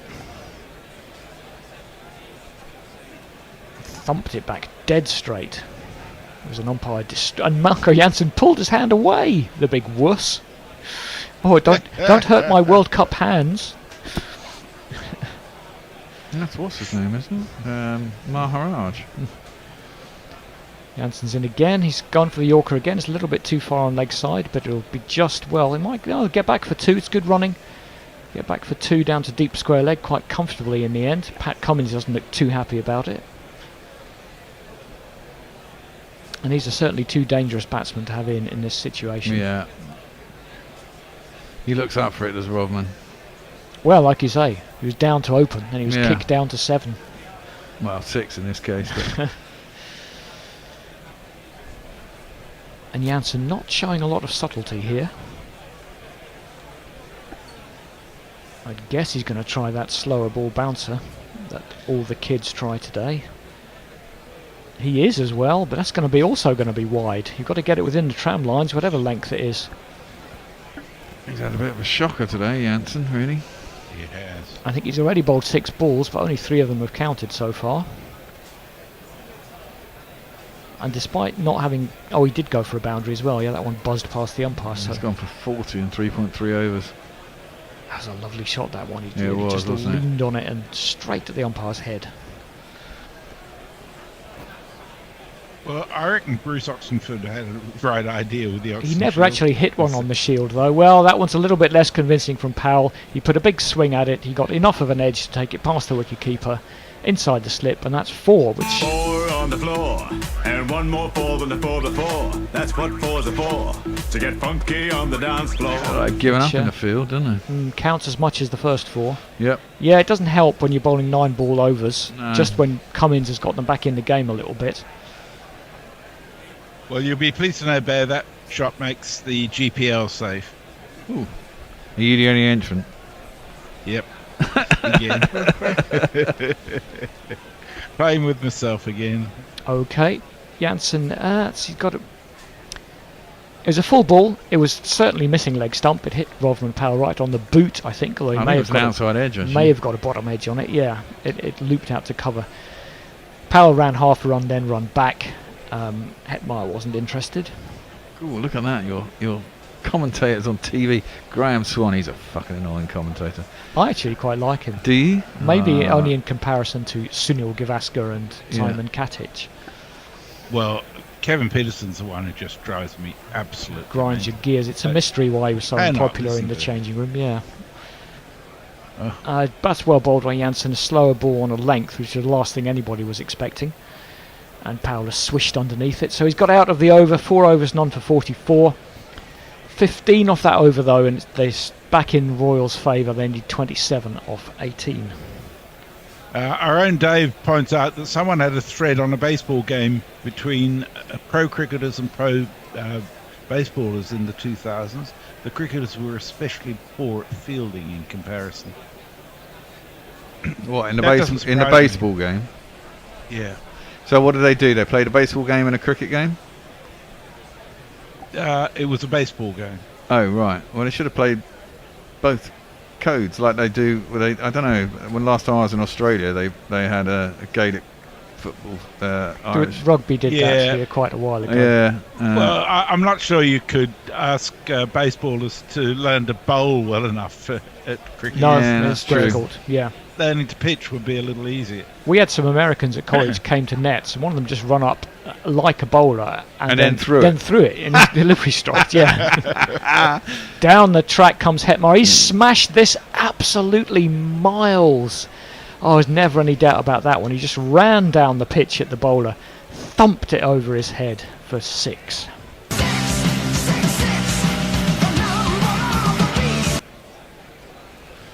Yeah, it went a long way up, but it certainly went far enough. Yeah, there was no danger of that one.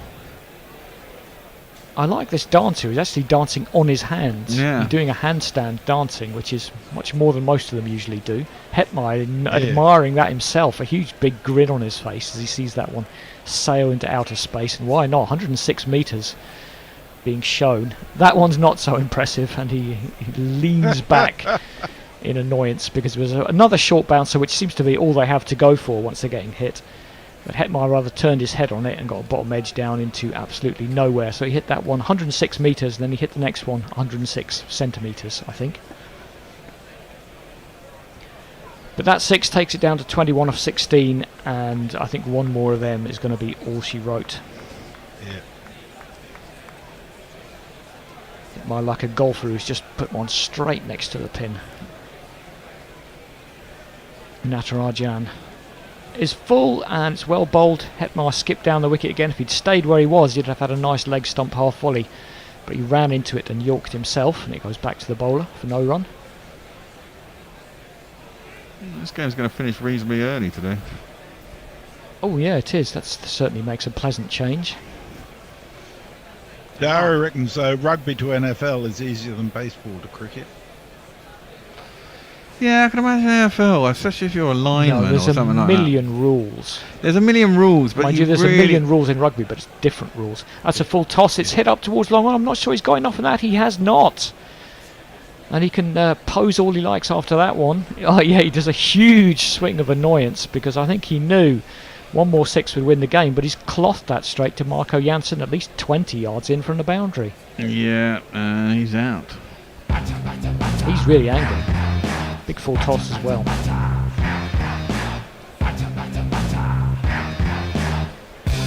On your bike, mate. Bat turned a bit in his hands, didn't it? At point of impact. Yep, getting a bit carried away there, Shimron Hetmeyer. Yeah, the thing about American football, though, I mean, literally, if you're on a lineman, all you got to do is run into the guy in front of you and try and stop him. You know, get past him. Yeah. Oh.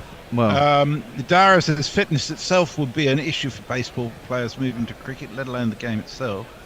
It also says, great to be back listening to the best cricket commentary available. I've been away dealing with a new job. Vaughan is the worst. Malinga and Murali did the same thing in terms of chucking it from the crease well. Not according to the rules anymore. And Pokey says, I like Swan as a character, but he does come across as a bit of a bully to me.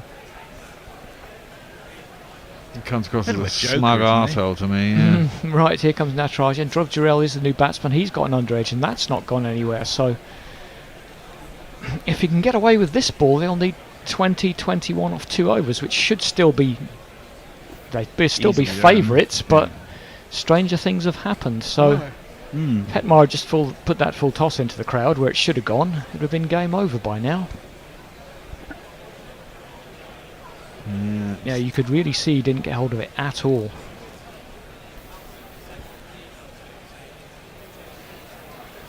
Interesting stuff. Comes down to the last 2 overs. That's flicked into the air out towards long on. No, hasn't gone far enough. Fielder is round, Samad, and that must just be a single because he's not throwing it in. So 20 off the last 2 overs. Still, anything could still happen. All right, 10 and over. Which they've been going along at, so but I guess you're down. Well, Robin Powell's going to be one from Cummins, I'm sure, probably this one. And Boovie going to bowl one. I didn't hear what Dave was saying in relation to Cricket Ireland. Is he being employed by Cricket Ireland as a commentator for that match? I have no idea. I didn't hear. I didn't talk to him about it. Certainly he's doing work with Cricket Ireland. You're still on there. Come on, Dave. You're still there, aren't you? Let us know. Are you commentating the Irish summer? If there is one. Is there such thing as an Irish summer? Exactly. You've got to make sure you're ready for a lot of rain. There was a very interesting interview with Warren Dutram, actually, which was on the Final Word podcast, which explained in considerably more detail what was going on with the financing of Irish cricket. They haven't got any. And Here comes Cummins. Dilemma. Flicked away over towards deep square. Could be out as well. He is. Fielder ran round it a little bit, but it's a new batsman, Jurel, who went for the hit over square leg. Cummins is laughing. It probably would have gone for 6 if the fielder hadn't been there, but he was, and he rather ran past the ball and then had to grab it back over his right shoulder. But it's out, and that makes things very interesting. What's this one? Top edge, for fuck's sake. Oh no, he's out. Excellent. Top edge, for fuck's sake. Oh no, he's out. Excellent. Top edge, for fuck's sake. Oh no, he's out. Excellent. Yeah. I like that one. Yeah, I do too. There wasn't really a top edge. Abhishek with the catch. Dhruv Jurel gets another bit of a thanks for coming. At least he faced 3 balls. Made a nice change. I've seen at least 3, maybe 4 occasions in the IPL where boundary catches have actually been hit over the boundary by the fielder. Oh yeah, when more they than should a have been few. caught. Yeah. Well, Cummins is somehow doing the business here. Yeah. Ashwin's come out to bat. And they need 20 off 11. It's getting interesting. It is. Yeah, yeah. They've still got Powell. You could certainly plant a couple into the stands. Ashwin's going to be on strike. You'd think he'd just try and get a bat on it and get Powell up take the a right single, end. get Powell up the other end. Yeah.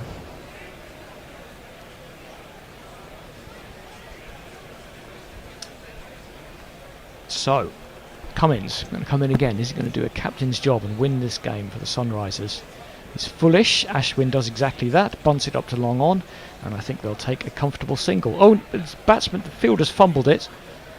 So Ashwin wanted to come back, but they had rather jogged through, so that wasn't really on.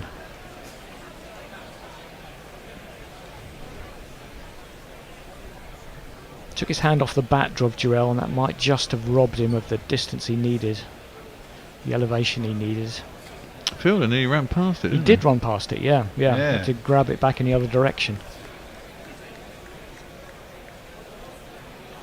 19 off 10. Powell is back on strike. A pensive-looking Sunrisers bench. Cummins comes in. Right arm over. It's short and has a swish. Powell misses it. It's not going to be a wide. There's another well-directed ball from Cummins. That takes him over. 2 runs a ball. That looked like it was much slower, didn't it? Yeah. And he didn't even get over the shoulder for one for the over, I don't think. 8 for 2 off the last 9 balls. They're going to have to do better than that. A packed stadium. Everybody's still there waiting for the end of this game. 95% Sunrisers fans hoping their team can pull this one off. It looked like they weren't going to, but that's a full ball and he's missed that again. Cummins mixing up beautifully. That was a quicker Yorker outside off stump. Powell didn't move his feet and rather just had a reach at it. He's missed that as well. 19 off 8, and how quickly this has changed. Wow. Indeed. Yeah. Well inside the line, and Powell just didn't move across. Ashwin's come down to have a word. Like, stop being a knob, hit the ball. The last 9 balls have seen 2 wickets and 2 runs. No, 8 runs. It's not 2 runs. 1, 2, 3, 4. Oh, he's missed that one again. Cummins goes back to the shorter ball. That one is over the shoulder. He's completely foxed Powell. What an over this is from Cummins. It's only gone for 2. And a wicket. 1. And a wicket. Gone for 1. Yeah, yeah. Now, Powell I was talking about since the 6. It's now 10 balls and 2 wickets and 2 runs. No, it's not. Is it? Yes, it Since is. the 6, yeah. Since the 6, wow. The 6, yeah. The 6 was the first ball of the Oh, right, last yeah. over, so Yeah, 5 incredible. balls there. Yeah. I think I That's amazing. think I just couldn't believe it. Kind of thrown this away here at the end, haven't Totally, and Powell's now suddenly swinging like a rusty gate. Hetmeyer had that huge full toss. they? Have they reviewed that? Because that's pointless if he did, because he kind of collapsed and it was only helmet high. Yeah. Didn't see a review. Yeah. A lot of fielders moving around just to slow the batsman down a bit. They've got 3 men behind square in the circle on the offside. Certainly keeping that slower bouncer in play. Really need a boundary off this ball. Cummins is in its full, and I think they got it. He's launched that one over cover point into the stand. A badly needed boundary. If Cummins had just got away with that one, they'd have had a huge job off the last over. Now it's back to 13 and it's back in play. To the relief of the few Royals fans in the crowd. 13, Ashwin on strike. See who's going to bowl it. I think it's either going to be Unadkat or Boovi. Neither a great pace high. Not these days, anyway. Unadkat's going to mix it up a lot more. I think they'll probably go with Unadkat. Well, he's the impact sub, isn't he? No, is yes. he? Yeah, he is. No, it's going to be Boovi. 13 off 6. You would think they need a boundary off the first 2 balls, though. Yeah. And ideally a 6. Ideally, yes. And of course, if they do hit a 6 off the first ball, that'll change it massively in their favour. Ashwin's going to be on strike. And gosh, people doing deep breathing in the crowd. It's an important game for the Sunrisers. You know, a big 2 points if they can get it. They're right on the edge of those playoffs at the moment in 5th place.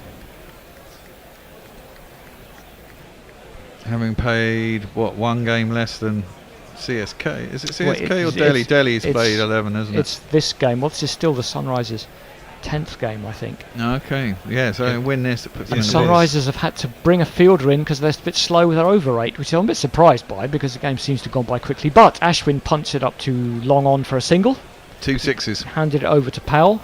2 6s indeed. Be interesting to see what happens if Powell hits a single. Will he take it? He might not. Got to try and get back for the 2, haven't you? Yeah, if they figure they can't, I wouldn't be surprised if he turned a single down here. And like you say, probably need a 6 and a 4 at least. Fielders are deep at long on, long off, deep square leg. One of them is going to go out to deep mid wicket, I think. That means they've got nothing between, only long off on the offside, so Booby does not want to bowl a full ball outside off stump. Sure, you go inside out, don't you, as the batsman? You try and go to leg and smash it then over he might go for the bluff and go for the wide Yorker. Yeah. Powell, let's see what he can do with this one. Key ball, is huge bat, the thickness of those bats. Boovie comes in. It's a good Yorker into middle stump, and they can only push it up to long on. They're going to come back for 2, and I think they're going to get there. Yeah, because he threw it to Powell's end, because there's not much point running Ashwin out, so they get 2, 10 off 4. Tilting back towards the Sunrisers again, but a 6 would change it all around. It's good ball from Boovie. But if he misses that Yorker... Yeah. That's going to be the key. Yeah, he can pick it up. Well, we shall see. 19 off 11. Pretty decent strike rate from Powell, but he missed a lot of balls in that last over, missed didn't 3 he? in a row in that last over, yeah. Here we go again. He's gone for the scoop and he's hit it down towards fine leg. Is there anybody there? The ball trickles into the boundaries. No one there at all. Very clever shot. I don't think anyone was expecting that. It's a full ball outside off stump. He went for the premeditated ramp and he picked up 4. 1 shot. 1, 2,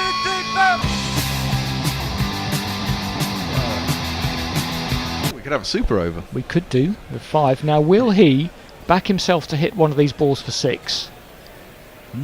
Or take a single if he's got the chance?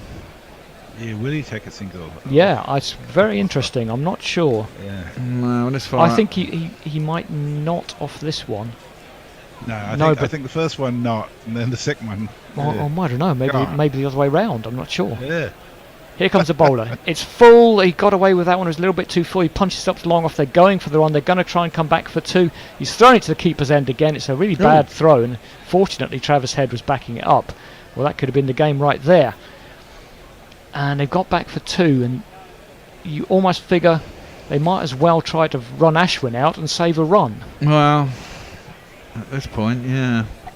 I think that law will change pretty soon, by the way. I think it'll go by catches. If you run someone out going for 2, they'll go back to as if you've run 1. What do you mean? I don't understand. Yeah. In that particular case, if you ran Ashwin out, then they would only have completed 1 run, so Powell would stay at the non-striker's end. Ooh, but that's the crossing rule. Yeah, well, same with catches. Yeah, anyway, it's onto leg stump, clipped down towards deep square. They're definitely going to back for 2 again, but I'm not sure if they're going to get there this time. Oh, it's a dive. Klassen destroys the stumps. Throw. It wasn't a great throw. I think they've got back for 2. Powell is... I think he landed on his shoulder. He landed on his shoulder or dug his back into his ribs. All that wicket's just really hard because they can beat. They've got a decision pending. I think the decision is the game, because if he is out, they'll need 3. A new batsman will need 3, but he's very comfortably in. So it's going to be Powell needing 2 to win and 1 to tie off the last ball. And it's going to be a super over, and everybody else has gone home, so we'll get to do it if there is one. Yeah. Not out, and here we go. And if they'd got 202, that would have won you your bet and given them a better chance of winning. So Yes. Now, I think a super over is quite likely here because they should get through for one almost whatever happens. Yes. That throw is just a little bit too far away from the stumps. And it was good running from Powell. It didn't look like there was two there, but he went for it right from the start. And they obviously made a decision that there was no hesitation. No. There was no should we stay where we are. They just went. He's back on his feet, he's having a drink. You know, it's going to take the fielding side forever to set the field anyway, so now what do you do as the fielding side? Does the keeper come up to the stumps? That's your first question. Yeah. I think he might. It might be advised to do that, or if you had a better keeper than Klaassen. Well, yeah. I would be very tempted to have someone right close to the stumps at the bowler's end. It depends again if you want to gamble and try and prevent the single, or just make sure you don't go for two and save the super over. Well, has there been a super over yet in this World Cup? I don't recall. I don't recall one. IPL No. even. Yeah. I hope there is. That'll be fun. And it's been such an ebb and flow game. It would be worthy of one. Yeah. Powell gets the magic spray and a tap on the shoulder. It's either going to be this is my prediction. It's either going to be a super over with a single, or he's going to edge it past slip for four. Well, there, a mishit for two. Don't you get? Well, no. Do you get everyone up? I don't think you do. I don't think you do, but I think your deep fielder's got to be 10 yards off. Powell, 27 off 14. They've got 3 men out. They've got square leg. Is he going out? Yes, he is. But you can see those deep fielders just creeping in 10 yards. It's all come down to this ball. Here it comes. It's full. It's hit him on the pad. It may well be out. They've got this. He's given it out. They'll obviously review it, but it looks out to me. It looked like a full toss into the pad's going to hit leg stump. Sunrisers like it. If by any chance it's not out, it's a super over. It'll be a super over. Aren't there some weird rules with leg buys on reviews? I have no idea, but the only thing that can probably save him there is if you've got a thin inside edge, but it doesn't look like he did. Powell doesn't look happy. It looks like he's... Well, I suppose he'd be walking off either way, but you can't read too much into that. I think that's smashing into middle and leg. I think so too. It was a fucking full toss. It was a full toss. He only really had to get a bat on it, really. And Powell can't believe it. His chain's not big enough. So I don't think he's quite close to the bat, and it's a bit more leg stump than we thought, you know. Or maybe it isn't. Hit the back pad. No, that's going to be out. It doesn't bash into the front pad. I think at worst it's umpire's call on leg. Oh, does it hit the height? If it hits the front pad first? No. Oh, where was that noise? I don't think it does. No, that's well past. Well past the bat. The crowd are up. They do think it's out. I tend to agree with them.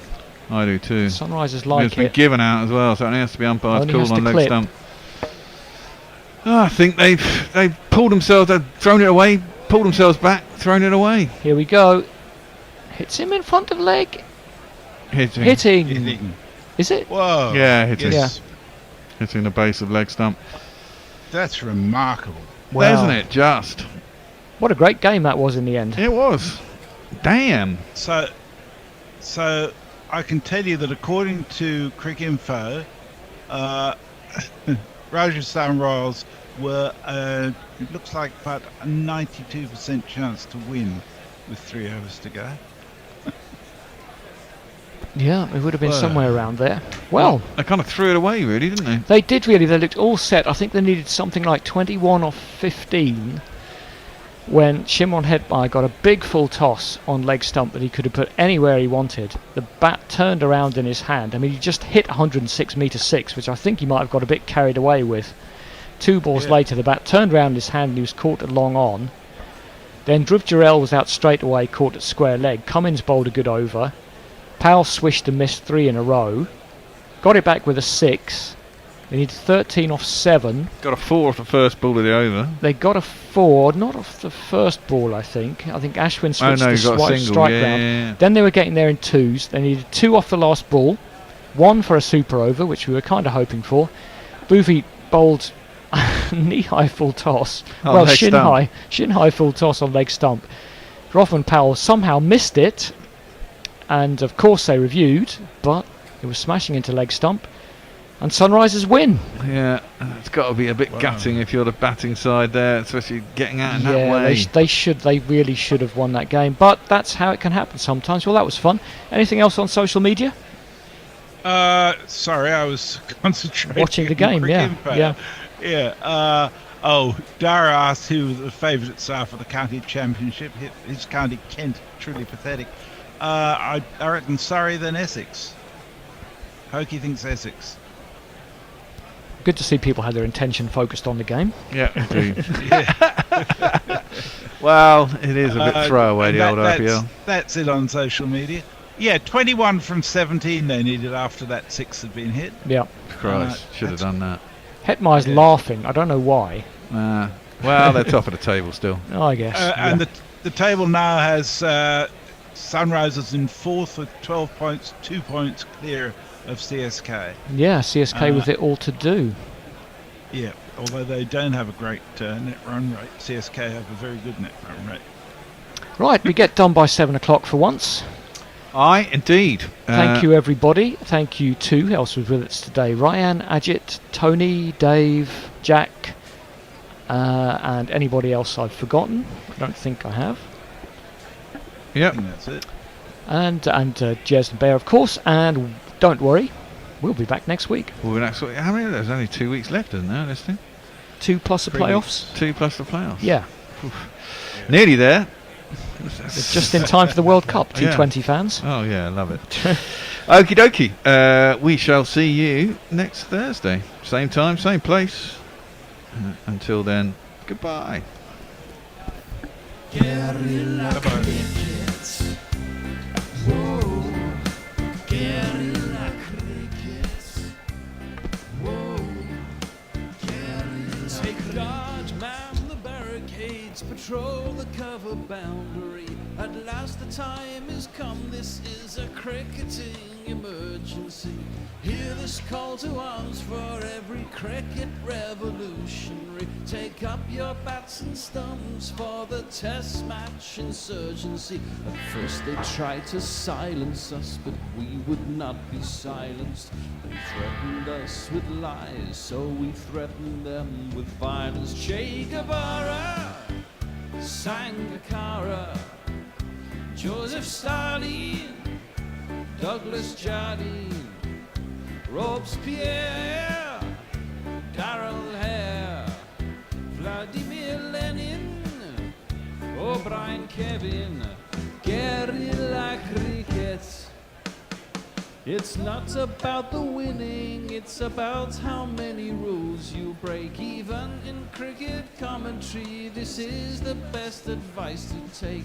Pick guerrilla cricket, it's the finest choice you'll ever make. There's so much more to cricket than rev counters and a slice of cake. At first they tried to sanitize us and clean up our act, but people like it filthy, and we know that for a fact. Fidel Castro, Lenny Pascoe, Carlos the Jackal, Umar Akbar.